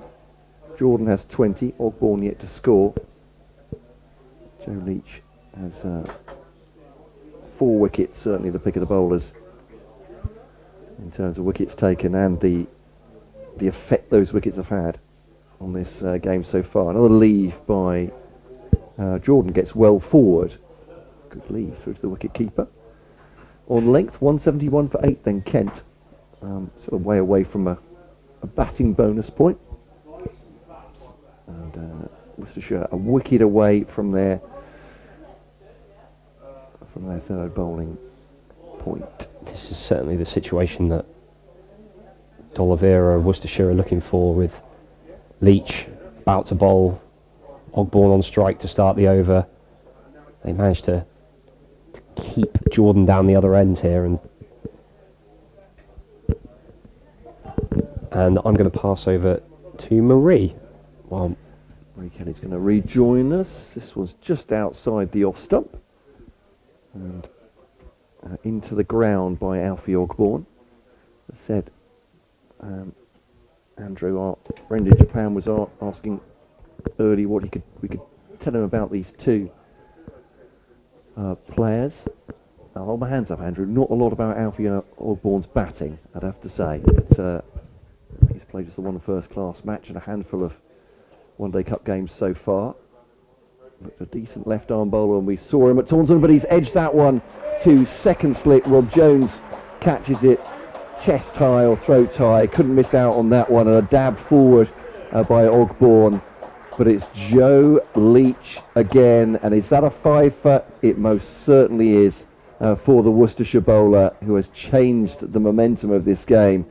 Changed it around irrevocably. It looks like this first innings now for Kent as well. 5 for 52, the returning Joe Leach. Not bad when you come back off the back of an injury, Marie. No, the bison bites back, as we were just kind of trying to work out what kind of headlines we were going to write for the article after the game.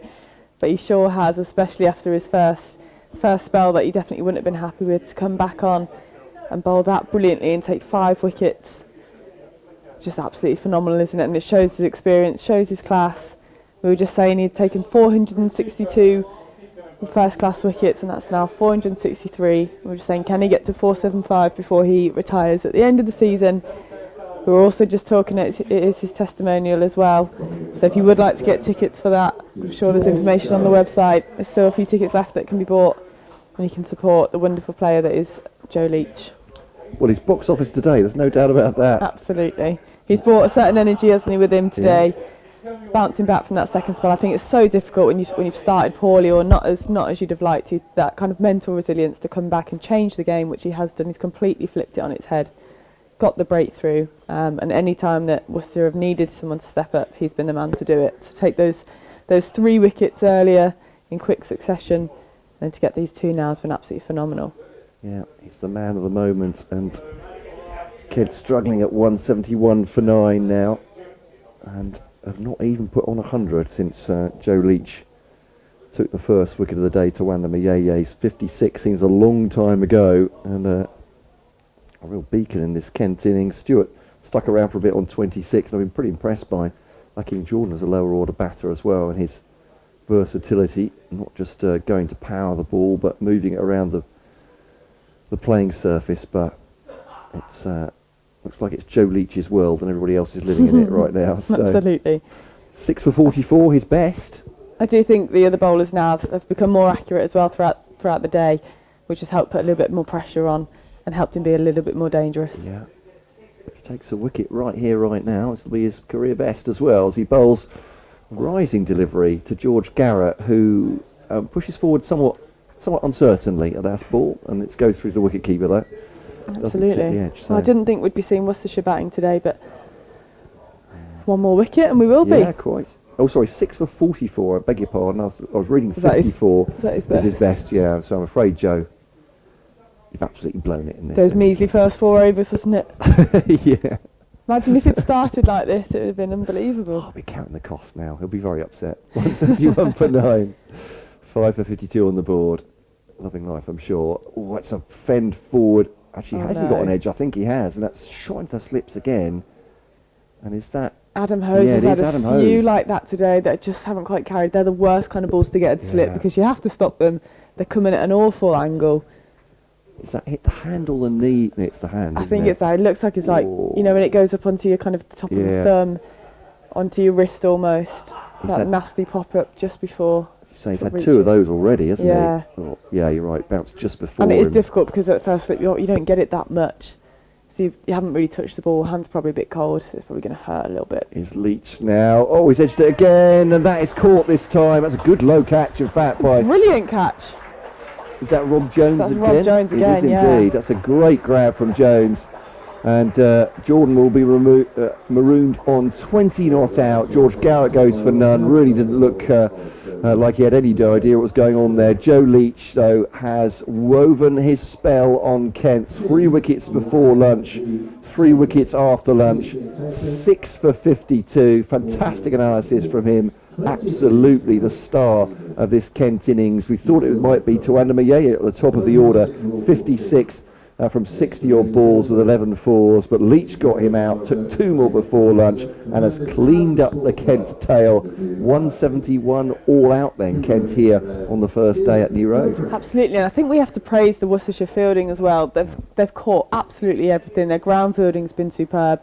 You've seen some fantastic catches at slip, or catches that have definitely been dropped by other players. So I think Jones there taking 4 catches, Roderick, a couple as well behind the sticks too. They've just done a fantastic job. They've got Ashley Giles just below me clapping off the team. Members are all standing up applauding a fantastic spell by Joe Leach as he waves to the crowd with ball in hand. The players letting him have his moment. A fantastic, fantastic spell by him to really turn this game on its head.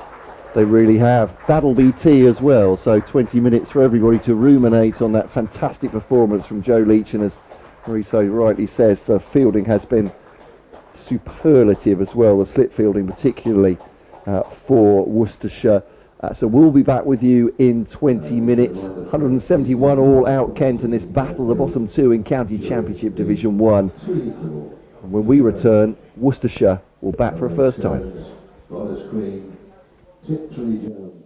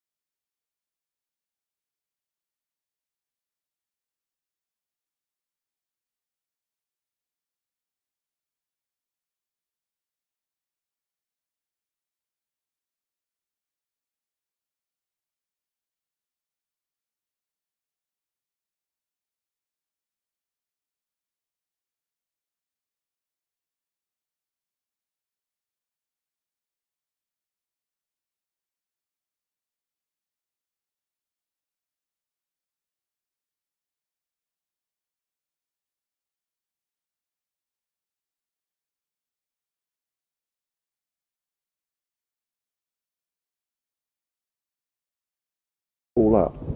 And it's often difficult to dive as well on thick outfields because you don't actually slide very far. You end up taking a big tumble. You'll be bouncing rather than sliding. Defended by Libby to Compton, that is, at mid-wicket. So, yeah, 3 slips in still. Miea at 1, leaning at 2, Drummond at 3. Yeah, and I think it looks like Kent have taken on board how the pitch was playing in the first innings, and those kind of ring fielders are in quite close. Extra cover and Compton in at mid-wicket are quite close, like catchers, almost because they recognise that the pitch was slower. That's one thing I think Worcestershire probably held back a little bit and allowed a few drop and runs as well. There were a few, as you say, dropping short in the slips. This one, again, as Marie was saying, good pace from Stewart. It's given a no ball again. No ball, is it? Well, this is... It's a later call. This will not be taking the head coach's liking here. Nice, they've given Worcestershire 4 runs already. Yeah, 11 for none. Sorry, 13 for none, of course, now. With 9 on the ball from the bat. Roderick has 5, Libby has 4. And Stewart, 5th ball of his 2nd over. Coming in now from the New Road end. On to Libby. He's looking short, but straight at Hakeem Jordan at cover, and there's no run. He throws it back to keeper Finch, relaying it around. So, weather's as good as it's been all day. We've had some bright sunshine actually in the afternoon session and the evening session. We hope for more. Pleasantly warm outside, isn't it? Yeah, it's absolutely gorgeous compared to, I think, the rest of the country. And I'm from kind of Solihull, West Midlands area, so it was chucking it down this morning there as well. So I was thinking, oh no, going to be a bit delayed and all this, but it's been absolutely marvellous for county championship cricket. Stewart to Libby, defending that back at the bowler end of the over 13 for none. Yeah, it was a bit gloomy here this morning. When I opened the curtains, I've actually got a pitch side room, so oh, lovely. I'd like to say it was arranged, but that's the first time since I've been coming here that it's happened. I was very pleased. But looking out this morning, about 7:30 when I got up, it was looking grey. Yeah. You can see the ground staff have got the covers on. There's a few scratching heads, and they got the hoodies on, thinking what sort of day we're going to have. Well, it's kind of been a bit backwards, hasn't it? That it was grey to start with, and Worcestershire didn't take any wickets or didn't really take advantage of those conditions. Then it's kind of brightened up into what you would presume would be more batting conditions, and then Worcestershire have taken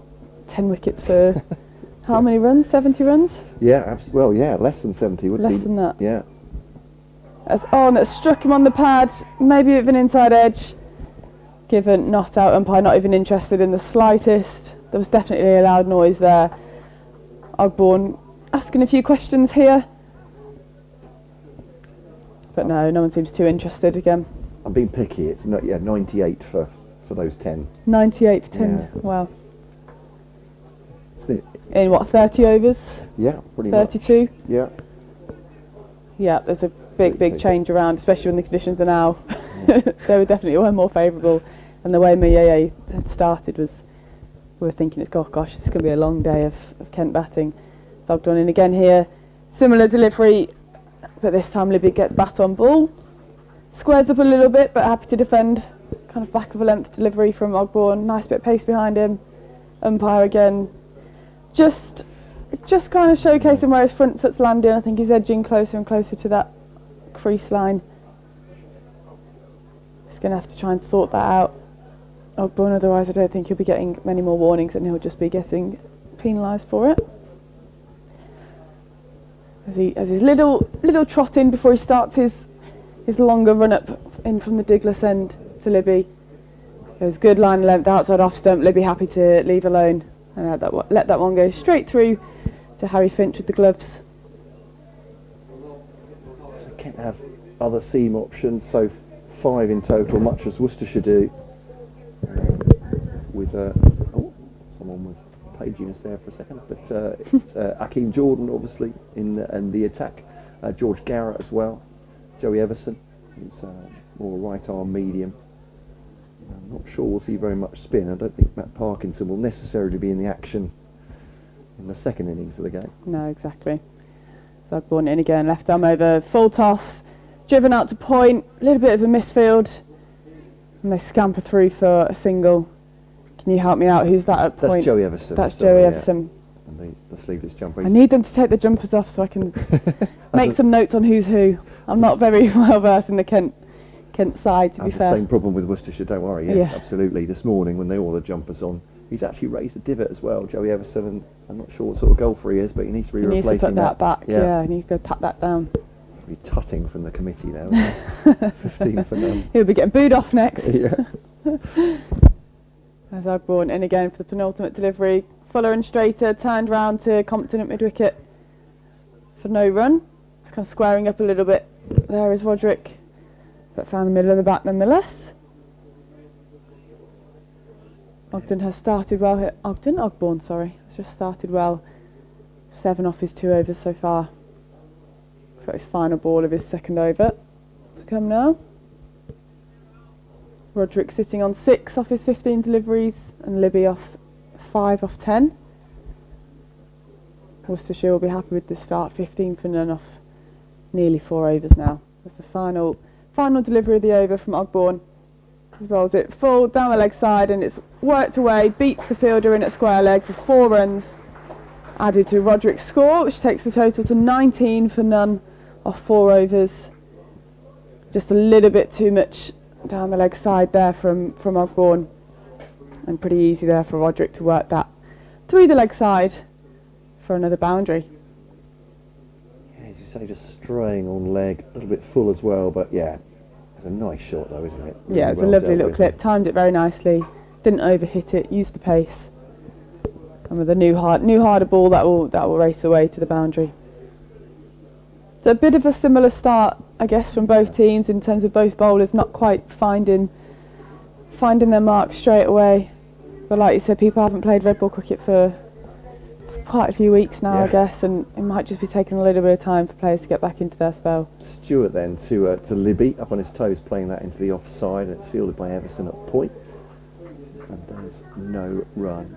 I noticed certainly if they were straying at all, Worcestershire tended to stray outside the off stump. Yeah. Kent just at the top of the innings. Stewart particularly, he's trying to find the in swinger, isn't he? Yeah, and they go more down the leg side. So 19 for none. We need to address that at some point, Kent. Let this get away from them. I'm sure we'll be hoping it surely does. So Libby gets on the front foot. It's fielded by Ben Compton. Going back to the wicket keeper. There's no run. There's some consternation from Kent fans about Ben Compton's omission from the One Day Cup side. Played an important role in there. Well, they won it 2 years ago. Kent said they wanted to concentrate on youth and looking towards next year's 2020 and blasts to come. But interesting. Certainly felt they could have done with him, I have to say, in some low-scoring contests particularly. But batting didn't fare particularly well. This is defended in the offside, and there's no run. Yes, Kent fans were, I won't say they were mixed on that particularly. They were not keen. But also, I have to say, I'm not saying this is a coincidence or not a coincidence, but it is the last year of Ben Compton's contract. We haven't heard anything about renewal or not, so I'm not sure. That might have something to do with it then. We're not party to what happens behind the scenes, obviously, but yeah, it'll be an issue for both sides, obviously. Kent have to make sure they spend their money in the right way, and Ben Compton has to do what's best for his future. 19 for none they are now. With the bowling we're talking about for Kent at the moment. It's flicked off the pads again by Libby. He's finding a single down to fine leg. Ogbourne fields. I think especially when teams are at kind of the lower end of the table as well, those kind of contract negotiations must be kind of difficult because you don't know what you're offering players, you don't know what players want from yourselves, what position you're going to be in next year, so I can imagine must be a few difficult conversations going around from both players and management alike. I'm off to do an update. I should do that. I'll leave you with Frank Watson and Marie Kelly. I can continue from this end. As Stewart comes in, again to Roderick, full and straight, defended nicely, out by Roderick. I'm impressed with Stewart's pace today. He's kind of hit the deck hard. He's been hitting the splice of the bat a few times. Has been a little bit more accurate than Ogbourne so far. A little bit extra pace, and he seems to have found his line now, just tightening up a fair bit. And like Matt said, if he's missing now, it tends to be more down the leg side rather than offering too much width. But we'll see what he has to offer here for his final delivery of the over. He bowls it again, kind of just trickling down the leg side, and it's worked around to square leg for no run. And that completes his third over, where he goes for just 9 runs. Score remains on 20 for none after 5 overs. So a pretty decent start from Worcestershire. Kent probably not too happy with it. They'd have liked to have been a little bit more accurate and haven't really created too many chances as of yet. But like we said about the first innings, it looks like bowlers are just trying to get their way into it, find their groove again, and returning back to red ball cricket after a month of kind of white ball, the 100. Prior to that, sort of T20 blast as well. It's kind of been a bit of a higgledy-piggledy season. Players all over the place, not playing too much red ball cricket. So I imagine it might take them a few overs to find their stripes again. Do you think you'd say? Yeah, Frank Watson back to this? I would agree with that, Marie. I think that's exactly right. And we saw it in the first innings and could well be seeing it again here. There's Alfie Ogborn again in from the Diglis end. On the back foot, Jake Libby defends. Yeah, absolutely. If you're just joining us, and I know people are just coming home from work and tuning in, Kent put into bat, cruising at one stage, 73 without loss. Joe Leach, probably, in his own words, bowling the worst opening spell of his career, he reckons, before returning, picking up 3 quick wickets and ending up with the second best figures of his career, 6 for 52. From 11.5 overs. Kent were bowled out for 171. Ogborn again bowls. Libby clips up to mid-on. There's no run. As I say, Leach 6 wickets, 1 each for Taylor and Hartshorn, 2 for Finch. A word for Rob Jones, who caught 4 sharp catches at second slip. Caught really well. And also a word for Tawinda Mawai, who played Mawai. I keep saying Mawai. Tawanda Mawai played beautifully for Kent at the top of the order. Chanced his arm a bit, played a bit of baseball, but 56 off 64 deliveries, comfortably the top score in that Kent innings. But they fell away. This one from Ogborn is clipped by Libby down to backward square leg. Good tumbling stop out there on the boundary. And they go through for 2 runs. Libby moves on to actually only 1. They just got a single. Yeah, good stop. It's not very long boundary down there. Looks like he's struggling to see with the sun as well. It's gone really bright outside now. So the kind of weather we should be expecting in August. Yeah. It's a breezy day, and I gather it's going to get really breezy overnight. Might be some heavy rain tonight. So it's perfect cricket weather, isn't it, currently? Ogborn round the wicket, bowls, and Roderick drives handsomely, beautifully to mid-off. He is a lovely driver of the ball, goes Roderick, particularly straight down the ground, but that one a little bit wider from Ogborn and hit through mid-off for 4. Lovely, lovely cricket shot. Alfie Ogborn bowled for Somerset against Worcestershire at Taunton a week or 2 ago in the white ball competition. He bowled really well when he came round the wicket and cramped the batsman up, but obviously it's a bit different with a red ball, but he did get some shape back into the right-hander, but that one was just a bit too wide. Roderick goes to 14, 27 without loss. As Ogborn is in again and bowls. Bouncer, nice reply from the young seamer, and Roderick just watched it, swayed out the way, played it rather nicely, but it was good to see. I like that. I like to see a bit of spirit in a young bowler like that. And me too, and a little bit of thinking about it as well, not just bowling that same delivery again and hoping for the best. Yeah, absolutely. Good to see. Yeah. That was a beautiful shot though from Roderick. I think just didn't look to overhit it. Did he use the pace? Yeah. I was expecting to see if we have actually got a pillar right in front of us, so can't quite see from extra to mid off. Yeah, you can see the stumps at the non-strikers end. I kind of expected to see a fielder there and realise it was a vacant position. It was a lovely shot for 4. And this one driven into the covers and no run this time. It's an interesting field actually, that, isn't it? The alignment there, because he's got no mid-off. He's got an extra cover, but he's got no mid-off. Yeah, and I think with that ball coming in, it should actually be easier, not easy, because nothing's easy in cricket, but easier to just hit back down the line through mid-off. Yeah, but he's maybe... Potentially like to see them a little bit straighter, all of them. I would, but I think maybe the plan is to invite him to do that and see if he can just bring it back through the gate. Yeah. He's in again, Ogborn. Bowls. Ooh, that's a good one. Played Decent at that pace one. there. Maybe on the back foot. Roderick just fished at that one. That was a funny one, that, because I watched that game against the Lions the other day, as I was saying, Lions against Sri Lanka, and there was quite a few that did that. It bounced quite sharply, but then it dipped down As before well. it reached the keeper. It was as though it did actually stop a little bit. Might just have held bit it across the unusual. seam, maybe, but just a slightly tricky one for Roderick to negotiate. And he's just having a look at it now, the Worcestershire batsman, and thinking, could I have played that a little bit better? Anyway, end of the over, 27 without loss. Roderick has 14, Libby has 7. Got Stuart returning from the New Road End. If you are just tuning in and you're listening to us and you want to get in touch, you can speak to us on Twitter if you'd like to. As I just break off for Stuart to bowl this ball full and straight, well defended by Libby for no run. You can contact us. I'm Marie Kelly 96 on Twitter and Frank Watson 58. Yep. We have had a few people get in contact, which is always great. So if you've got any thoughts on the game, if you're here or if you're watching from at home, any issues with the stream, then let us know. Well, it was good. We were told, and I hate to tell you two this, but there was no sound on the stream for the first 5 minutes or so after tea, and it was only Twitter that informed me, and I had to get that put right. It wasn't my fault. I hasten to add, wasn't our fault in this box, but it was corrected. dear. But we were going out on the stream. Stuart, a bit more back of a length this time, and again Libby making a good decision, a bit more back of a length, so jumps onto the back foot and defends that out to Akeem Jordan at extra cover. Pictures were going out, but no sound. There was sound on the BBC Sports app, but not on the live stream for a short while after tea. All is now corrected, I hope. Glad they can hear us again now. They may wish they couldn't, but they probably can. Hopefully you enjoy listening to our commentary, and if you do want to get in touch, please do. As we've got Stuart coming in for the third delivery, and it's a leave outside the off stump by Libby. There's a decent bit of pace there.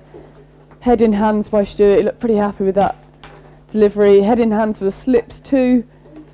That looked, it's quite hard to tell here, but it looked maybe a little bit close to the off stump. You can't help but feel, can you, that this next session is absolutely crucial in the outcome of this game. 100%. You really can't. We've got 40 overs left in the day. Kent will want 4 or 5 wickets in that 40 overs. Yeah, at least. And it could be huge. See if Stuart can get the breakthrough here as he comes in back of a length again to Libby, who defends, remains on 7 off his 20 deliveries. Seems like Stuart has found his line a little bit earlier now. He's really attacking the stumps, making Libby play every ball. He's got a good record against Worcestershire, Grant Stewart. He's a good cricketer, and I think this first hour of this innings is going to be crucial. I mean, absolutely get through this new ball. First 20 overs, could be crucial. Rain overnight might be tricky in the morning as well, you'd think, when they come back. Absolutely, they'll want to get as many as they can with few wickets lost as possible. Stuart goes fuller this time. Libby drops some runs, should make it easy. A little bit of a fumble there from Akeem Jordan, and the Worcestershire batters scamper through for a single, moving it on to 28 for none. We haven't quite. Can you remember how many Kent were on at this time? They were a bit neck and neck. We were just saying, like, you know, in the 100 or in T20 cricket, you do an analysis well, of you seeing where tend they're to at. write it down. I can have a look back actually. It's not. Because it would be interesting how they did start very similarly, and kind of both sets of bowlers were a little bit loose with their line and length, but they seem to have honed it a bit quicker than Worcestershire did. As Grant Stewart comes in again, and that's a lovely looking back foot punch there by Roderick. That was a gorgeous stroke through the offside for 4 runs, timed beautifully, held his pose. That was a great one for the camera.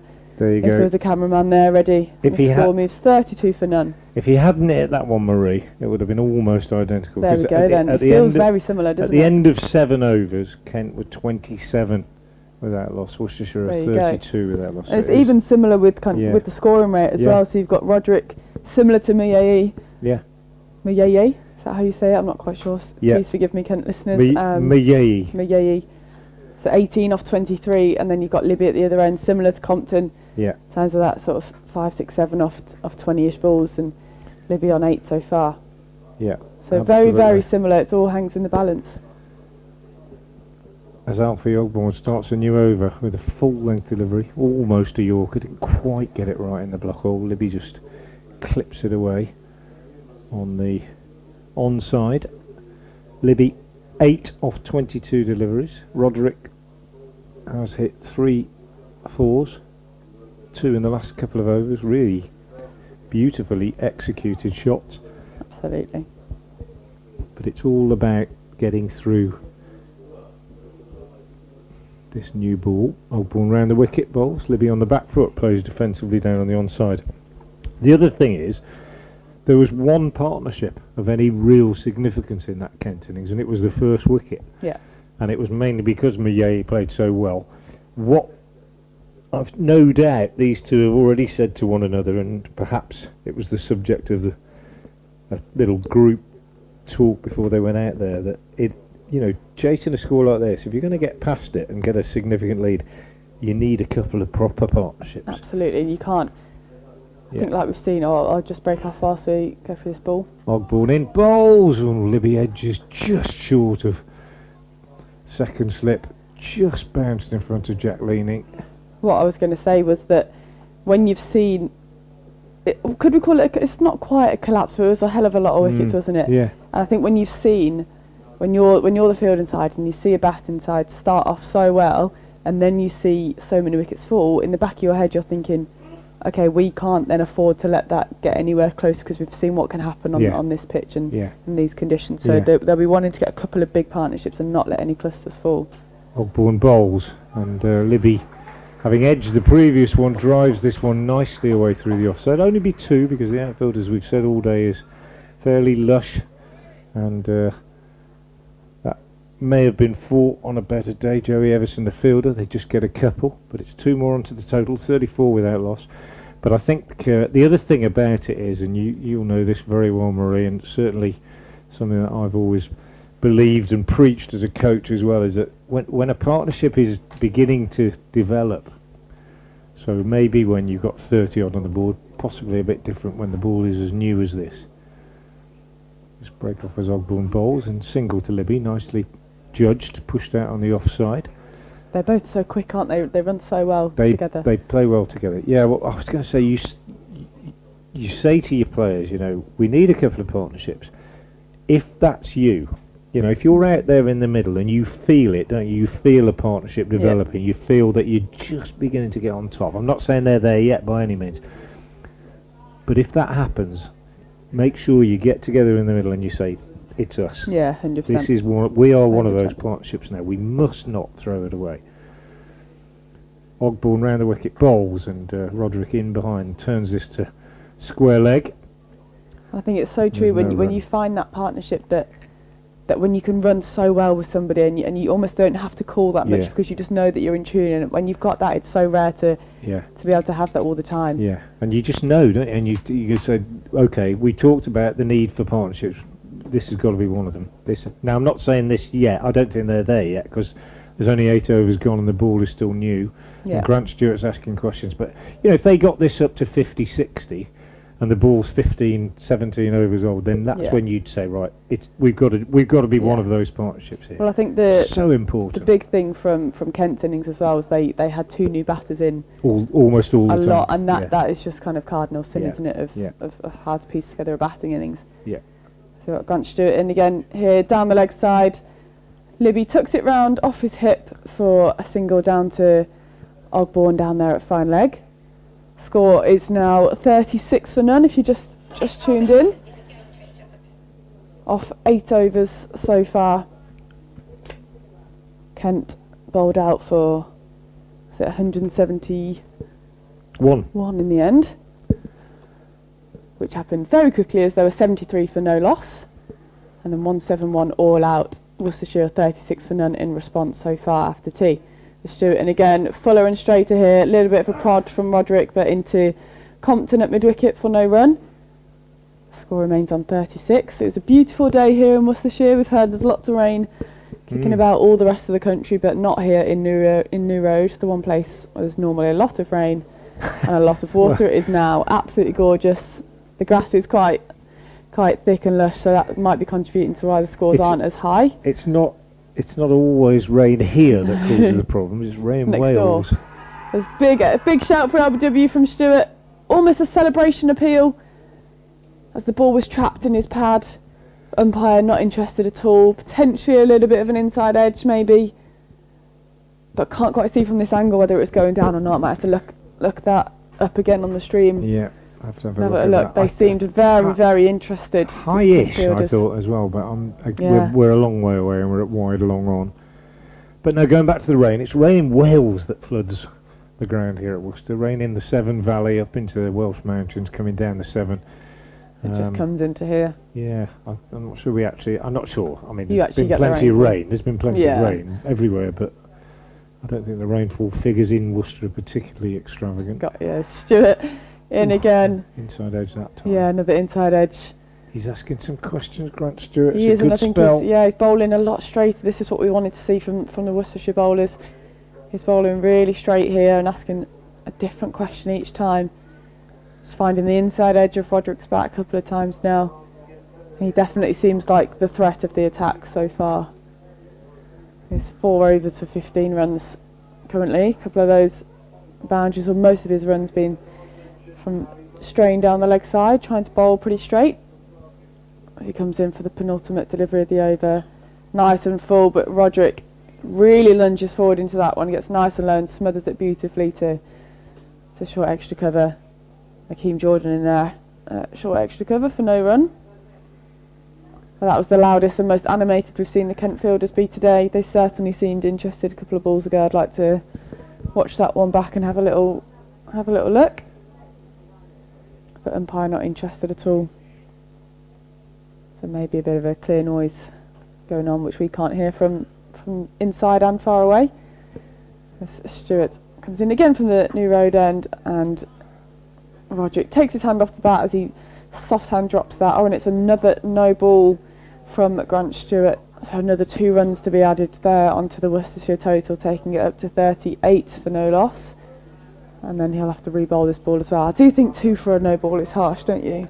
I do, but I think it's cut down the number of no balls since it was brought in. Which I think in white ball cricket though, it's especially when it's overhead height. I find that so harsh. Yeah, I do think that's a bit that it's harsh. 2 runs, re-bowl and a free hit.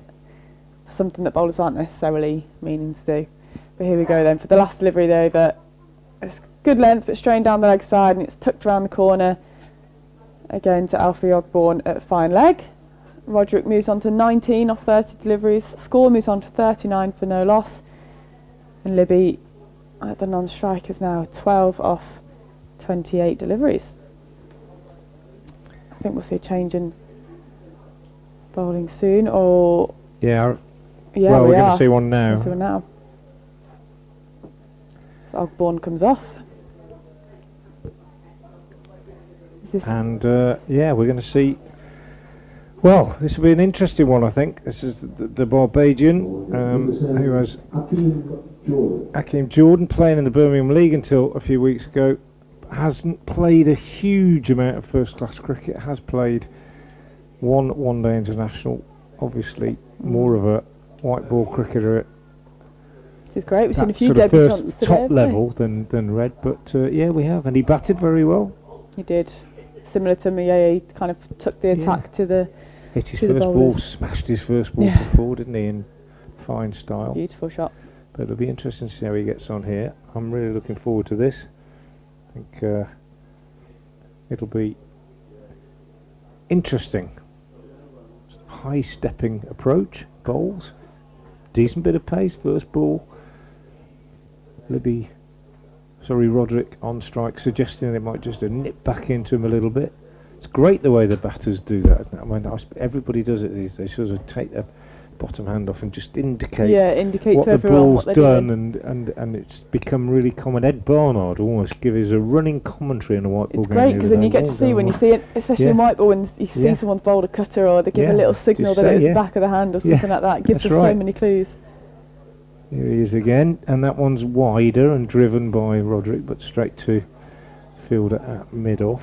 He's got a So, very yeah. like high step run up, isn't he? Looks He very has, hasn't he? athletic. Like a kicking sort of like when they train horses. To Yeah, to kick right, up. he just he's not a massive run up, and he just bounds a little bit as he sets off. But my first impression is that he hits the deck quite hard, decent pace, and he comes again now, bowls, and It's a good one. Squares Roderick up a little bit, pushed out on the offside. Bit of excitement behind the stumps. I do love seeing different bowlers' actions. I don't like when you see kids sometimes these days, like everyone's got the same kind of bowling action because they've been taught by the same coach. I really like seeing the nuances in people's actions, and he's got quite a specific action here where he kind of really accelerates to start with, and then he kind of leans up and then jogs in, and then it's again another kind of burst at the crease. There it is, like a little... Yeah, it's interesting, isn't it? It is very interesting. He bowls, and that one's a little bit shorter, and Roderick punched it through the covers with a nice straight bat. Picks up a couple of runs, takes him on to 21, 41 without loss. Yeah, if you're wondering what we're talking about, if you're not watching the pictures, and he stands at the end of his run, and he takes a couple of steps, and then there's a little spurt of short steps, and then he gets into this sort of bounding, high stepping approach. But he almost starts as if he's going to sprint, doesn't he, and then holds it. What's important is that when he gets to the crease now and bowls, it's all very nice and rhythmical. However, the end result on that occasion is a wide long hop, which Gareth Roderick is not going to miss out on. He cracks it away through the covers. It is incredible how similar to the Kent spooky, innings isn't it? This is. Roderick taking the lead, Libby playing second fiddle. Millet did that for Kent, and we saw Compton playing second fiddle, but the end result is that the innings are progressing down very similar pathways. Yeah, and it's been really similar from the bowling point of view as well. There's been some really good balls in there, but then there's just been Easing too many pressure. bad balls, isn't there? He's in again now, bowls much better delivery, which Roderick turns on the onside. And that is the end of the first over from Akeem Jordan. It cost 6 runs. Roderick has 25, Libby has 12, and Worcestershire made a decent start, chasing the Kent total of 171. They're 45 without loss off 10 overs. Absolutely, they'll be very happy with this rate, but they'll also have in the back of their minds what just happened in the Kent innings as well. So they'll be keen that if a wicket does fall to not follow suit, and I think the key will be here if they do lose a wicket is kind of accumulating and not losing those wickets back to back really quickly. Is that's just what got kind of Worcestershire's tails up. They got them back into the fight, losing wickets in clusters, and it just gave them that little bit of energy. There's nothing worse when you're the field inside that if you've taken a wicket, it takes you another 20 overs to get another wicket. It's just absolute soul crushing when you're out there in the field for that long. As we see Grant Stewart returning from the new road end. Ornack's kept low, almost worked down the leg side, but trickles to square leg for no run. That stayed very low actually. Libby kind of falling over on that one, but manages to keep it out.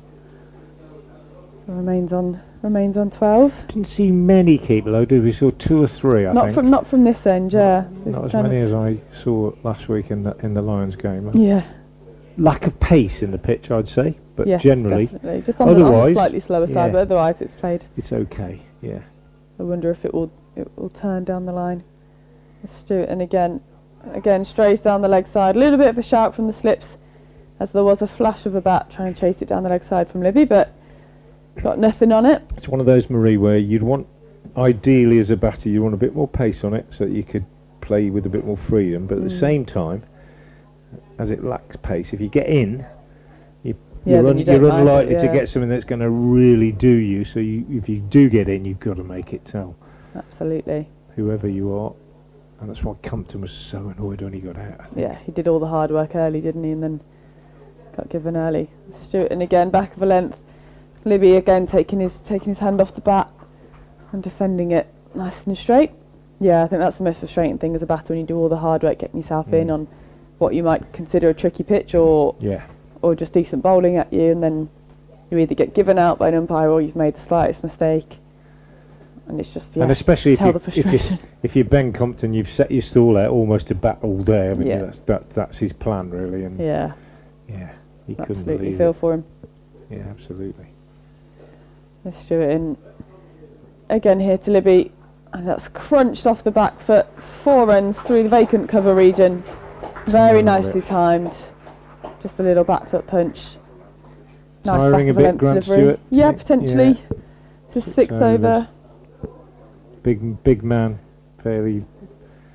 Yeah, like we said before, we've seen few down the leg side now, a few a little bit more width outside off stump, so potentially signs of tiring towards the end of this spell. We'll get a wicket now. Yeah, watch us say this now. You do feel after 6 overs, going for 22 runs might indicate some fresh legs maybe from this end next, but we'll see how he goes on this penultimate ball. Back of a length, a bit straighter this time. Libby defends. He's moved on to 16 off his 32 deliveries. There's one ball left. This 11th over. Score is 49 for none. Worcestershire definitely the happier camp so far, as they elected to field first and bowled Kent out for 171 and now a 49 for no loss in response. Stewart in for final delivery of potentially his spell. Again, bit of a better length this time. Libby back then forward and happy to defend for no run. Do you want to take a little?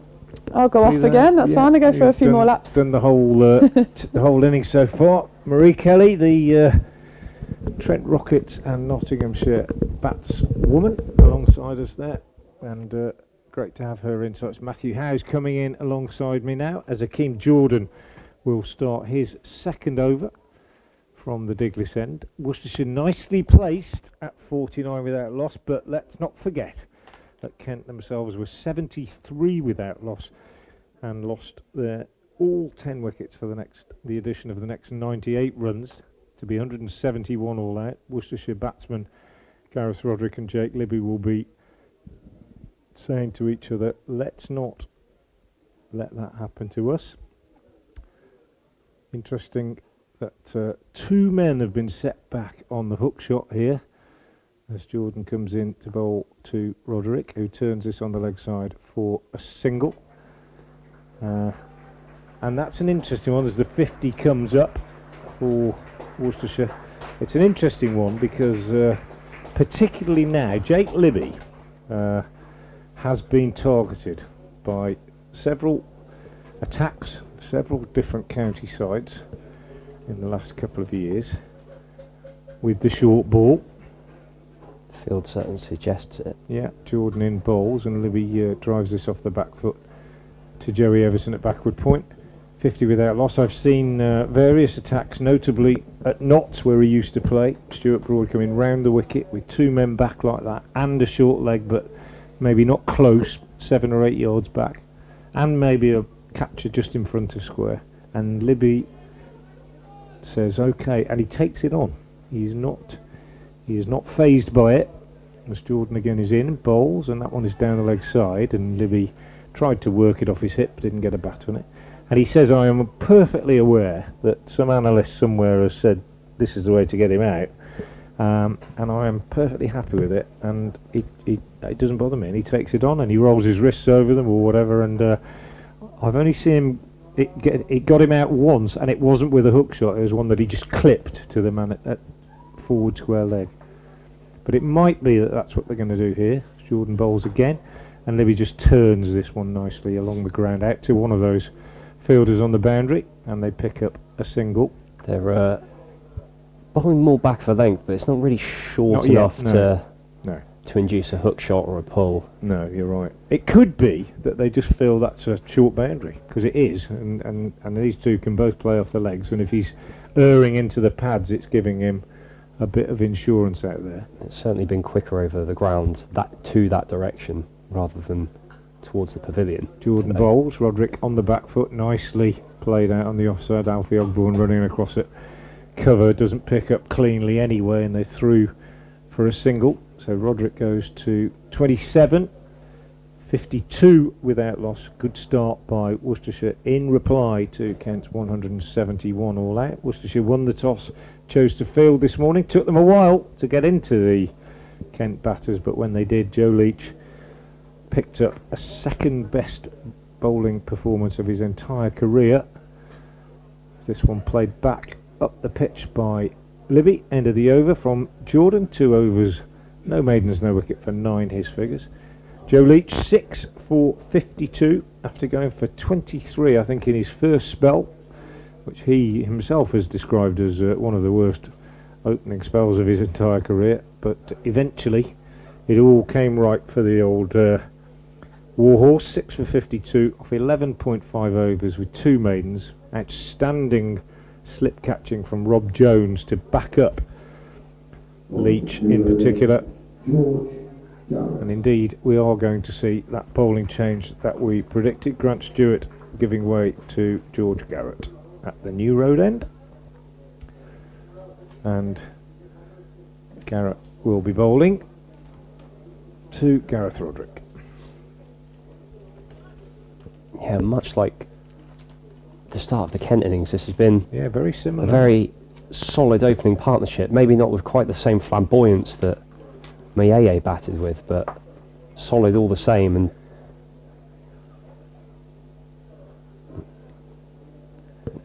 George Garrett, formerly of Warwickshire, product of Shrewsbury School, like Joe Leach, believe it or not.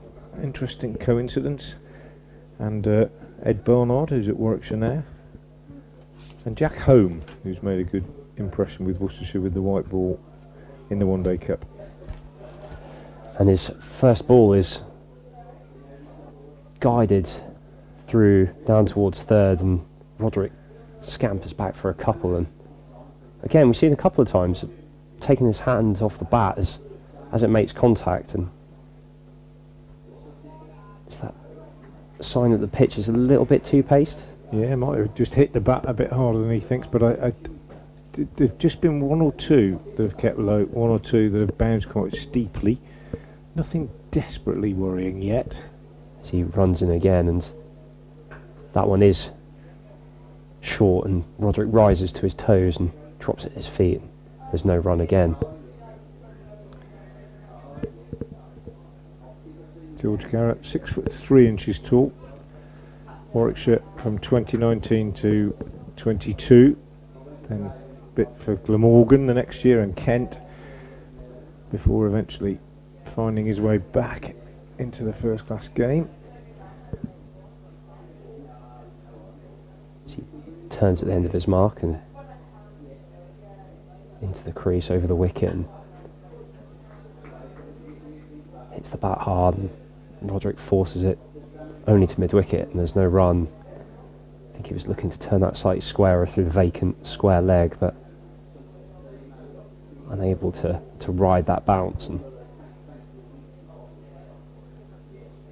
Garrett's started the spell by looking to hit that length hard and try and do the same thing that the Worcestershire bowlers did, bang away at that length. Comes once more, and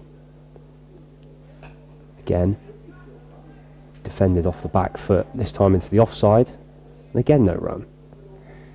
Yeah, hard length they call it. I struggled at first when that became a common term. I had to ask 1 or 2 younger players, how can you describe a measure of distance with a word that describes the solidity of something?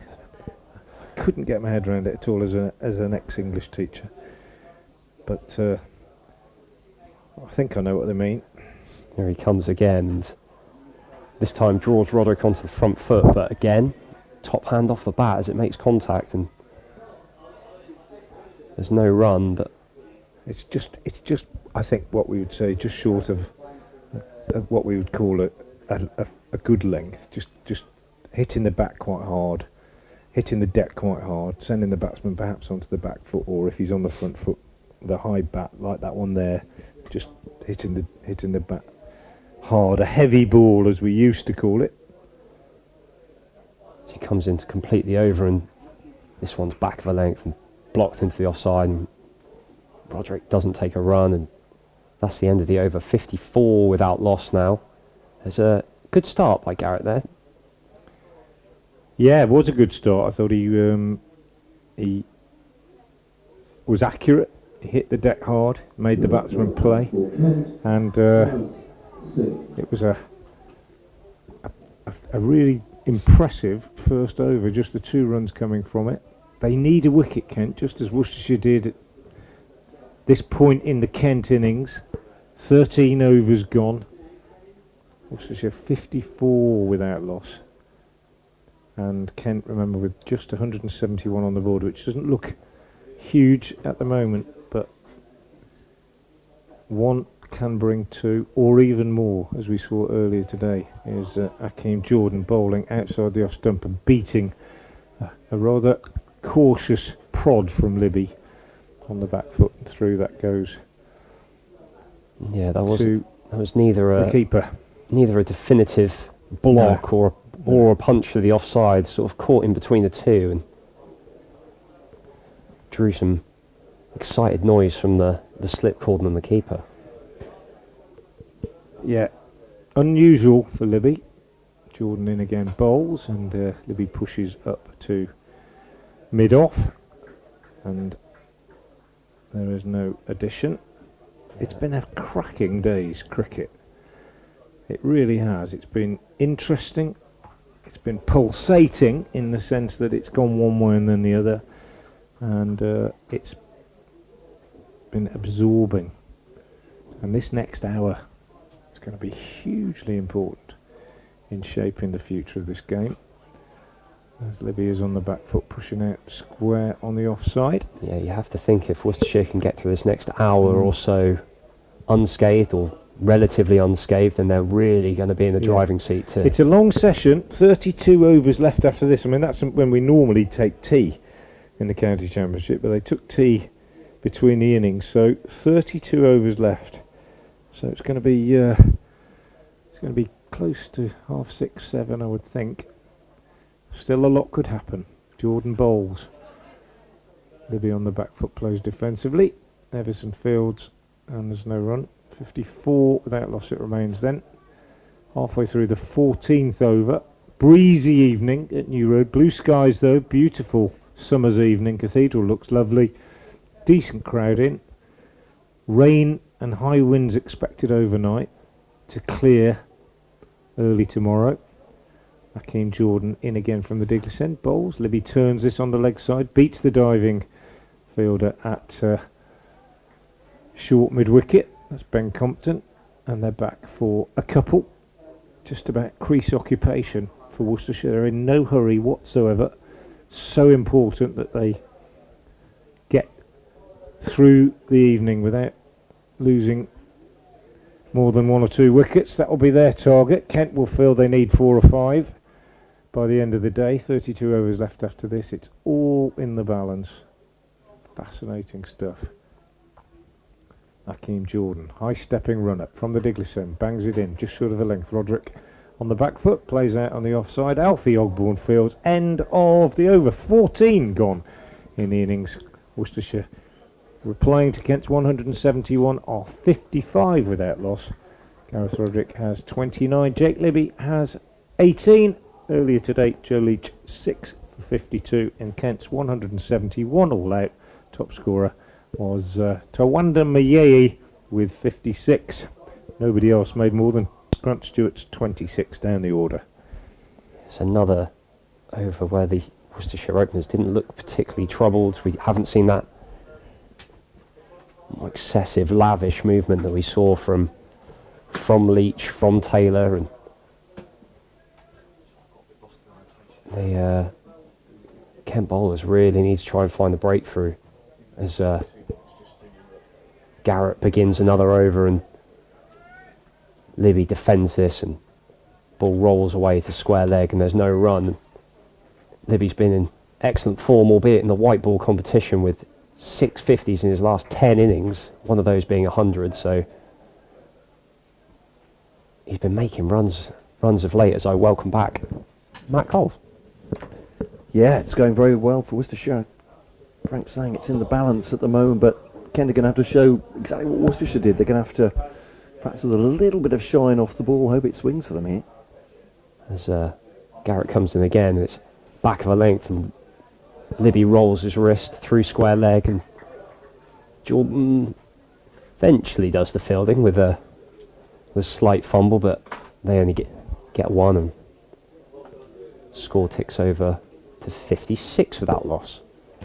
She was saying they've gone about this a very different way. Worcestershire certainly, Miayo came out all guns blazing, but this is feels a much more considered start to the innings and a good partnership already between these two.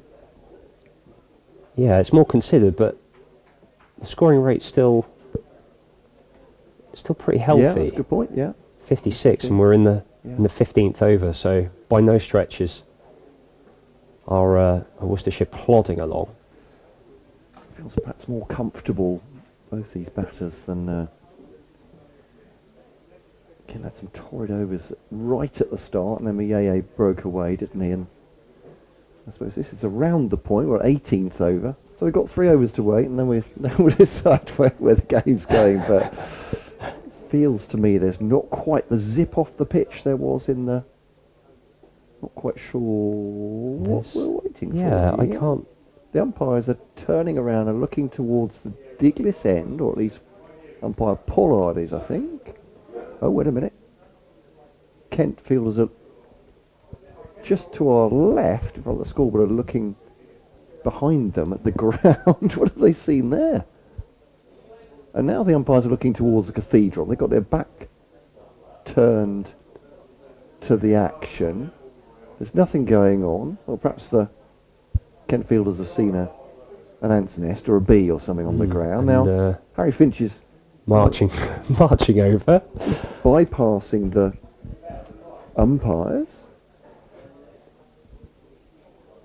And what's The whole of the play is because an unidentified object has to be removed from the outfield. Oh, is it? Now, well, an unidentified object has to be removed from the outfield. What on earth is going on? We can only make a supposition. Well, the Kent fielders are very interested. Harry Finch has come over to have a look. The umpires had a look. I wonder for a minute, I've seen a stoppage like this before when a, how can I put it? A fox has left a present on the outfield. Now, one of the 12th is coming over and squatting down. Have we got, with Frank's binoculars here. I'm not sure if I can... Yeah, they're all staring at the outfield intently and pointing, so...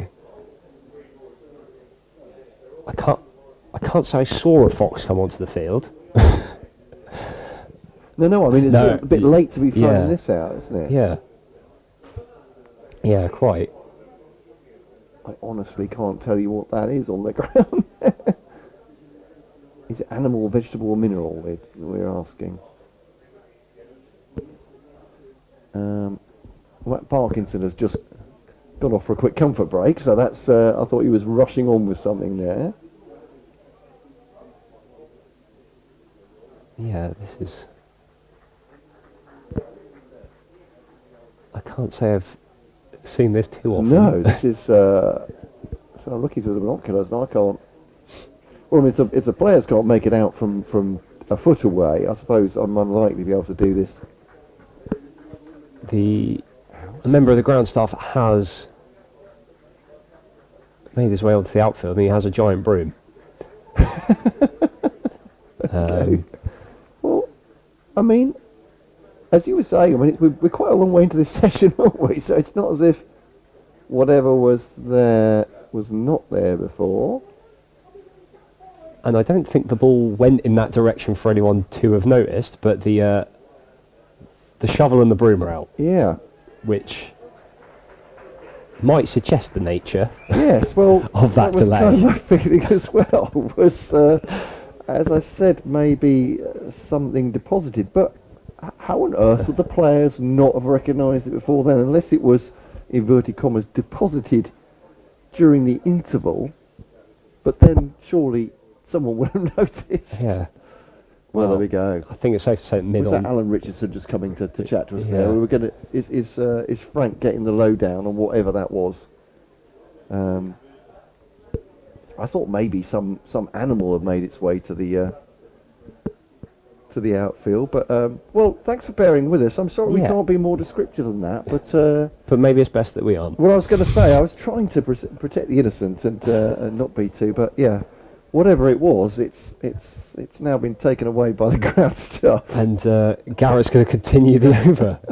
Here he comes, and it's defended by Roderick to mid wicket, and there's there's no run. And cunning ploy by Kent just to distract the Worcestershire batters. It could be, who knows? But so look, a stiff breeze blowing out there. It's a beautiful day now, isn't it? Later evening or later afternoon rather. yeah, so The weather seems to have got better and better. yeah, glorious evening. There's still that stiff breeze, but the sun's out. The dark and gloomy clouds that covered the ground this morning feel a bit of a distant memory.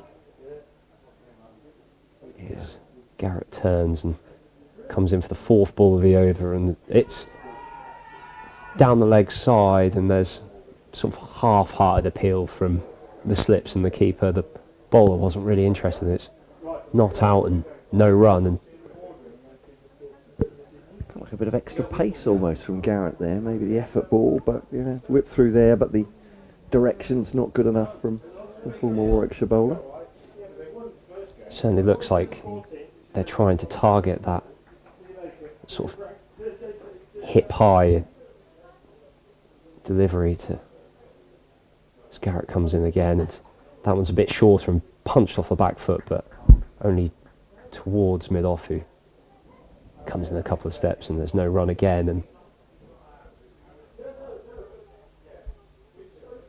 Garrett's going to a rhythm pretty quickly here. There's been no freebies, as we saw from the Worcestershire bowlers to start their spells, especially this morning, and if they're not getting the lavish movement that we saw earlier today, then maybe drawing up the runs is the best way to go, as he completes the over with a back of the length ball that Roderick again defends, and it's picked up by Garrett. And he's now 2 overs for 3 runs, and Worcestershire is still 56 without loss after 15 overs. I wonder if Garrett might just be the key to this for Kent. It's his consistency is his biggest weapon, really. He's not prodigious pace, but he does move the ball a little bit off the seam and in the air.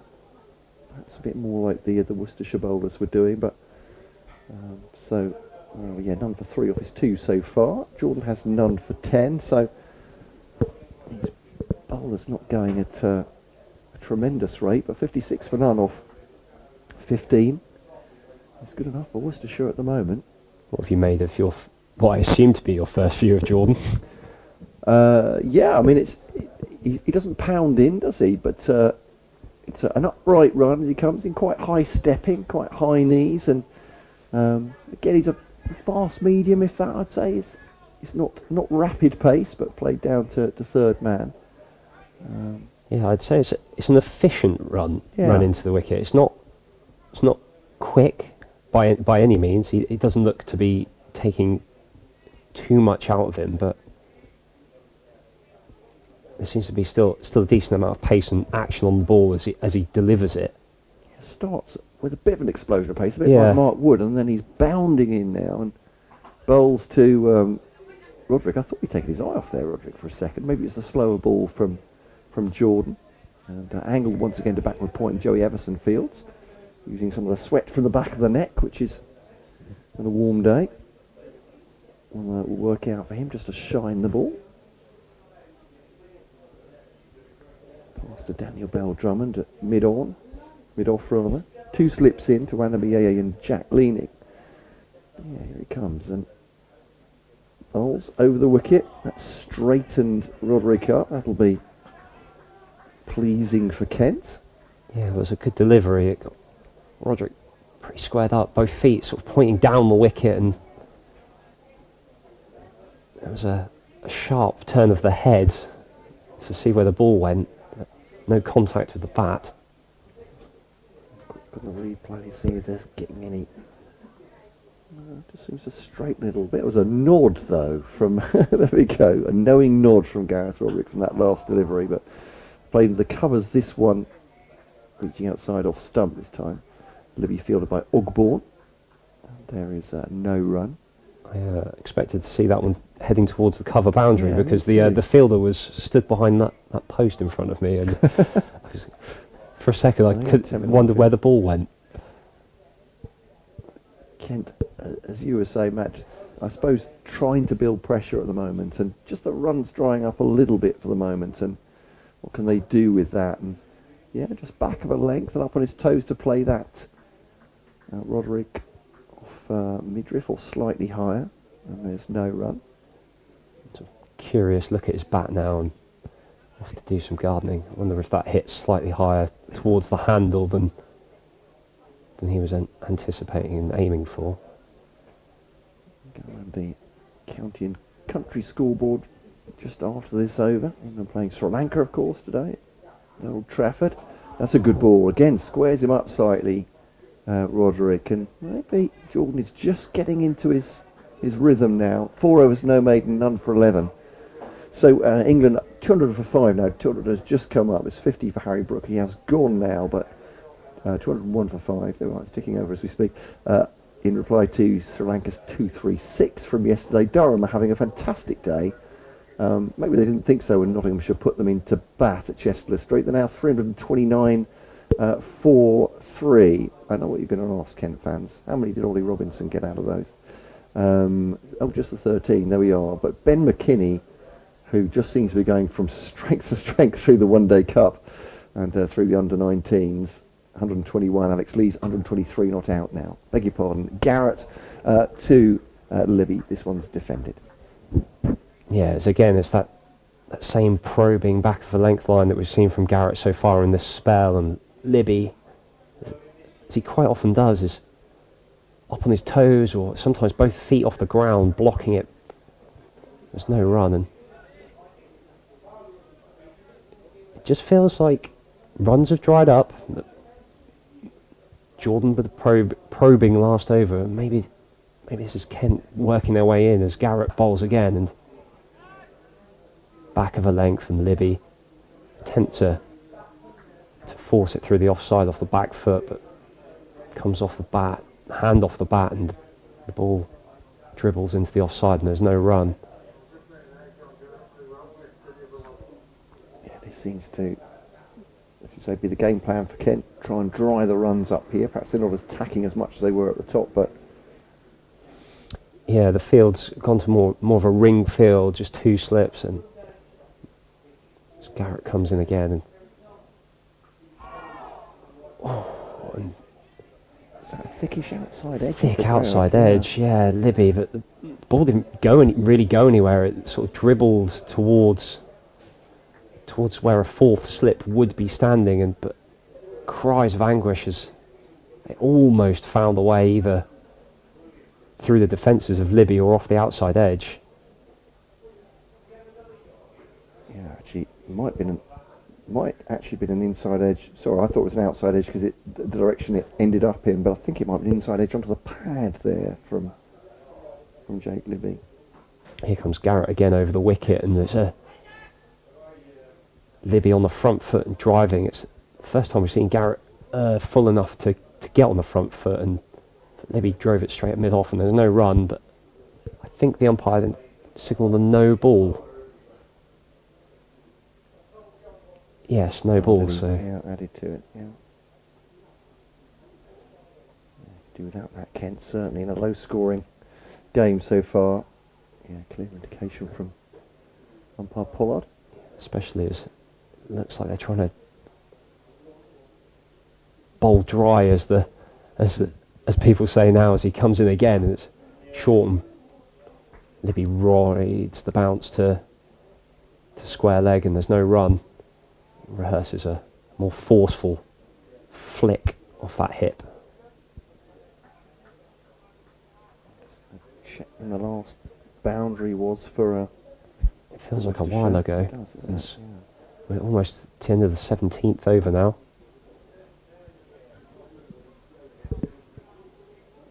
Yeah, the 11th over. There we are. Stewart to Libby. As Garrett runs in and bowls, and another solid defensive shot, dropping the ball at his toes by Libby, and there's no run. It's picked up by Daniel Bell-Drummond, and walks back with this bowler in conversation. See if they can scheme something up here and conjure a wicket.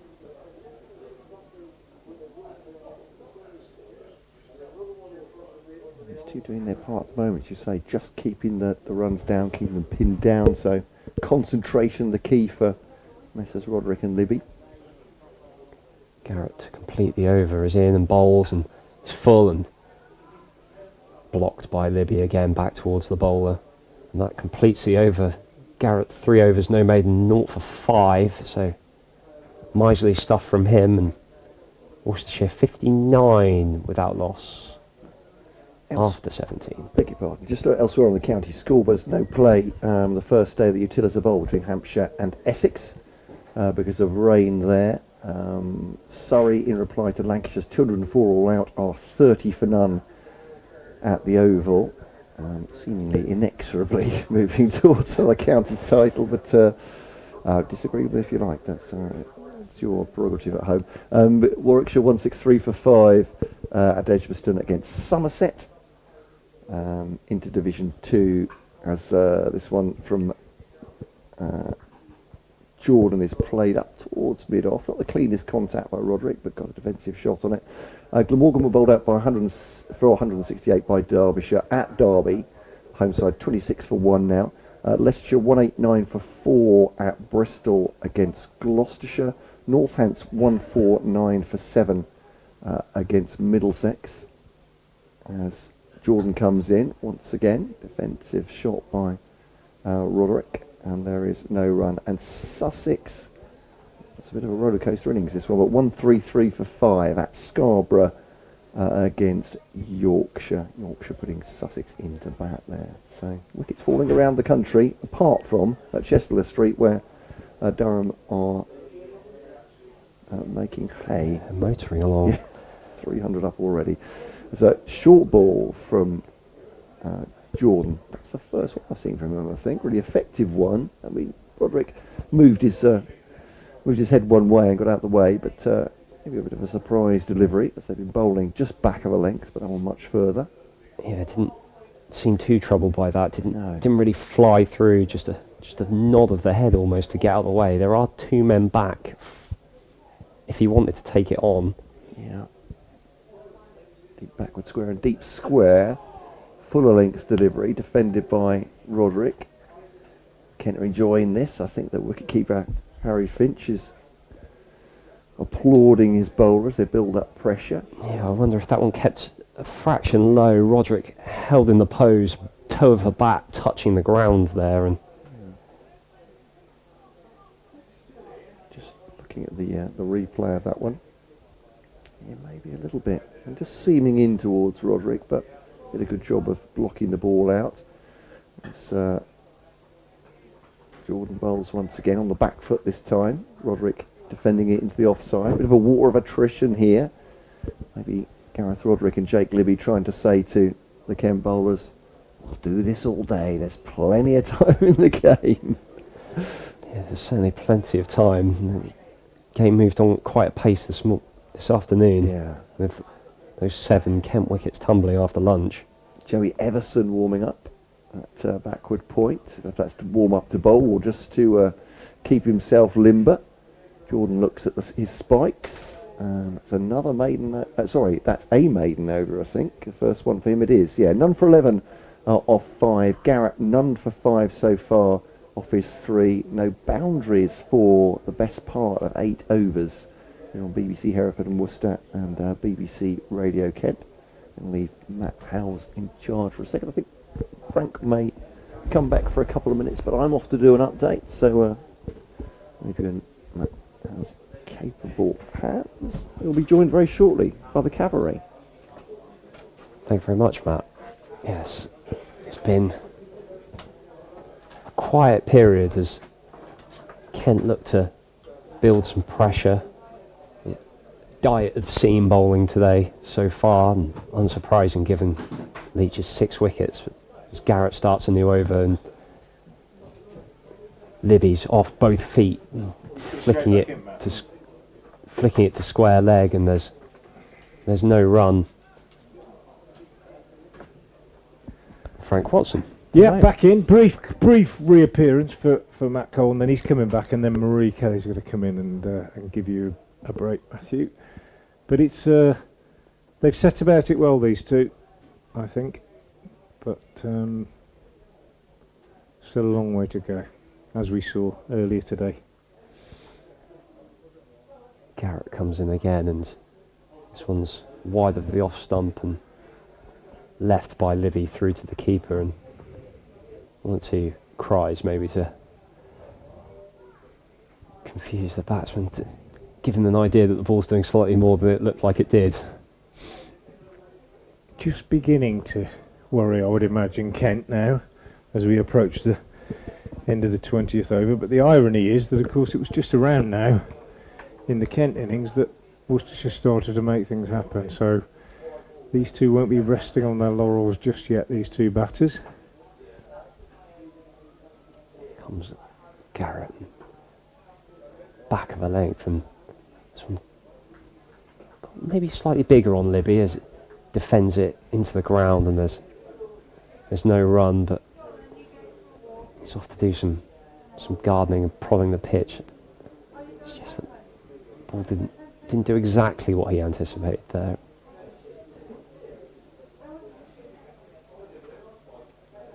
Still 59 without loss. As we enter, feels like a bit of a holding pattern right now. Here comes Garrett.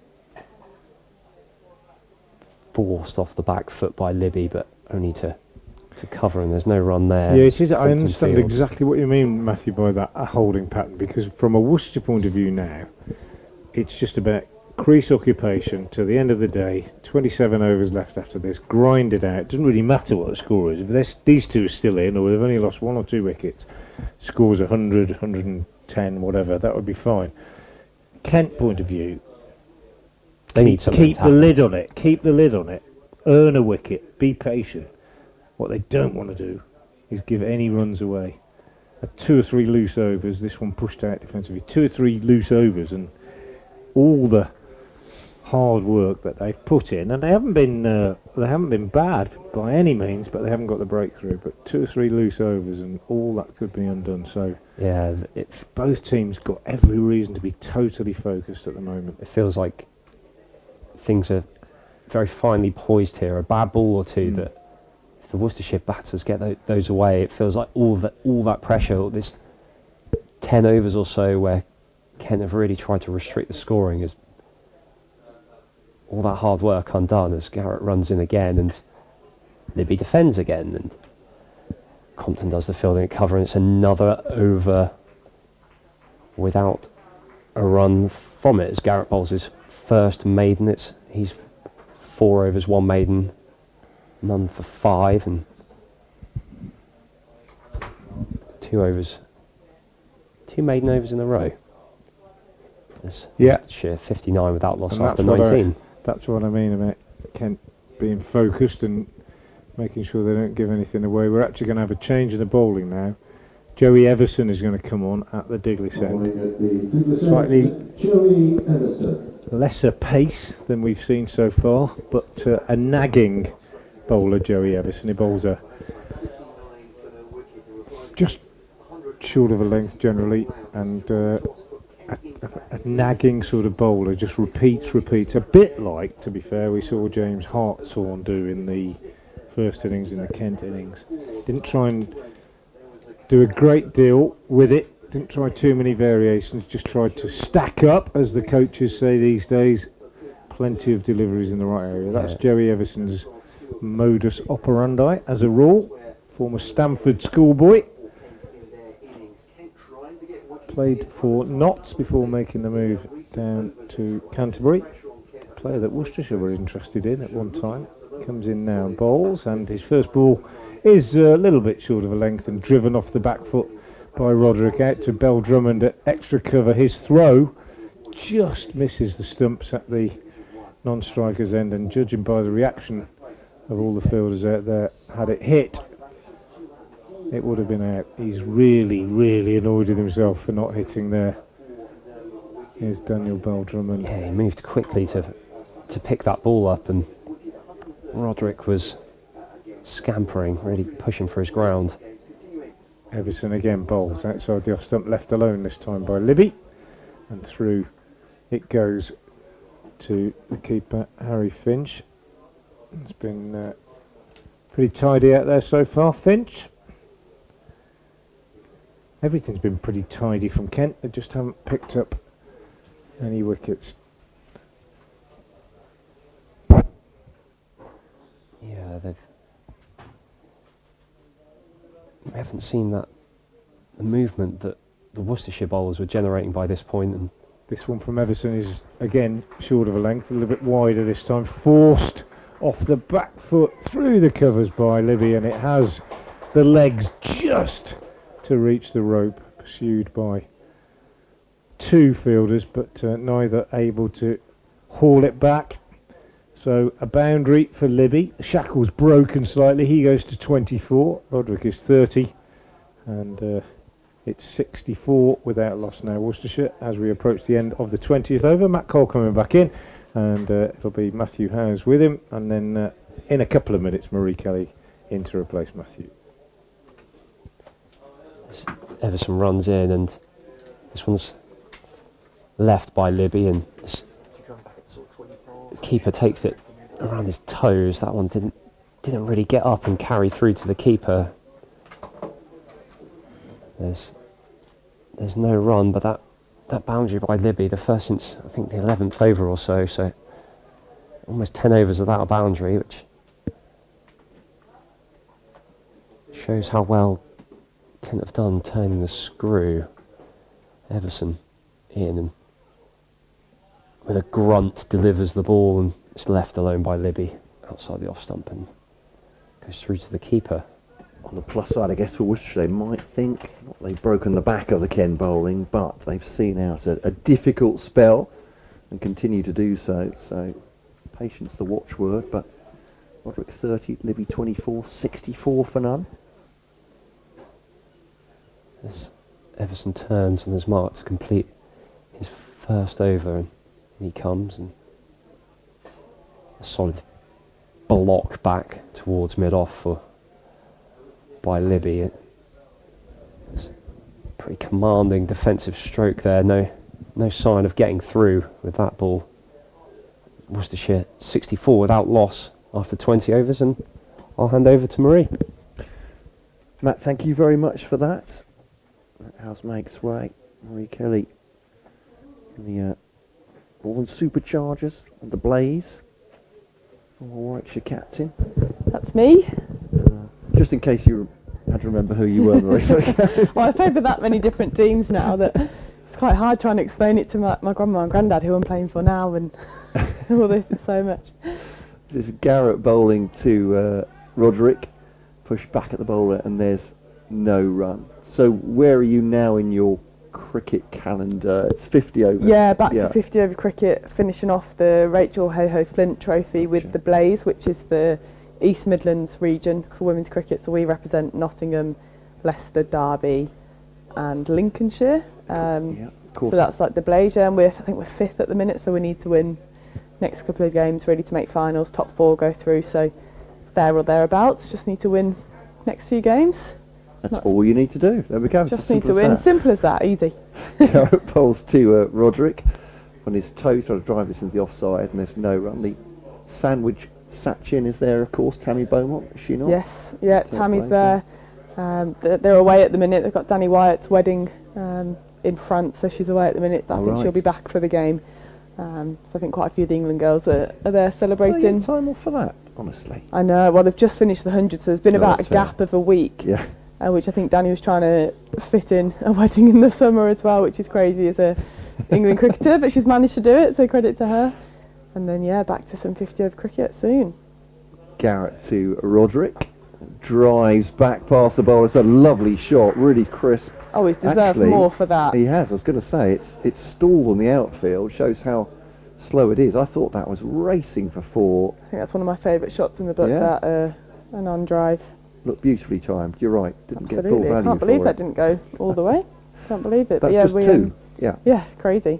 We were Charlotte Edwards Cup T20 champions with the Blaze, so we've had a pretty decent season with that. And then that feels like years ago now, because we've had so many. Like, we went back to 50 over, then we broke up for the 100, and then we're back to 50 over again. So it just feels like a year ago at least.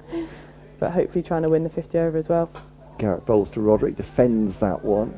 Slight walk forward.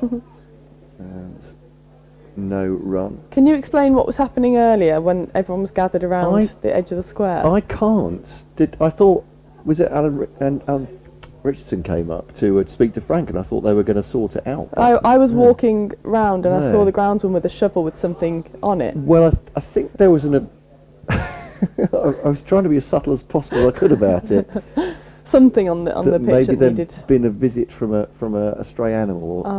But I can't imagine why that would only been whatever it was, but only been found now at this time of the afternoon. So I've seen that happen before at another ground, put it that way. But yeah, very strange. Driven into really the odd. offside. Really odd. No idea. Well, I was walking around and I didn't know if someone had been hit or something bad had happened, and then I saw them carrying something off, and I thought, oh, how weird, how bizarre. It was a strange scene, wasn't it? We saw a little group of fielders looking down at the ground here, and then the umpires were looking towards the cathedral, so none of us could quite work out what's going on. I think they were waiting for a member of the ground staff to come over, maybe, but whatever it was, you could get into a shovel with the broom. The ball was flicked off, answers on a postcard. Actually, please don't do that. Back for the square, before we get into a dangerous area, and a single taker. Is that the end of the over? It is, and Garrett has been good, economical, none for 8 of his 5 so far.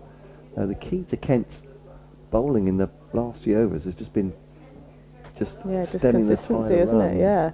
Well, it really has. When I was set off for a walk, they were sort of 4.5 and over, and kind of dropped now to 3s. So definitely seems to, I think Roderick in particular, slowed up a fair bit, hasn't he?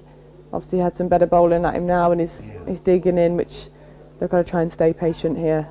One boundary in 10 overs like this now, so they've had one off Everson in the previous over, and the last one before that was in the 11th. So they've done a good job in that respect, but Worcestershire seem to be, or are trying to ride this pressure out, obviously. Yeah, I think it shows when you're bowling well on this pitch, it's difficult to put away. Stevenson comes in to Roderick, who drives that not as handsomely as the over before, but to mid-on for no run. Yeah, they seem to have tightened up a fair bit on their line and length. Everson and Garrett in particular. Garrett only going for 8 runs off his 5 overs, and Everson just 5 off his first. I think we've got a change in field here. We've got Compton coming into it just off the strip, sort of silly mid-on, and then a wider Matt Parkinson at mid-wicket. Stevenson comes in again. This is short outside the off stump, back foot driven out to point. So Alfie Ogborn there at back of point for no run. He looks a bit disappointed on that, Roderick, to miss out on the short and wide nature of that delivery. It's another dot ball to Everson's name. Is it Everson or Everson? Everson. Everson. Yeah. Want to make sure I pronounce it properly. It's nothing worse than someone getting your name wrong consistently. So Everson comes in again to Roderick. This is left well alone outside the off stump. Lovely line and length from Everson there. And Roderick happy to leave it alone. He's on his 33 off 70 deliveries now. Libby at the non-strikers, 24 off 64 deliveries. So both kind of evened out a little bit now. Roderick was a bit more of the aggressor to start with, wasn't he? Libby kind of sat in at the other end. Now just a little bit more even in their run tally.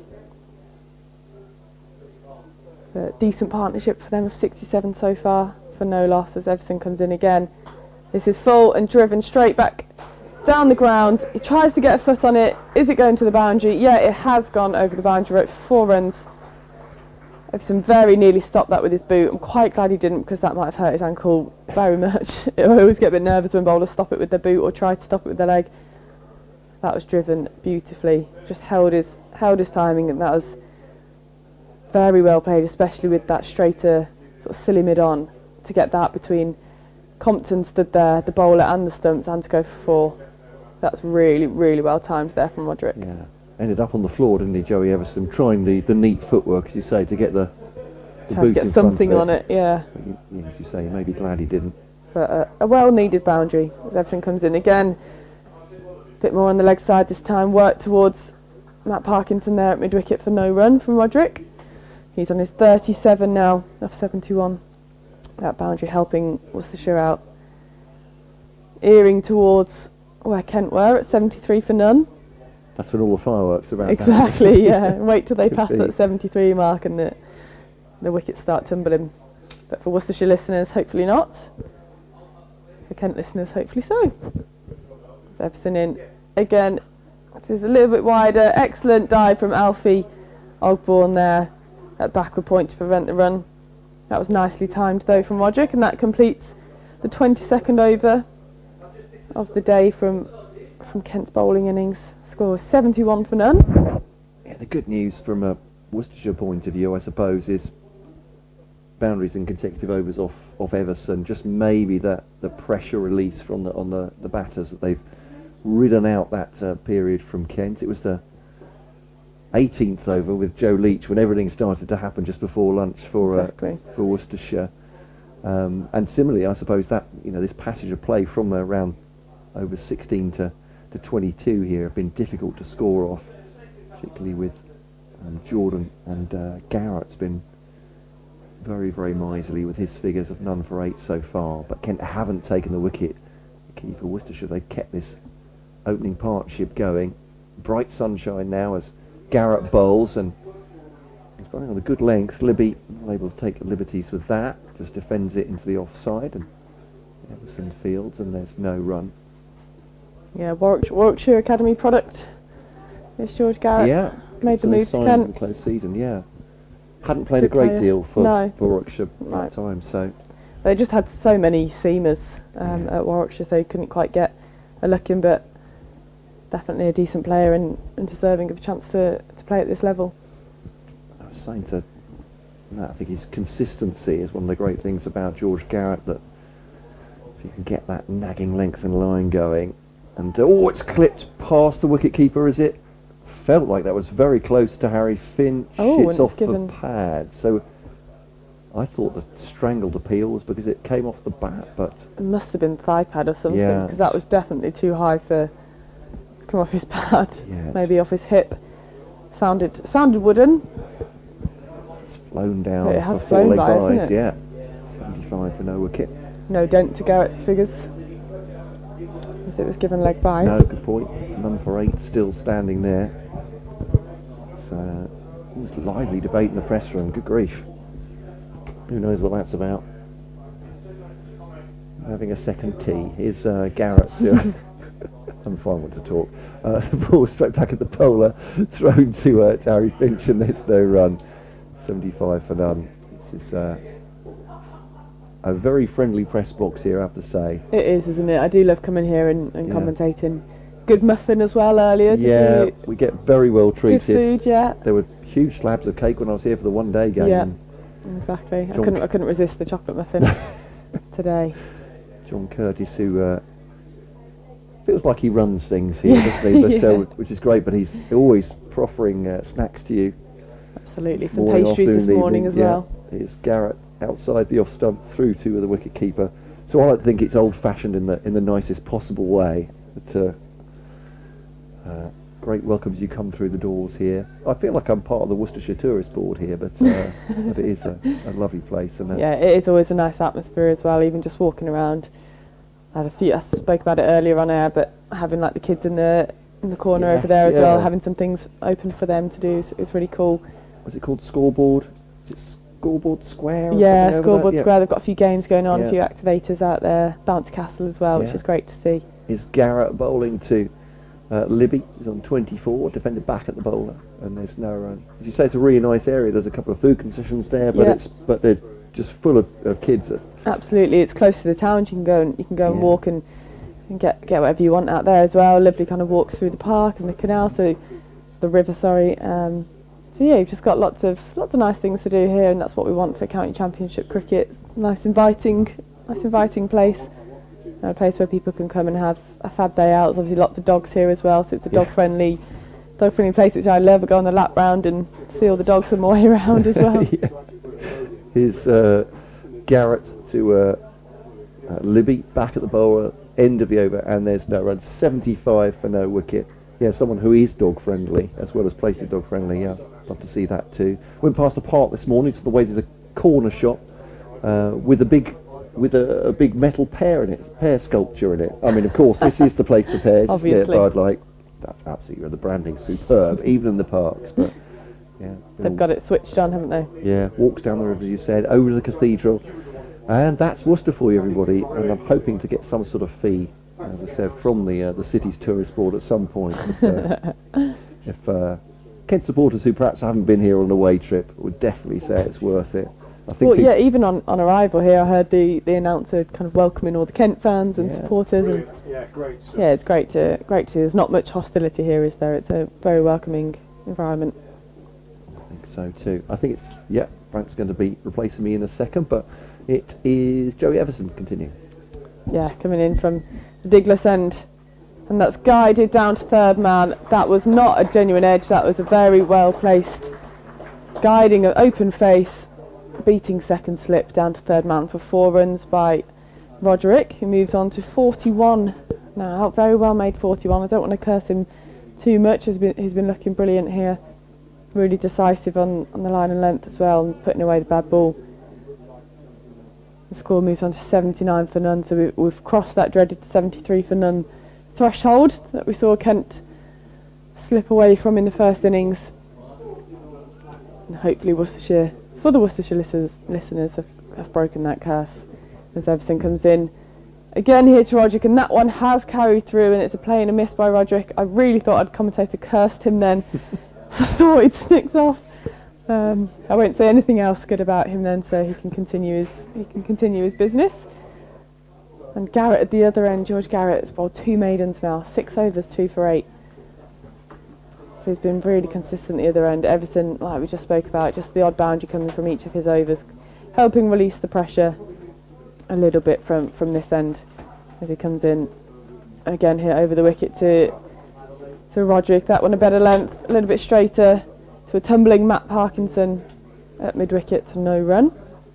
You've got the Ben Compton in very straight there, still at that silly mid on position, with Matt Parkinson more of a wider mid on, not quite a mid wicket, more of a wide mid on, and then we do have a mid wicket in as well. Still the 2 slips in play, a point, a cover rather than an extra cover, and then a very kind of wide mid off too. As Everson in again to Roderick, a little bit slower and fuller this time, and he pushes it into the ground to that silly mid on position to Ben Compton in there for no run. So the rate getting a little bit higher now with the help of a couple of boundaries from Everson's overs. Roderick picking up a few in his last couple of overs, as well as those 4 leg byes too, helping Worcestershire's case in this chase.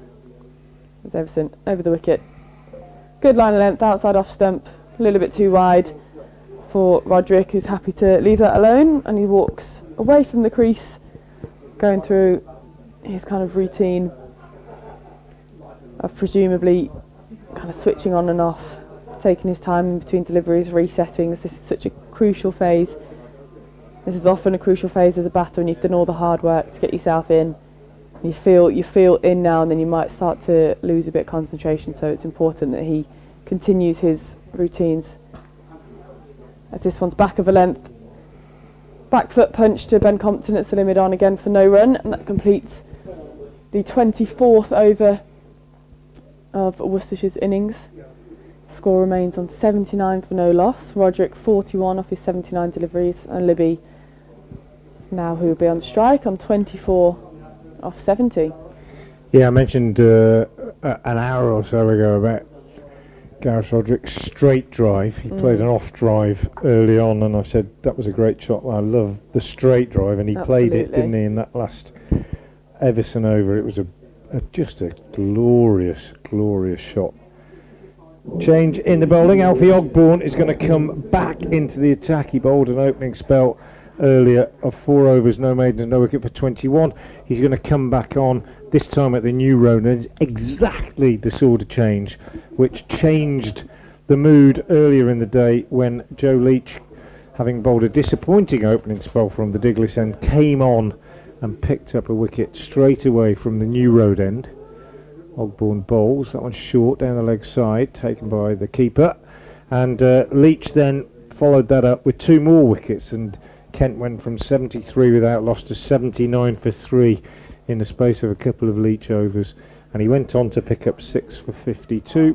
We've mentioned how these 2 innings have followed each other's patterns, and Kent will certainly be hoping that continues to be the case, and it easily could be. Such a strange game is cricket. Ogbourne in, round the wicket, bowls down the leg side again, and Libby just flicks at that one. Absolutely. Couldn't say he's bowling for a strangle, but you could easily see it happening. A little glance down the leg side into Finch's gloves. I'm getting a bit scared by the change of ends as well, as that's what seemed to work for Joe Leach earlier in the day as well. Ogbourne, as I've said 2 or 3 times, he bowled against Worcestershire in the white ball competition, the One Day Cup down at Taunton a couple of weeks ago, and he started over the wicket and was rather wayward. In again now and bowls, and this one worked on the onside by Libby. So maybe he prefers bowling round the wicket. And then he went round the wicket, and when he went round the wicket, he bowled a lot better, and he white ball, chucked the batsman up a little bit, didn't let them get their arms away, and delivering the ball from where he is, he's going to get worked into that onside a fair bit. These guys at mid wicket, square leg actually quite a way in front of square. They could be busy. He's in bowls, and Libby does work it away on the leg side, but just past that man at forward square leg, and he picks up 2. It's an unsuccessful slide. I'm just laughing because he did a figure of 4 slide to chase the ball, but then it was a great slide, but then he just didn't pick up the ball, so the ball just kept going away from him, which is not great. His mate, I think, is that. Occasionally, you see a fielder do that, and a kind of he's doing it to make the batsman think that he's got alongside it, but he was quite a long way short of that. Anyway, 2 runs taken, 81 without loss.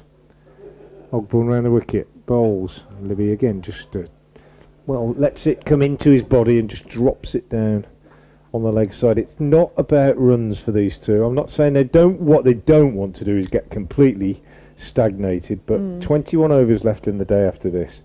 If Worcestershire get to the end of this day and they've only lost 1 or even none, if the score's over 100, they'll feel they've had a really good day. It's very important that they occupy the crease. They just don't want to give Kent a sniff now at all, do they? Exactly. Ogbourne in, bowls. Libby looks to work it up to mid. I thought he was going to go for a run. He actually ran about 5 yards out towards gully. He set off for a run there, didn't he? And then just ran back. Realised he was going the wrong way. It's like quick cricket where you have to run round the cone at cover point. It actually was. Maybe we should give him a run for that. 81 without loss at the end of the over. 25 gone, 21 left in the day. It's going to be quite a late finish here at New Road. The light is good, the sun is shining. Rain is forecast overnight. This game has moved on quite significantly on day 1.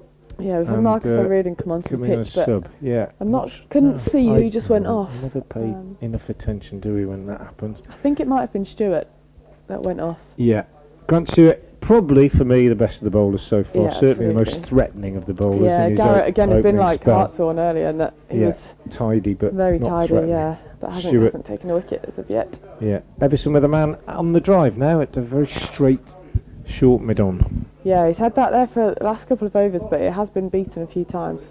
Everson straight down the leg side, and that's clipped lovely by Roderick for 4 runs, adds to his total, moves on to 45 of 80 deliveries. Yeah, it's just a little bit too much down the leg side there from Everson, so he starts the over poorly with a boundary straight away. Yeah, he's had that kind of silly mid-on position for the last couple of overs, but Roderick has driven so well past that. So yeah, that's just saying earlier, the skill to be able to do that was pretty good, to be able to get in between that silly mid-on, in between the bowler and the stumps, and with the power for it to go for 4 as well. It's pretty impressive from Roderick. So he moves on to 45. I think I said 44 earlier. Bad maths again.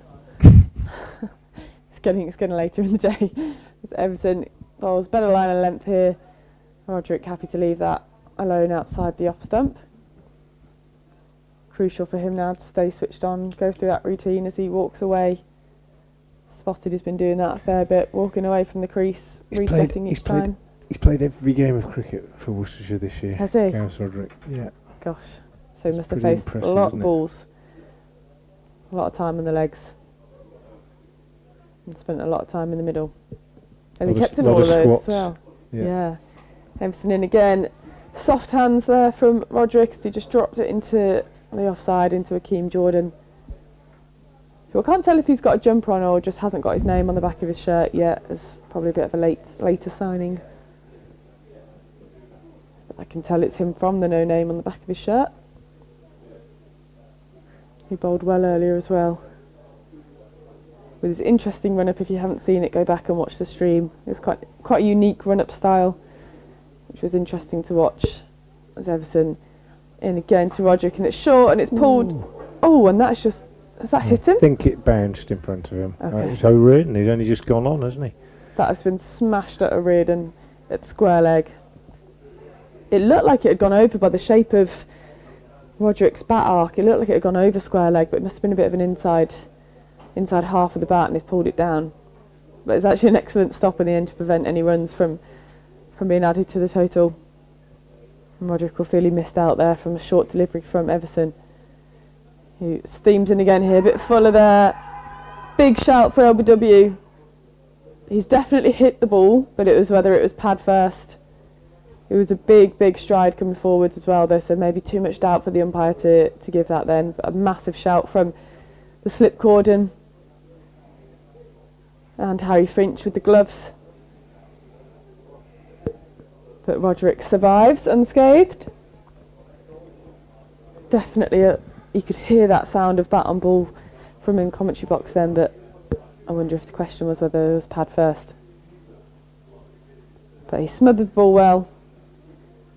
So Everson in for his final delivery, and that's left well alone. That completes the 26th over of the day, so 21 overs remaining. 85 for no loss. Roderick on 45 off 85. Libby 26 off 76 deliveries. If you're just joining us, in the first innings, Worcestershire bowled Kent out for 171 after they were 73 for no loss. So we saw all sorts of magnificent sixfer from Joe Leach, and then wickets shared around across all of the bowlers. That's Marie Kelly alongside me, Frank Watson. Marie of Trent Rockets in the Northern Superchargers. Northern Superchargers, now, I beg your pardon. I have played for Trent Rockets. Northern Superchargers in the 100 this year, and Nottinghamshire, formerly captain of Warwickshire, as Alfie Ogborn starts round the wicket, hits Libby on the pads with that one. There's a half and a pill. I always think, Marie, people forget, if you bowl left arm round the wicket and you hit a right-hander in line, you're really struggling, aren't you are struggling to go on and hit the stumps. You've got to be straightening it off the pitch if you're going to get an LBW, I think. And not many left-arm seamers do that. If you go round the wicket, you almost sacrifice the LBW, unless you get it right up on his foot in the block hole. But it's delivered from very wide.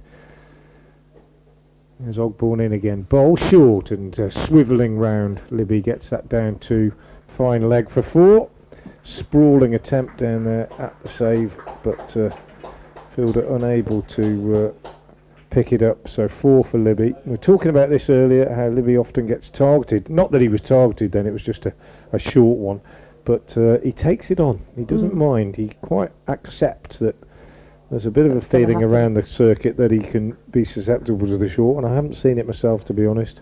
Any more than anybody else. Yeah, I think that happens. I think I've had that a few times where if you get out to a short ball, everyone just assumes that you can't play the short ball, but I think there's a difference between short and a well-placed bumpers. And if you just bowl short at people, most batters like that and are able to put that away.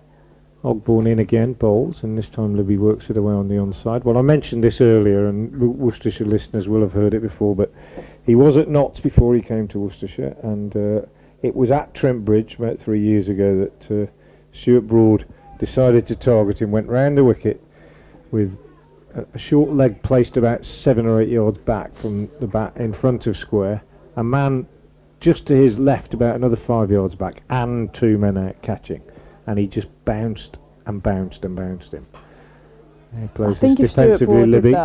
to most batters. Yeah. They would eventually get out to it. But it was clearly something they'd planned for him. you know, said, well, he used to play here, we think he's a bit susceptible to this. He did get out eventually, clipping one off his toes, about a foot off the ground to the man at square leg. But since then, other teams have done it with the same field, and I've talked to Jake about it, and he said, I said this earlier when I was on with Matt.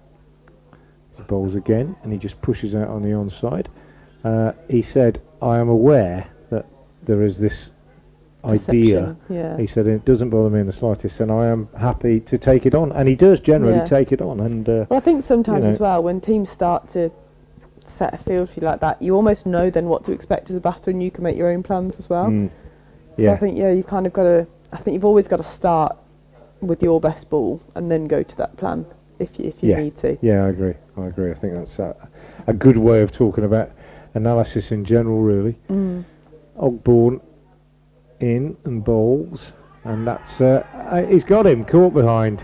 So slightly wider this one outside off stump. The best line he's bowled, he's been too straight to be fair, and he's been into the batsman's body, and on this occasion he got it just right, and Jake Libby just feeling for it, outside edge and through to the keeper. So Worcestershire lose their first wicket with the score on 89, and it's Jake Libby who's the man most likely to occupy the crease for a really long period of time. From a Worcestershire point of view, he's gone for 30 off 82 deliveries. Excellent start for Worcestershire, but a big breakthrough and a first Kent wicket for the on loan left arm seamer Alfie Ogborn.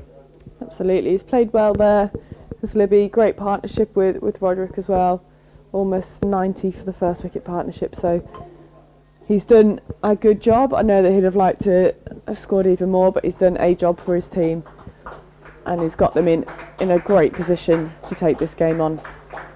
Now as he gets a nice clap, nice round of applause from the Worcestershire supporters, and it should bring Kashif Ali to the crease, sporting his new Grey Nichols sponsorship. Coming into that for Worcestershire, Kashif Ali. Ninth batsman caught behind the wicket by the slips, or the keeper, I think, by my reckoning, which suggests just a little bit of movement off the seam. We're on the BBC, so I should say other sponsorships are available. But Kashif, who has just been sponsored by a new company, no doubt, hoping he can be pictured a few times during this innings, raising his bat. Worcestershire's top run scorer in Championship cricket this season. Started off the season in magnificent form, as you can imagine, when he got 200 in the first game of the season at Edgbaston and played really, really well. Since then, had a little bit of time out with a bit of stress and sort of mental health issues. He's having his new bat checked by the umpires. Yeah, it obviously looks chunky, doesn't it? Must do. Yeah, He's already had enough trouble of that nature, Worcestershire, this year, with Josh Cobb's bat being checked by umpire Steve O'Shaughnessy and not fitting through the gauge, and Worcestershire still waiting to see what might happen as a result of that. But Kashif passes the test. Was he allowed to continue batting? No, he didn't face a ball with it. I've theorised about this before, that Steve O'Shaughnessy had been tipped off because he approached him as soon as he came out to bat. Yeah, they say it's random, but I don't think it is now. And it was definitely too chunky. Too big. So Worcestershire might get points taken off in T20 next year, we don't know. Changing the bowling, Grant Stewart's back. Yeah, Stewart in from the Diglas end to Roderick. It starts off with a very hard line in length there. He really hits the deck hard, doesn't he? Runs in hard, hits that heavy length. As I think earlier in particular was hitting the splice of the bat considerably. He started off with another one there as well. Yeah, he's a proper jar your hands sort of bowler, Grant Stewart, I think. Absolutely. Tall as well. Feel it in the V between your thumb and your first finger on the bottom hand. Stewart, and again here, and he's just struck Roderick down below. He's on his back. Amidships, as they used to say. Gareth Roderick, I said he's played every game. He's like any keeper, he's always got a niggle or two. I mean, I speak as an ex-keeper. I'll show you my fingers. Look at the state of them. They're awful. And Gareth's fingers are going along the same way, and he's had all sorts of problems. He's also got an ongoing hip problem.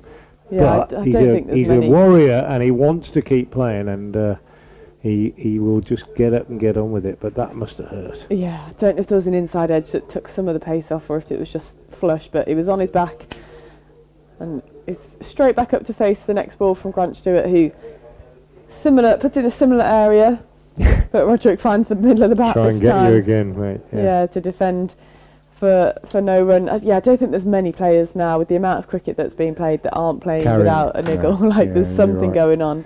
I think all the time. It used to be the case when Yeah. they just played and played and played and played that almost every bowler in the country would have something. have a knee strapped up or an ankle or something like that. Yeah. But Absolutely. it's a long season even now. Stewart bustles in full of a length, but Roderick takes a big stride and defends that out to Akeem Jordan at extra cover. Yeah, and I think as you get older and more experienced as a bowler or any player, you kind of learn what your body is capable of, and you learn what is an okay niggle to have and what is more serious, absolutely. and what you tell the physio about and what you decide to keep to yourself. Yeah, how desperate you are to play. Well, I have said to my physio before, if I tell you every time I'm sore, then you'll never let me never let me on the pitch. Absolutely. Stewart in again, back of a length to Roderick, who plays it nice and late under his eyes.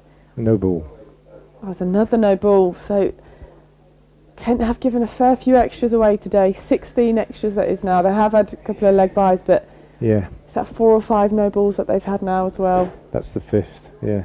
No, it's the 6th. The 6th no ball. So that's annoying, isn't it? If you're the captain. Yeah, you just don't want to be given, especially when you've not put that many runs on the board. You can't be given. It's that, as you say, since it's 2 now as well. It Yeah. didn't used to be so bad.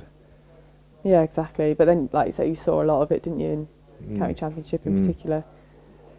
But it didn't really matter, one extra run here and there. Let's do it again, and it's dropped down to third man or backward point by Roderick for a single. Just opened the blade of his bat and guided it down there, but not quite off the middle. So only 1 run.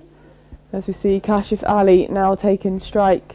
Good to see him back in the side after significant amount of time off, kind of mental health issues. He got married as well, so I imagine there's a lot of Always stress. mental health issues when that happens.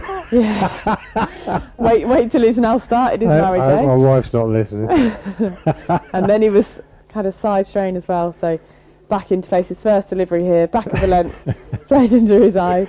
I'll tell him that. I'll say you can't start the marriage stressed, otherwise it's going to end up even worse.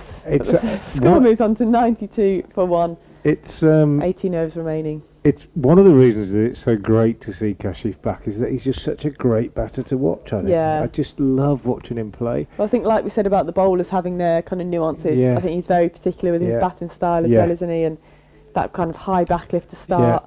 High backlift and that. Well-rounded. We talked about it before, that everything. odd grip where the right hand is so far round. And so far round, but then he still presents he's the face hitting the ball bat. through the covers. Yeah. Unbelievable. He's clearly got extra flexion in that right elbow that we haven't got, I think, the way that he plays. It's just But unbelievable. I love watching him play. It's all happened so quickly for him as well. Round the wicket comes Alfie Ogborn, and Kashif will be on strike because they take a single. He had to be quick, but he got home all right. 93 for 1. Marie Kelly alongside me, who speaks with great authority about Kashif because Marie's partner Tom runs the SACA, the South Asian Cricket Academy that produced Kashif Ali. So she's seen a lot of him and knows a lot about him, and it's just a joy to have him Absolutely. in the Worcestershire side. I do own my bias towards Kashif completely. As very proud of him. He's the first graduate of the SACA programme, so we're very pleased with what he's achieved. Alfie Ogborn in balls. He's got his new bat, has got him some runs for the new bat sponsor, but it was off the edge and it was only just wide of the diving second slip, but Jack Leaning was unable to get a hand on it, and he did play it with just about soft enough hands to pick up 4 runs.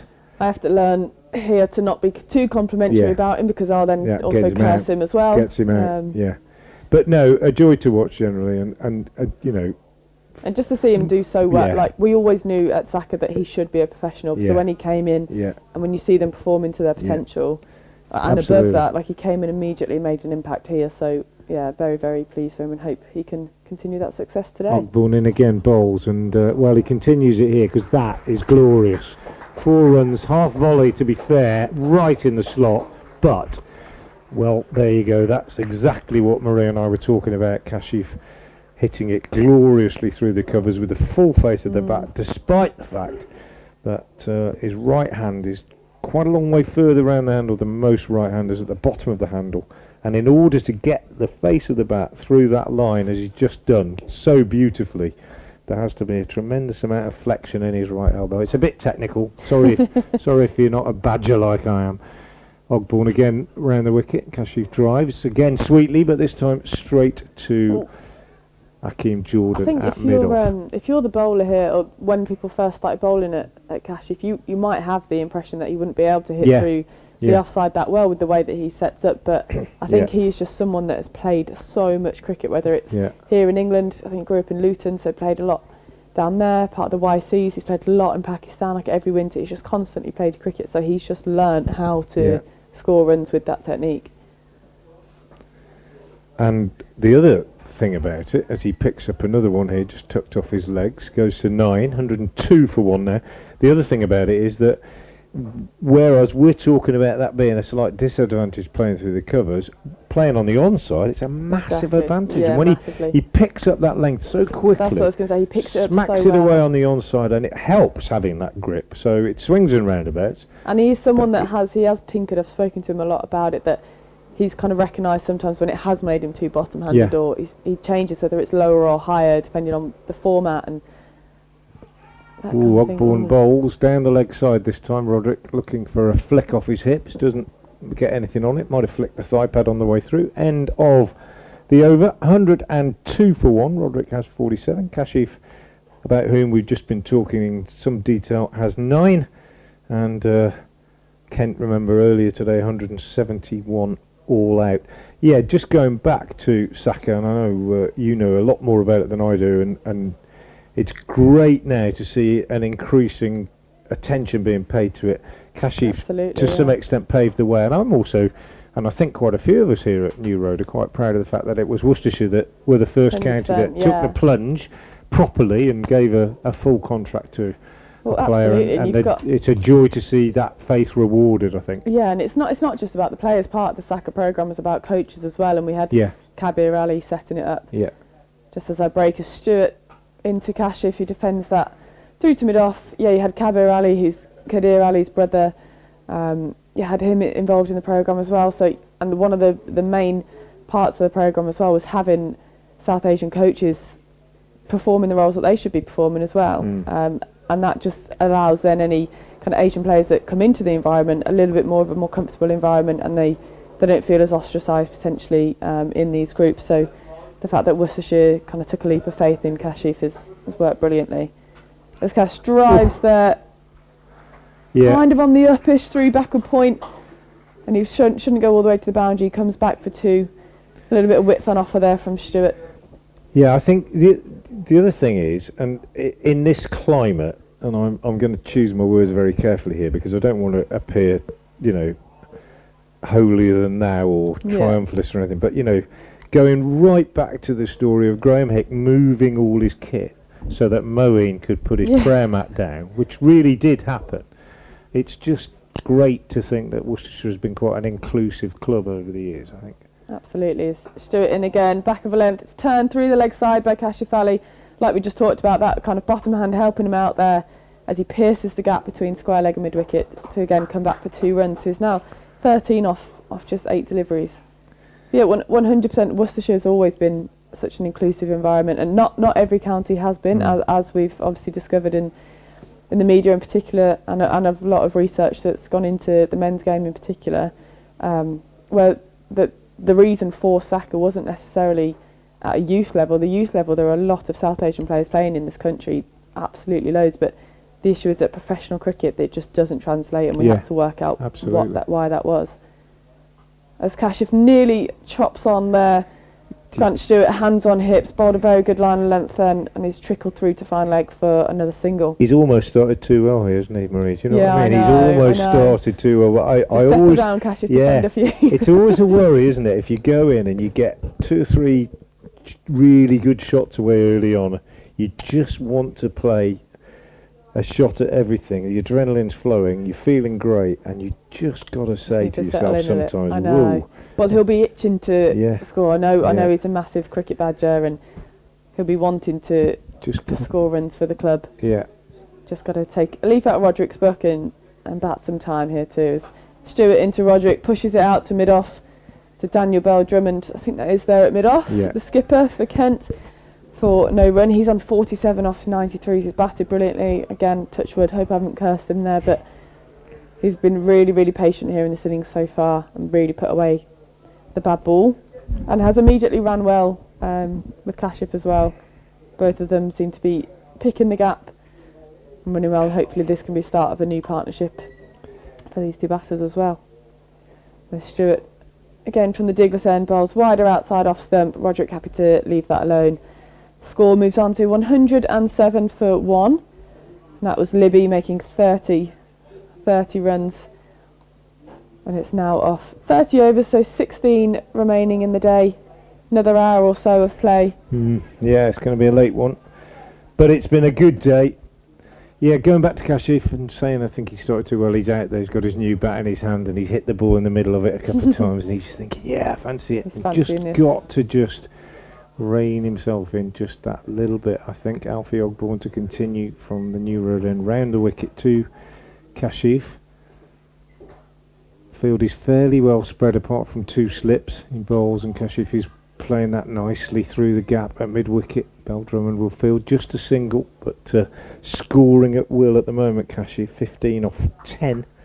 Exactly, to be able to find that gap there. Yeah, straight away. Just nicely pushed through the gap, and he looks in the right frame of mind, looks in good touch, and as I say, just needs to make sure that he doesn't give it away. Kent for their part will be hoping, when you're feeling this good, you want to make the most of it, don't you? Absolutely. Kent will be hoping that it will be his downfall. Ogborn round the wicket, bowls to Roderick, and he turns this on the leg side to the other side of the fielder at mid wicket, and he too is able to profit to the tune of a single, so 48 to him. Credit to them both. They're both, just kind of watch them at the non-strikers there, that they're both backing up significantly, and we talk about it a lot when you're coaching young kids as well, to be backing up. And I think sometimes in county championship or red ball cricket, you might not be expecting too many quick singles, and you might sit on the bat at the other end, but they're both backing up considerably and looking for that run. This one worked to mid-wicket, and they get a run again, courtesy of a misfield by Parkinson. Bit sloppy, to be fair, from him at mid-wicket. They go through for another single. Yeah, and that, I mean, I'm sure all teams will say it. Certainly, I've been told by 2 or 3 Worcestershire players that one of the things they have said at the start of the year is that there are certain things that you can do that don't require huge ability. Absolutely, yeah. And they can make a difference. If you're going to be hard to beat and tough cricketers, they just break off as Ogborn is in again, down the leg side. Good take. No, it's not a good take. He hasn't got half a glove on it, Finch, and they're going to go back for 2 byes here. I think it's going to be signalled by the umpire. Yeah, 2 byes. So that takes the score on to 112 for 1. If you're going to punch above your weight, be greater than some of your parts and all that kind of stuff. Absolutely. It doesn't matter whether you're Surrey with all your test players and everything. Anybody can back up. Anybody can run well between the wickets. Yeah, well, I think with today, the way cricket's going nowadays, it's a lot of the talk is about boundaries and big hitting and stuff, but the simple thing of just running well between the wickets massively changes the game. Yeah, Ogborn again in. Roderick very nicely off the back foot, plays up to It's a very confident defence, that, wasn't it? Very confident. Nice shot. Yeah, I'm big on that as a coach, always had been as a coach when I took school teams over the years. There are certain things that you can improve your game on hugely. Fielding's another one, isn't it? Yeah, I mean, massively. Ability helps, but anybody can increase concentration in the field can save you 10, 15 runs every game, I think. Hugely. Ogborn round the wicket, bowls. Roderick drives sweetly, straight, but Jordan fields well. There you go, proving the point. Moving smartly to his right, makes a 2-handed save. End of the over. Roderick 48, patiently moving along his faced. 98 deliveries now. Kashif 16 off 11, the 1 man out. Libby for 30, the wicket taker. Ogborn earlier today Kent 171, losing all 10 wickets for the space of just 98 runs, 73 for no wicket at one stage. But Joe Leach 6 for 52, the second best bowling figures of his first class career, and some excellent catching, particularly by Rob Jones at second slip. Absolutely. Picked up 4 catches, Jones, and that meant that Kent made only 171, so Worcester are in a good position at the moment with 15 overs left in the day. We've got Stewart returning once more for his 9th over from Douglas End into Kashif Ali, who drives that, almost stops on it. It's almost a defence in the end, but he's pushed it out to mid-off and takes a quick single, found the gap nicely. It was lovely though, wasn't it? It was just a held the pose, beautiful didn't shot, he? wasn't it? Yeah. Try not to be too superlative with Kashif, and just allow. Sometimes though, it's just a lovely movement. It was a bit like there was some lovely shots from Millet this morning as well. Really, just some nice timing, wasn't there? Good Pushed in the shapes. gap for one. Yeah, good shapes as we call it in cricket. Stewart this time into Roderick, goes outside the off stump again, tries to drive at that, but Daniel Bell-Drummond scoops it up and throws it into Finch with the gloves. Just going back to the running between the wickets, when I used to coach Nolan Dorridge girls in Solihull, I actually just told them it was all pairs cricket, but I just told them it was hit and run without them knowing. Yeah. And I just think it got the game going. Yeah. It made the fielders more involved as well, and they actually realised how many runs you can actually steal, especially in kids cricket. Absolutely. The likelihood of the throw being good enough to run players out, and that was always something that worked for us as kids. As Stewart comes in again, Roderick just drops his hands on that, goes to play at it, but ends up pretty good leave in the end. Yeah, I can remember. I mean, we've all probably got stories, and people don't always want to hear them. But I can remember taking teams who were doing exactly that and saying right, and then going out on a Saturday and seeing the results of it, and seeing them run other teams ragged, simply because instead of thinking block, they're thinking there's going to be a run here, there's going to be a run here. And I think it creates more bad balls for you, doesn't it? When if the good balls are going for singles. Yeah, definitely. Stewart comes in again, defends this, does Roderick to Daniel Bell-Drummond at mid-off. And people might say that isn't going to happen at this level, but I'm sure it is. And look at England are doing it at test level. Yeah, it's more about the mindset, in the last few overs of a white ball game, if you drive the ball to mid-off, you run. You have to, and you nearly always get in, don't you? Absolutely, you have to. It's all about, it's a game of risk at the end of the day, cricket is when to take the right risk, when to take the calculated risk, and you have to play those odds in your favour and work out when you can steal runs or not. Let's do it in. Again to Roderick, good line of length, Roderick solid in defence on the front foot there. I think the other thing is, that sometimes spectators watch the game, we watch the game and we think, oh, they should have taken 2 there, or they didn't run the first one hard enough. And that might be true occasionally, but these guys are professionals. They analyse every aspect of the game. Absolutely, it's all and game they are management, working out exactly where they can improve. And don't worry, they've generally got it covered. Oh, Stewart gets an inside edge there for Roderick, collected by square leg, just in front of square leg, hands on heads rather, by Finch.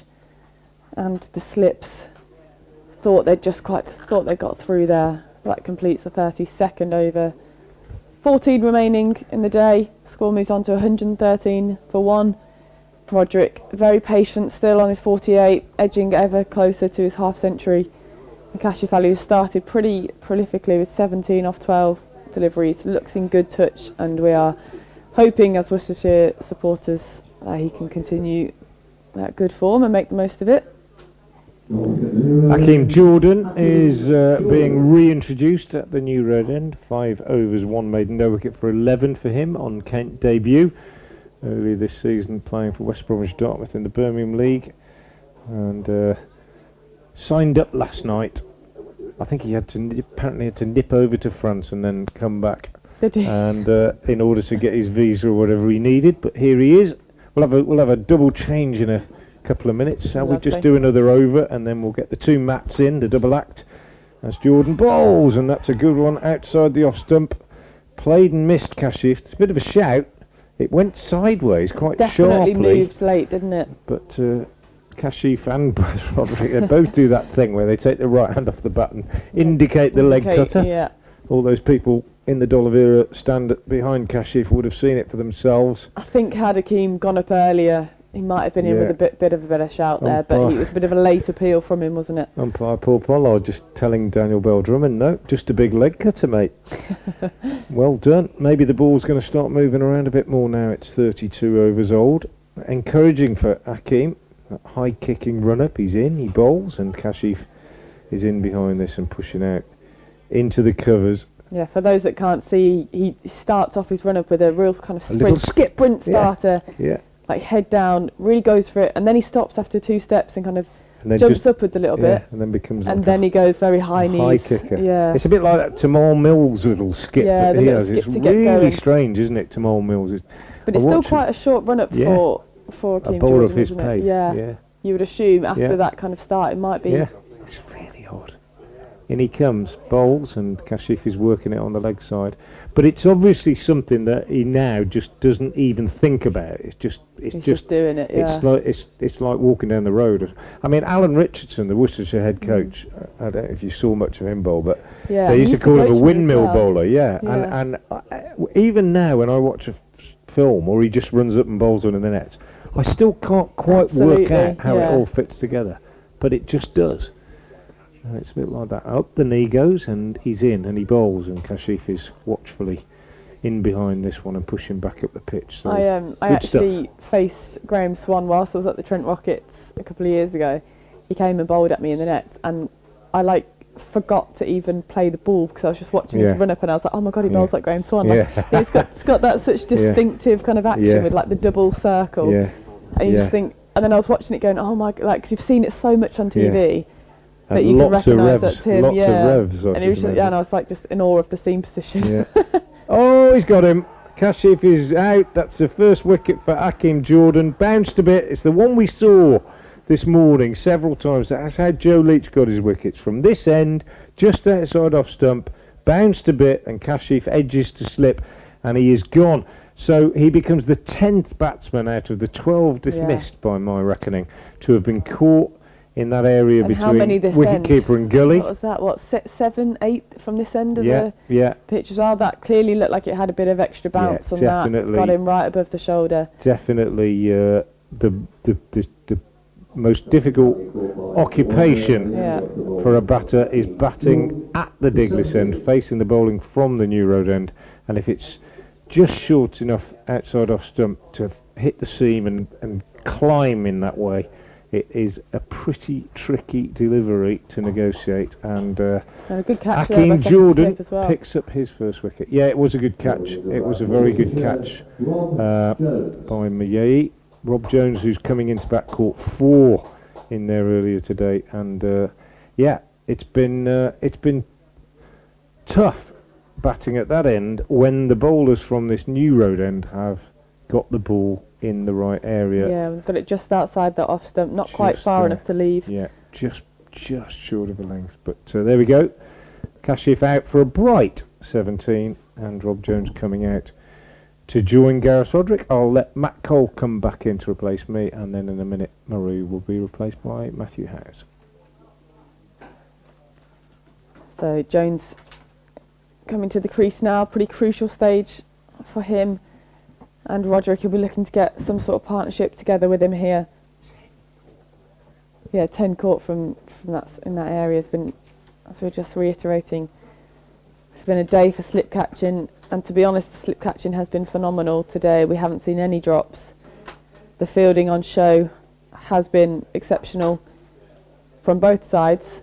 So there's been one misfield, I think, all day.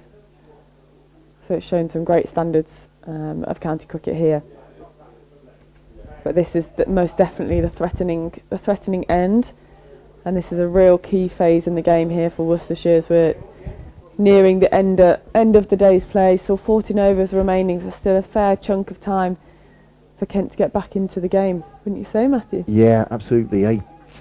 14 left. That's a good hour, I would say, at this point, all seam, isn't it? But fascinating stuff so far. Defended that.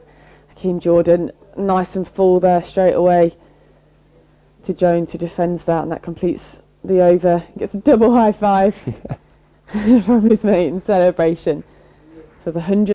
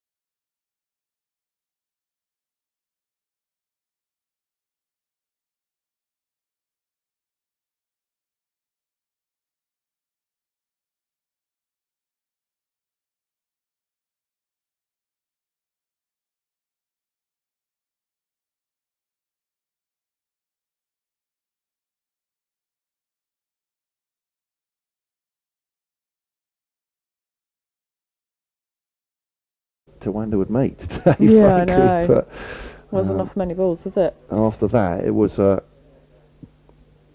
wouldn't say it was a collapse, but it was a steady fall of wickets.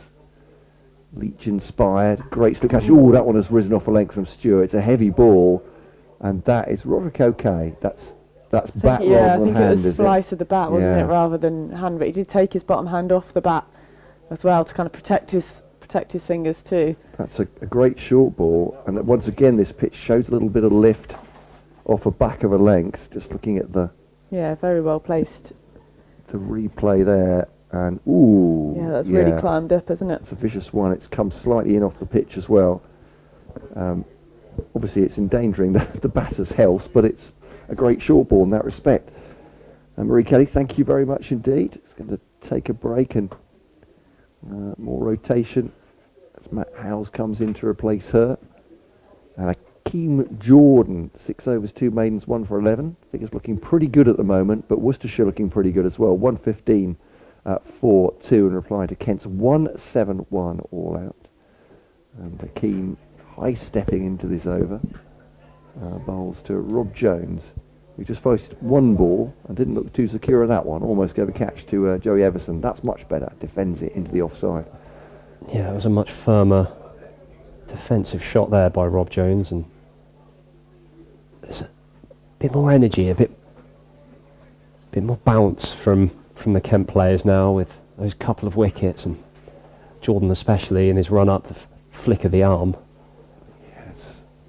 Bowls to Jones there, trying to get forward, but only goes as far as Everson at point. And from a Kent point of view, I mean, they want as many wickets as possible, but if they could, I mean, 3 would be fantastic in the last 12 overs. A couple will put them in a decent position, I think, at the end of day 2. Worcestershire, if they can keep wickets intact during the last 12, they'll think this is a very good first day. They'll be getting up towards breaking the back of that Kent first innings total if they haven't already, and thinking about a big first innings lead maybe tomorrow. So was left by Jones through the wicket-keeper Finch, and there is no run. For sure, I think if Worcestershire can navigate these final 10 overs or so with 1 or no wickets down, they'll be very happy with their day's work, and will come back tomorrow with the aim of building a substantial lead and really putting some pressure on. It's Jordan to Jones, trying to get off the mark, pushing forward again. It's ended up with Ogborn at mid-wicket. The field with 3 slips in for Jones as he's just come in with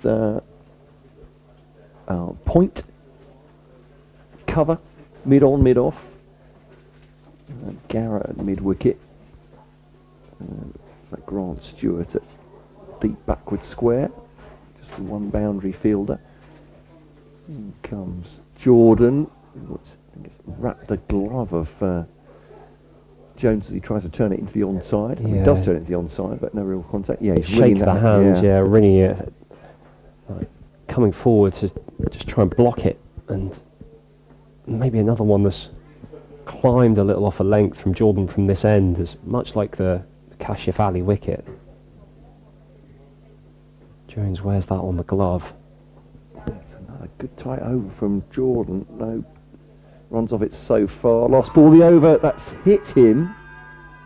Jones has worn it. Kent are asking the question, how high has that got up? Because it was a shortish delivery. Yeah, but Jones hasn't played a shot. I mean, he's in front of the stumps, but I think it might have hit him up towards the midriff. yeah, the way he reacted, it looked like it hit him much higher, and on the replay, that jagged back quite sharply, and it hit him above the knee roll. I can understand the shout. Yeah, from the initial look, I thought it was pretty hopeful, but seeing the replay, that might have been a bit closer than... Yeah. I can only imagine the umpire is thinking it's going over the top there, but... It did seem to hit him above the knee roll, but there wasn't the biggest stride in. It's a very decent shout indeed. And now Alfie Ogborn is bowling on the replay. I'm not quite sure how that works. Go on, Stuart. It's Grant Stewart there from the Douglas end, and Roderick leaves that one through to the wicket-keeper. And Well, they're showing some Gareth Roderick highlights. I do apologise. in between overs, showing the boundaries on his way to his 50. But Jordan's been very impressive. 7 overs, 3 maidens, 1 for 11, and he's done a good job of keeping things tight, and especially this second spell, he's looked pretty threatening too as Stewart runs in and Yorker length delivery dug out by Roderick. And no run.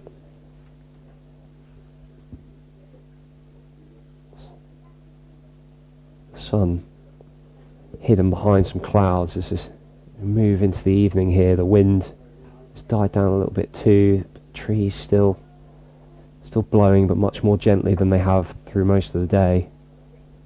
Stewart back to his mark and comes in and bowls. Roderick, as we've seen a lot so far this innings, is resolute in defence, big stride forward, blocked back towards the bowler, and there's no run.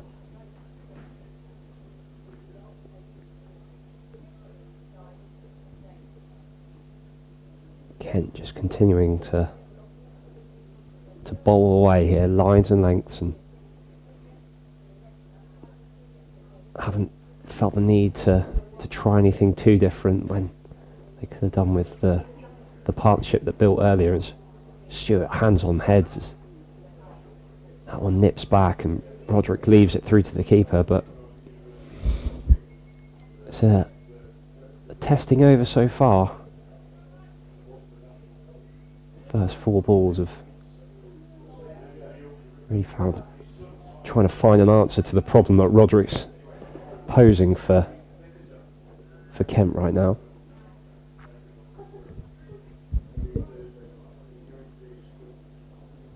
Stewart and Roderick again, back foot, blocks it back to the bowler.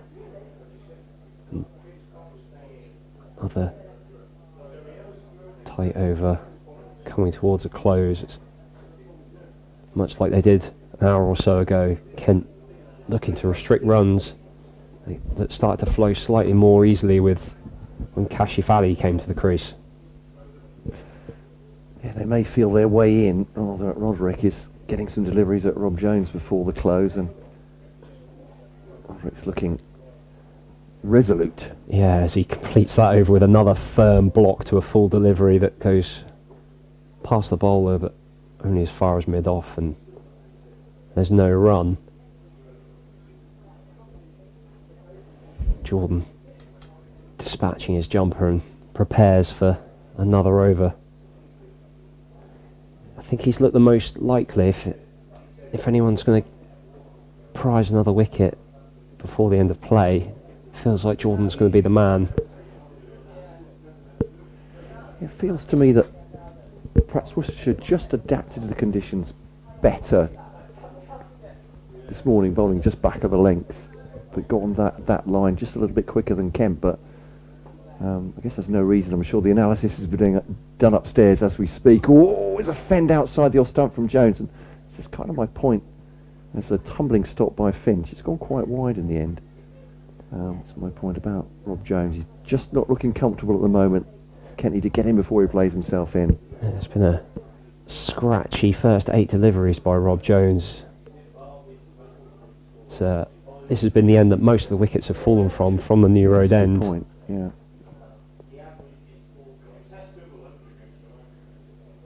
That's, and right on Jordan cue. Ostrom, yeah, lovely shot. It's full and it's driven off drive, collected by Matt Parkinson along the ground, and they come back for 2. No problem middling that one. Yeah, it was a better shot on the. Maybe if we hadn't had all that rain overnight, that would have gone down the ground for 4 runs. But Jones off the mark, and that's a shot of much more confidence than the previous 8 deliveries. It was all about an hour ago. I think it was Roderick who had a beautiful shot down the ground into that area, and Marie and I are both saying that's 4 runs, and it stopped a good 20 feet short of the boundary. So ball defended this time, Jones into the offside. There's no run. So. Yeah, it is slow, but I think Frank was saying they brought the rope in a long way in from the ladies' pavilion side on the right hand side of the ground, or the pavilion side, and actually perhaps making up for the fact that the playing surface is smaller, but the outfield is very slow. Yeah, particularly towards that pavilion side. Yeah. We've seen quite a few slow up there, whereas Jordan bowls and it's back foot driven into the offside, fielded again by Parkinson, single taken. yeah, whereas towards the hotel or back with a there, sort of hitting in towards the cathedral, that the ball's run away much quicker. Yeah. I'm trying to work out if it's just an optical illusion or if there's a slight slope left to right as we look. Is there any reason? Or maybe not. Maybe it's absolutely flat. I've done this before. I'm just sort of wishing it into being to suit the hypothesis. Back foot defensive from Roderick, and there's no run. He has 50 from 116 balls. Been a great innings so far. But Jordan proving difficult to get away. 1 for 14. Worcestershire 118 for 2. These feel like the hard yards for the Worcestershire batters. And you get through these remaining 10. Keep your wickets intact. And so Jordan bowls. That's field of his own bowling, I believe. And that's disappeared under the big frame of the West Indian fast bowler. He ended up face down on the wicket with the ball next to him, but I'm not sure quite what he got on that, but it deflected away from him and it stopped it going for 4, so he'd be pleased with that. 118 for 2 at the end of the over. 1 for 14, Hakeem Jordan on debut from 8 overs and 3 maidens. Decent return, batted well as well for Kent with a 20 not out at the end. yeah, certainly did. He looked to take on the bowlers slightly more batting with the tail, but that for the second time of the day, Leach with 2 wickets in an over when Ogborne and Garrett were exposed, and meant that he never saw strike again. But he's certainly been impressive with the ball. As there's a change of bowling from the Diglis end, it is going to be Garrett. Yeah, absolutely right. Another one whose bowling figures are very mean indeed. Yeah, 6 overs, 2 maidens, none for 8. There's 9 overs left in the day, and here he comes. And that is short, wide, and put away by Rob Jones to that ladies' pavilion. Cut away with some authority. It's certainly a gift. Yeah, I'm not sure. Coaches are not keen on bowlers having looseners. I think it's a no-no, isn't it? Should be no such thing as a loosener, but that said, he's bowled so tightly that feels like a... Definitely filed under the loosener. Yeah. In the category of loosener, that was a pretty poor delivery and treated as such by Rob Jones. That's 50% of his figures, basically, in runs. From 6 overs been done at 1 ball, so... Yeah, and how does he reply? He comes in, and this one's flicked away off his pads. It was full, and Jones times it away to the man at deep backward square. There's Jordan down there who returns it, and it's only a single, but those 2 deliveries showing that Jones has become slightly more accustomed to the speed of the wicket. It has been interesting, maybe a little slow, judging by the lack of timing from some of the batters. And as Garrett, and this time, drops onto that length much more that we saw in his first spell, as Roderick drawn forward and plays it in defence, and there's no run. Yeah, it does seem difficult to attack on this pitch. I guess the slightly variable bounce, and as you say, not coming onto the bat that quickly is going to make it difficult, but we are getting occasional bounce and carry as well, aren't we? It's yeah, the ball's slightly too pace, maybe. Every now and then the ball really kicks up and carries through to the keeper, as Garrett is blocked by Roderick, and there's no run again. It's fielded by Cover, the man hiding behind the post once more. Yeah, leaning and Bell Drummond in conversation. entirely sure what they're... Senior players, they're pushing Ogborn out to deep square. Yeah, King Jordan goes deep backwards square. And again, is Garrett going to go the shorter? threat of the short ball, maybe. We'll soon find out as Garrett comes in, and nope, that one is pitched up, and maybe the double bluff as Roderick blocks it to mid-on, and there's no run. As he walks away to square leg, has a look at those two fielders now stationed in the deep on the leg side. You've seen that from Garrett very much so far playing for Kent. Can't be sure. Tend to go for good length fourth stump, but maybe he will just go drop a little bit back. Balls, and that one's back of a length, hip high, and Roderick blocks it once more, straight back to the bowler, and there's no run. I mean, it's a tactic that we've seen much more from Stokes' England, especially that short ball plan when things get flat, and even if not necessarily to take the wicket, but just to change things, just to put something in the batsman's mind and maybe force a little bit of indecision as Garrett comes forward again, and Roderick blocks to mid-wicket, and there's no run, and that completes the over. It's 125 for 2 after 38 overs of the Worcestershire innings. A reminder that Kent were bowled out earlier today for 171 after being asked to bat. Yeah, at the moment that's looking like a good decision from Worcestershire. Overall in the day, they're definitely ahead. 8 overs remaining, about half hour of play to go. BBC Hereford and Worcester, BBC Radio Kent, via the BBC Sport website and app, and of course with the pictures, courtesy of Worcestershire County Cricket Club. You can also get the BBC commentary via your smart speaker now. Just ask BBC Sport to play, for instance, Worcestershire v Kent Day 1, or Day 2 as it will be tomorrow if you want to do that. That's the grammar we've been told. You need to tell your smart speaker. A whip of the wrists rather from Jones into the offside, cuts it away, and they come through for 2. Now I don't have a smart speaker myself, but Gally, you have to be pretty exact with them, and you do with the cricket commentary. So, and if they don't respond after that, give them a sharp talking to. I would suggest. Say it louder. That's always the way. 127 for 2. So yeah. If the technology doesn't respond, just say it louder with more force, like you mean it. And I think I've got it wrong already. I think you have to, it's BBC Sounds, not BBC Sport, isn't it? I think. But there we go. I'll get there eventually. I'll tell you what. By the end of the day, I might have it. Ball to Jones, pushed into the offside. I knew I should have read it off the script. I'm getting there. Don't you worry. Here we go. Script. Yeah. So tell your smart speaker. It sounds very, very dictatorial.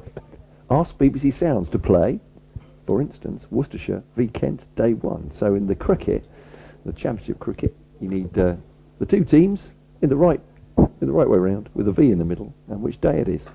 That's not that hard actually, is it? Once you get into the swing of it. But Jones defends this one to the onside. Much easier than we've made it sound. Well, you're being you're taking corporate responsibility, which is very kind of you, Matt. I've just blundered through that, and yeah.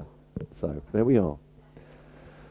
I was going to say it again, but I really am over-egging it now. I'll drop it in during tomorrow as well. 127 for 2. But cricket commentary is available via your smart speaker now, as well as via the BBC Sport website and app. This is a drive from Jones. Jordan liked that. You feel that was going to be an edge through to the slips?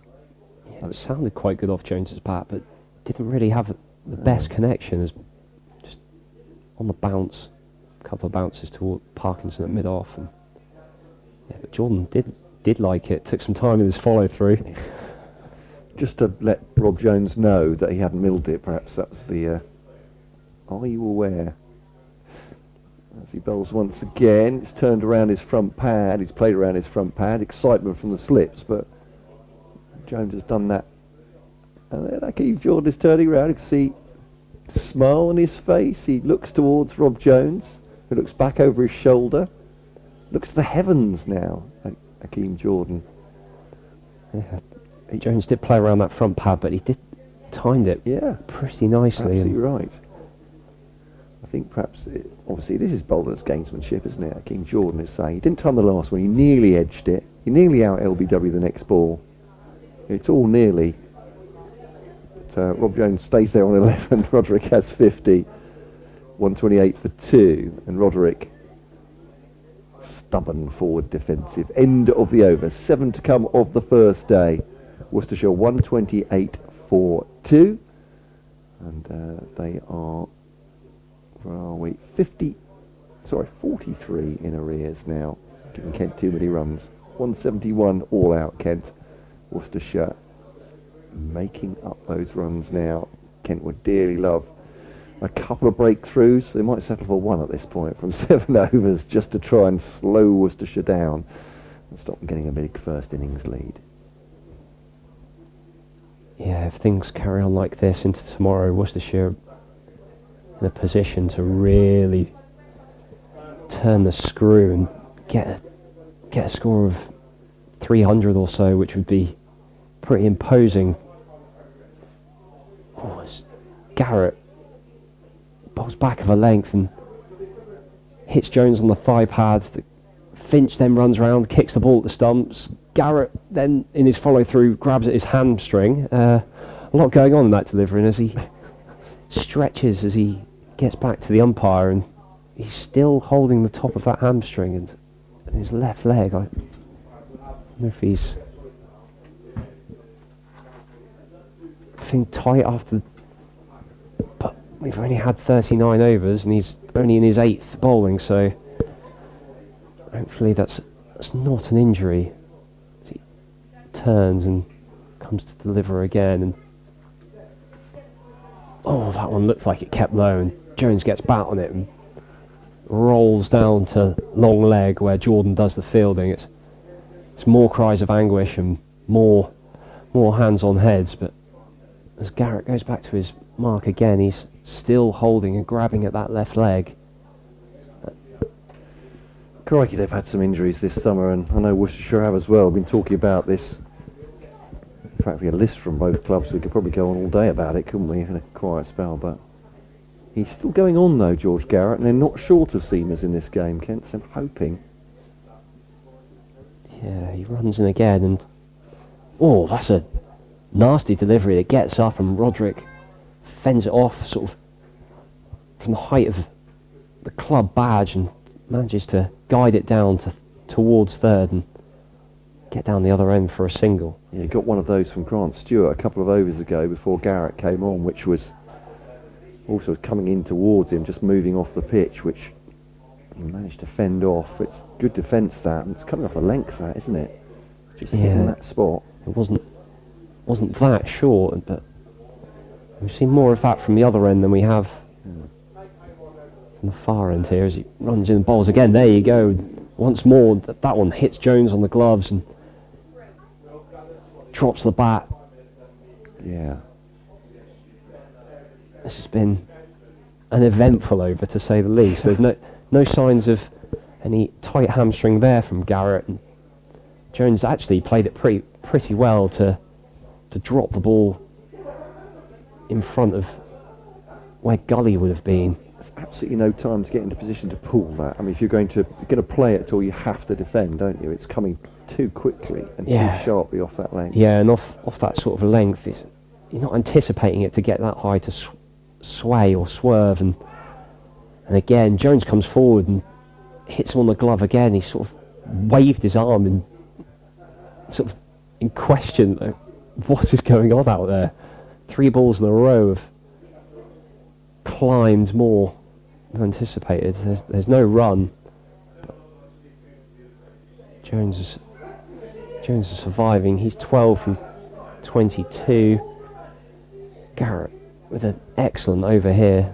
Yeah, whereas Grant Stewart is quicker than Garrett. Garrett just seems to be hitting that spot again, doesn't he? That's the consistency. Here he comes, and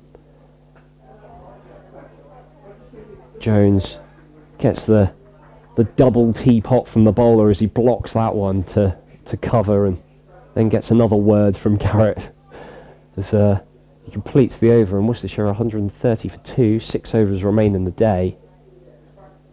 Yeah, uncomfortable, I would say, that over for both Roderick and then for Jones. And what Kent would hope is that one of them got out during that uncomfortable over, but they're still staying out there 130 for 2, but doing some hard yards, some difficult defence at this point. Certainly not an over you want to face running towards the end of the day. Want that as a batter, you just want a quiet period to have a few deliveries, just watch them go through to the keeper. But it's an excellent over from Garrett. Can Jordan back it up? 1 for 17 off his 9 so far. Will bowl to Roderick on the back foot, a little nudge into the onside, shy at the stumps by Alfie Ogborn. He's missed by some distances. Very good backing up by Daniel Bell-Drummond, actually. Running around from slip and diving to make sure that it was only one. Yeah, mid-on and mid-wicket almost colliding then. I think the mid-wicket fielder didn't clock that Ogborn's left-handed and was running round to his wrong side and throwing off balance. Yeah, I'm not sure that helped Ogborn, did it? Get the accurate throw in. There was a bit of traffic. Yeah, with a better throw, that could have been a pretty tight single, but obviously picked his fielder. Here comes Jordan. Ooh, and that's got lively on Jones, and Jones having a torrid time out there.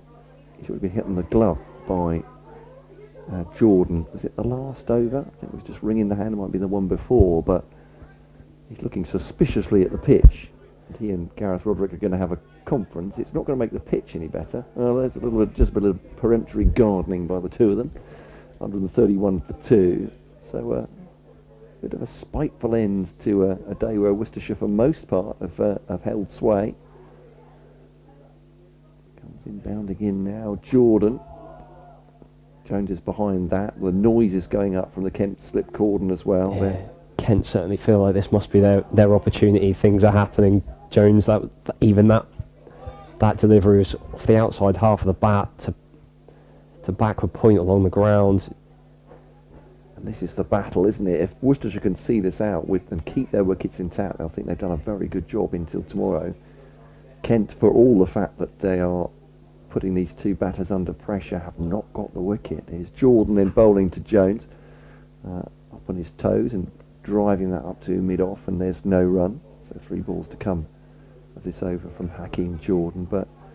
And this is why, one of the reasons why we love red ball cricket, isn't it? If you look at the stats, you're just looking at the scoreboard, you think, well, this is a dull period of play. Not much is happening. Dot ball after dot ball, but you see what's happening in front of you, and it's a real life battle between bat and ball here. As Jordan bowls, and that's glance. Is it going to be 4? No, Grant Stewart picks it up before it gets to the boundary. In fact, it's just 1 from Rob Jones, but played nicely off his pads. Just straying Hakeem Jordan onto the middle stump, perhaps. Jones has looked much more comfortable with that ball, sort of middle and leg, that he's able to work to the leg side. Anything sort of fourth stump line has been much more difficult to play. I think he'll be glad that he's down the other end and let Roderick, 52 from 126, take the last ball of this over. Yeah, 132 for 2. Leaves it on length. Good take actually by Finch in front of Tawanda Mayeye, but not troubling Gareth Roderick, who left it very comfortably. He has 52. He's anchoring this innings. Rob Jones is 13 from 27. It's a brave knock so far as well. He's been under extreme pressure. 5 overs to go of the day for Worcestershire. 132 for 2. They are 39 runs behind now, so they're making good inroads towards this Kent first innings total of 171, and then beyond. They'll be hoping tomorrow. Of course, in the context of the season, this is a massive game. Two sides towards the bottom of the table, and a win either way could be massive towards swaying survival. Yeah, I was just looking at the Durham score, and they're I think they're up beyond 400 for the first day there against Nottinghamshire, and of course, well, both sides look catchable from Worcestershire's point of view, and but if Nottinghamshire fall to defeat there, and Worcestershire can win here, then 2 wins on the bounce for home side here. Bit of momentum perhaps into the last 4 games then. For sure, as when you're down towards the bottom of the table, the more sides you can drag in, the better. Quite, yeah. Relying then on fewer results to go your way, and a win or two can really change position. As I think we're going to get a short leg here, as well, certainly a close field as Ben Compton is handed the fielding helmet. He's already got the pads on.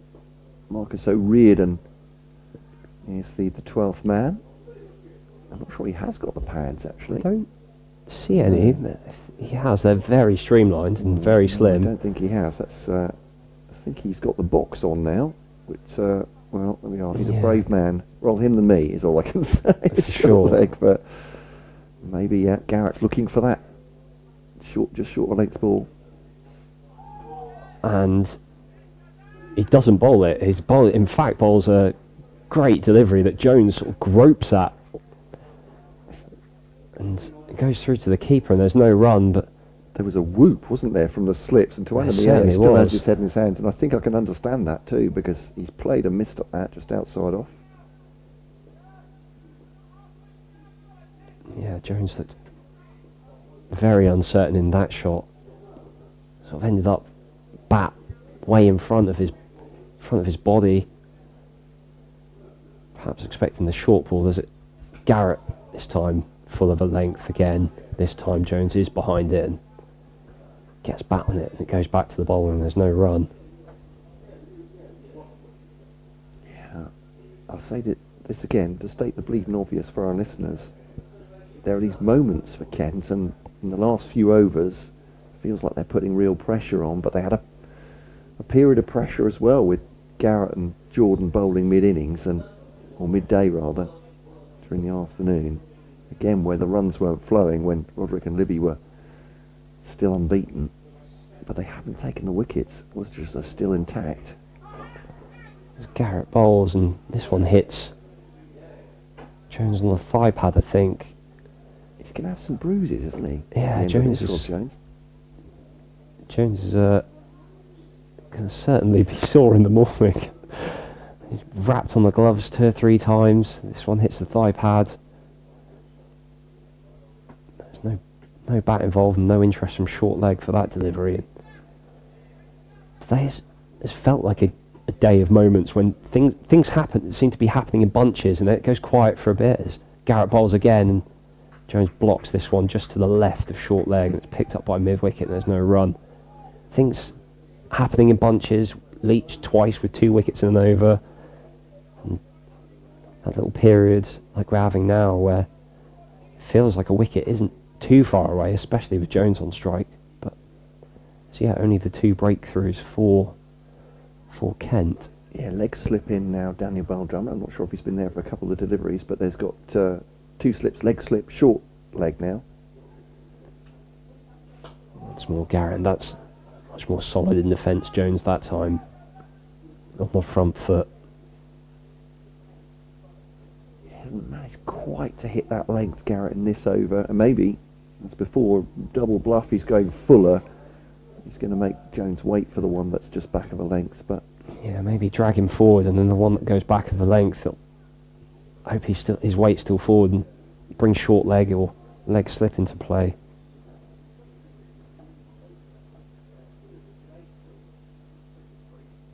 Garrett. And that one is put away by Rob Jones. That was a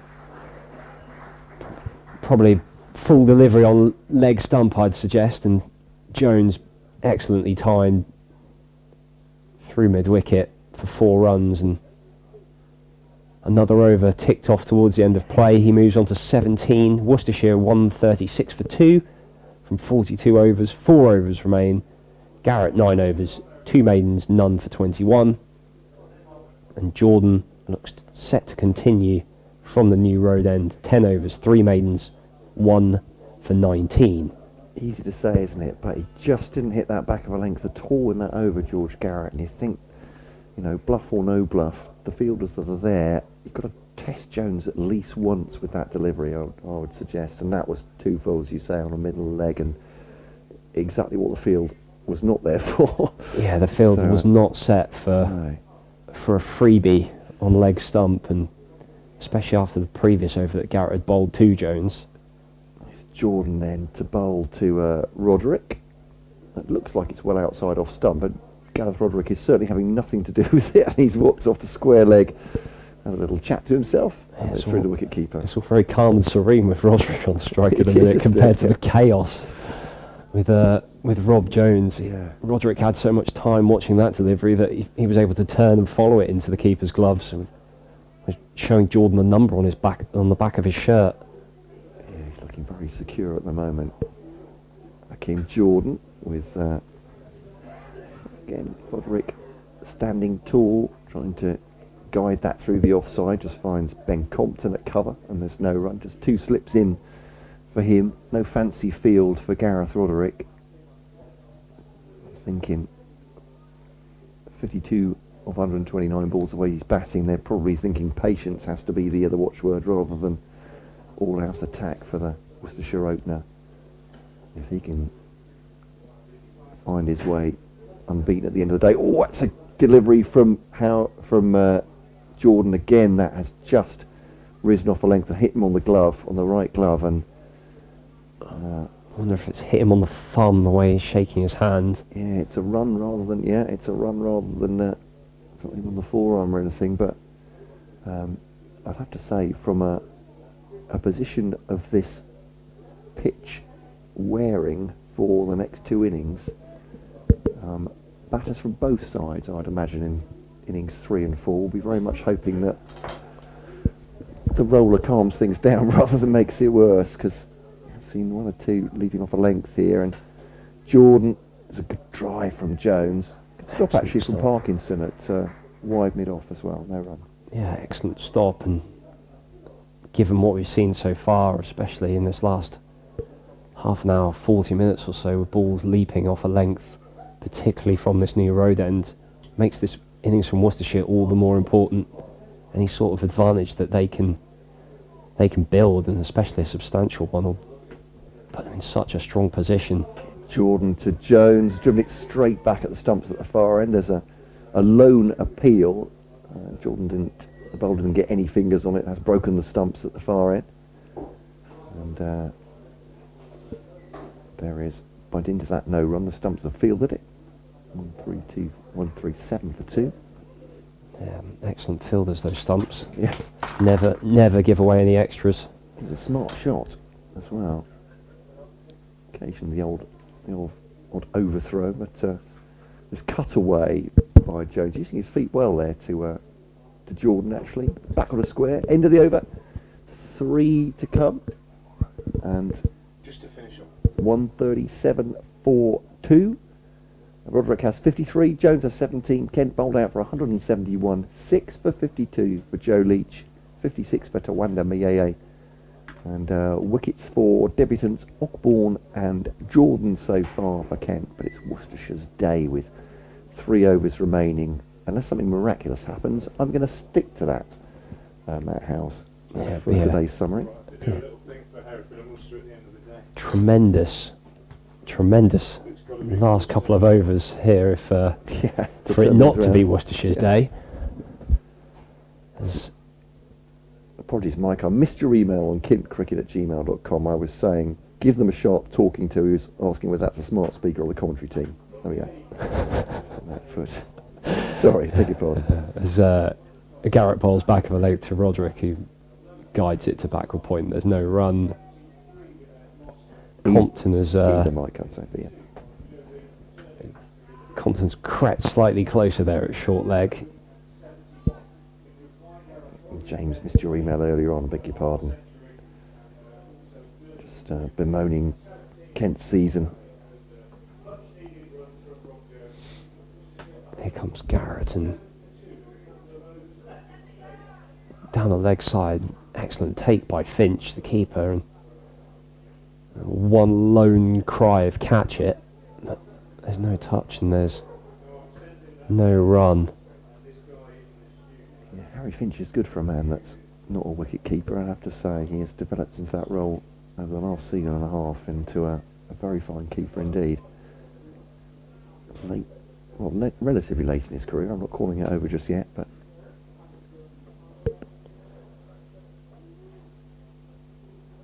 oof, and that back of a length delivery by Garrett goes through to the keeper. Roderick did well to get bat, gloves and anything that could seem dismissed out of the way. It's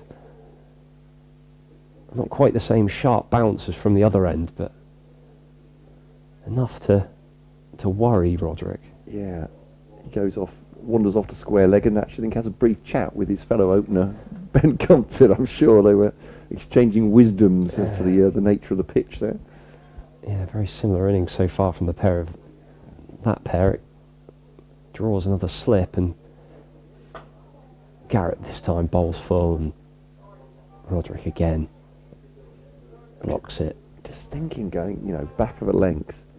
Nobody's pulling in this game so far, are they? No one's risking the pull. No, we've not seen many back foot shots in towards the leg side. There's short and wide outside off stump has been treated pretty brutally, put away. That's true enough, yeah. But from that straighter line has been much more difficult.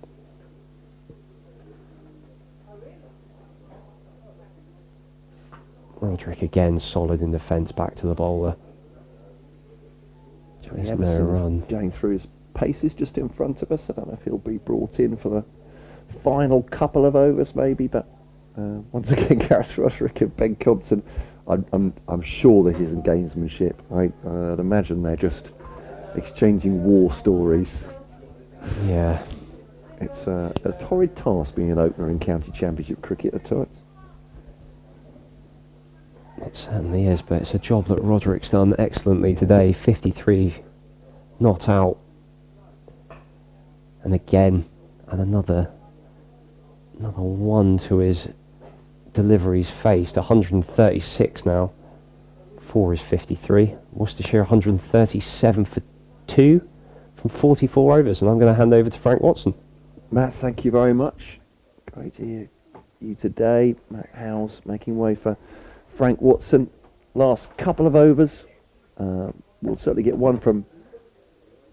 Oh, I thought we were going to get one from Hakeem Jordan, but it looks like Joey Everson is going to take the ball from him. There we go. I thought he might come to replace George Garrett, but none for 17 so far from Joey Everson. Going to try this right at the end of the day, just to change things up. Though it's not been an entirely comfortable ride for this Worcestershire pair with Garrett and Jordan bowling. Everson takes over at the New Road end, bowls to Jones now. Fullish length delivery turned into the onside and fielded by Garrett at mid-wicket. 2 slips in. Where's Daniel Bell Drummond wandering off to? He's indicating a change in the field. The Kent captain is going to go back to third slip. I'm not sure quite what that did, but maybe George Garrett is going a touch further back. Yeah, now for Yorkbourne's being round to mid-wicket. Or the wide mid-on. As Garrett goes square. This is played by Jones behind square to Compton at backward point. 137 for 2. They've negotiated this really well, Frank. It's been hard yards over the last half an hour for these two, particularly Rob Jones. Really, really tough. Worrying in a sense for Kent in that they've managed to stick it out, but they also feel that although they're only 30 odd behind, two or three quick wickets, and we could see a similar collapse to what we saw this morning. Yeah, Everson to Jones and defends that off stump, and there's no run. That said, rain overnight is forecast, but there'll be a roller on it again in the morning. Worcestershire will hope that not too much moisture will get onto the pitch and that roller might take effect. If these two are still there at the end of the day, they'll hope that they can overhaul that total tomorrow and build something of a lead. It's going to be a low-scoring game, I think. So I was going to say, I don't think we're going to see any 400s here. That's Everson bowls to Jones, defends that, no run. Same from a batter's point of view. They certainly won't want this getting any more lively over the next 2 days. No, exactly. Obviously, you don't know exactly how pitches will respond over the 4 days. I mean, I'll reiterate what I said this morning. You do if you know your grounds, and they tend to go the same way. Yeah. But we don't here at the moment. It's all new with this square. I mean, it was virtually relayed in March, April. So we really don't know. It's Everson to Jones, but it's making it for a fascinating day's cricket. Yeah, I have to say. been a great day's cricket. Really good day's Yeah. cricket, I think. And as you say, these two they've actually handled some pretty testing deliveries pretty well, I think. Both been hit on the hands. The ball's hit the splice quite hard. It's that extra bounce which has been the real challenge for the batters today, I think. Hence the number of catches in the slips and behind the stumps. As Everson comes in bowling to Jones, he leaves that. The slips thought that was very close to the off stump. It's not close enough to get rid of Rob Jones, who 17 from 41. It's been a little bit scratchy, but again, I'm going to state the bleeding obvious. He's stuck it out. He may reap the dividends tomorrow. Umpires coming together? Are they with an over to go? Were they talking about worry about the light? It's not maybe, that dark, is it? I think. I think it was darker this morning. Yeah, to be honest. yeah, definitely. Just coming together. I don't think Kent were over appealing with that either, but no, just maybe they're discussing dinner plans. Who knows? But, if I can be so trivial. Well, So we had curry. They're asking. we had one where we did know what the umpires' dinner plans were a couple of weeks ago. They just break off, and last week I think it was in the One Day Cup, as Garrett is in and bowls, and this is pushed out on the offside by Roderick. Rob Bailey and whoever else it was here. And we knew that they'd got a table booked at Brown's over the road at 7 o'clock. Right. As the game went on, we realised that somebody was going to have to phone the restaurant and tell them that they were not going to be there on time. It was because there was a delay, I think, because of the weather. So we had a bit of fun with that. Other restaurants are available in Worcester, I will add. 137 for 2, 5 balls left in the day. And it has been a fascinating day. George Garrett is in from the Diglis end and bowls, and Gareth Roderick pushes out into the offside, uncertainly, but he gets away with it. Earlier today then, Worcestershire won the toss and chose to bowl.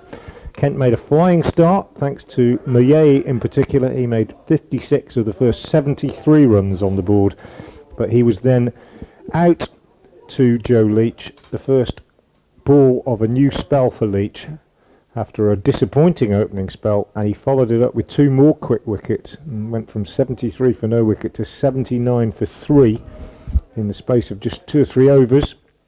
Garrett in again, Roderick forward, defends up to mid-on. The men out, Moyet 56, Bell Drummond without scoring and leaning for 6.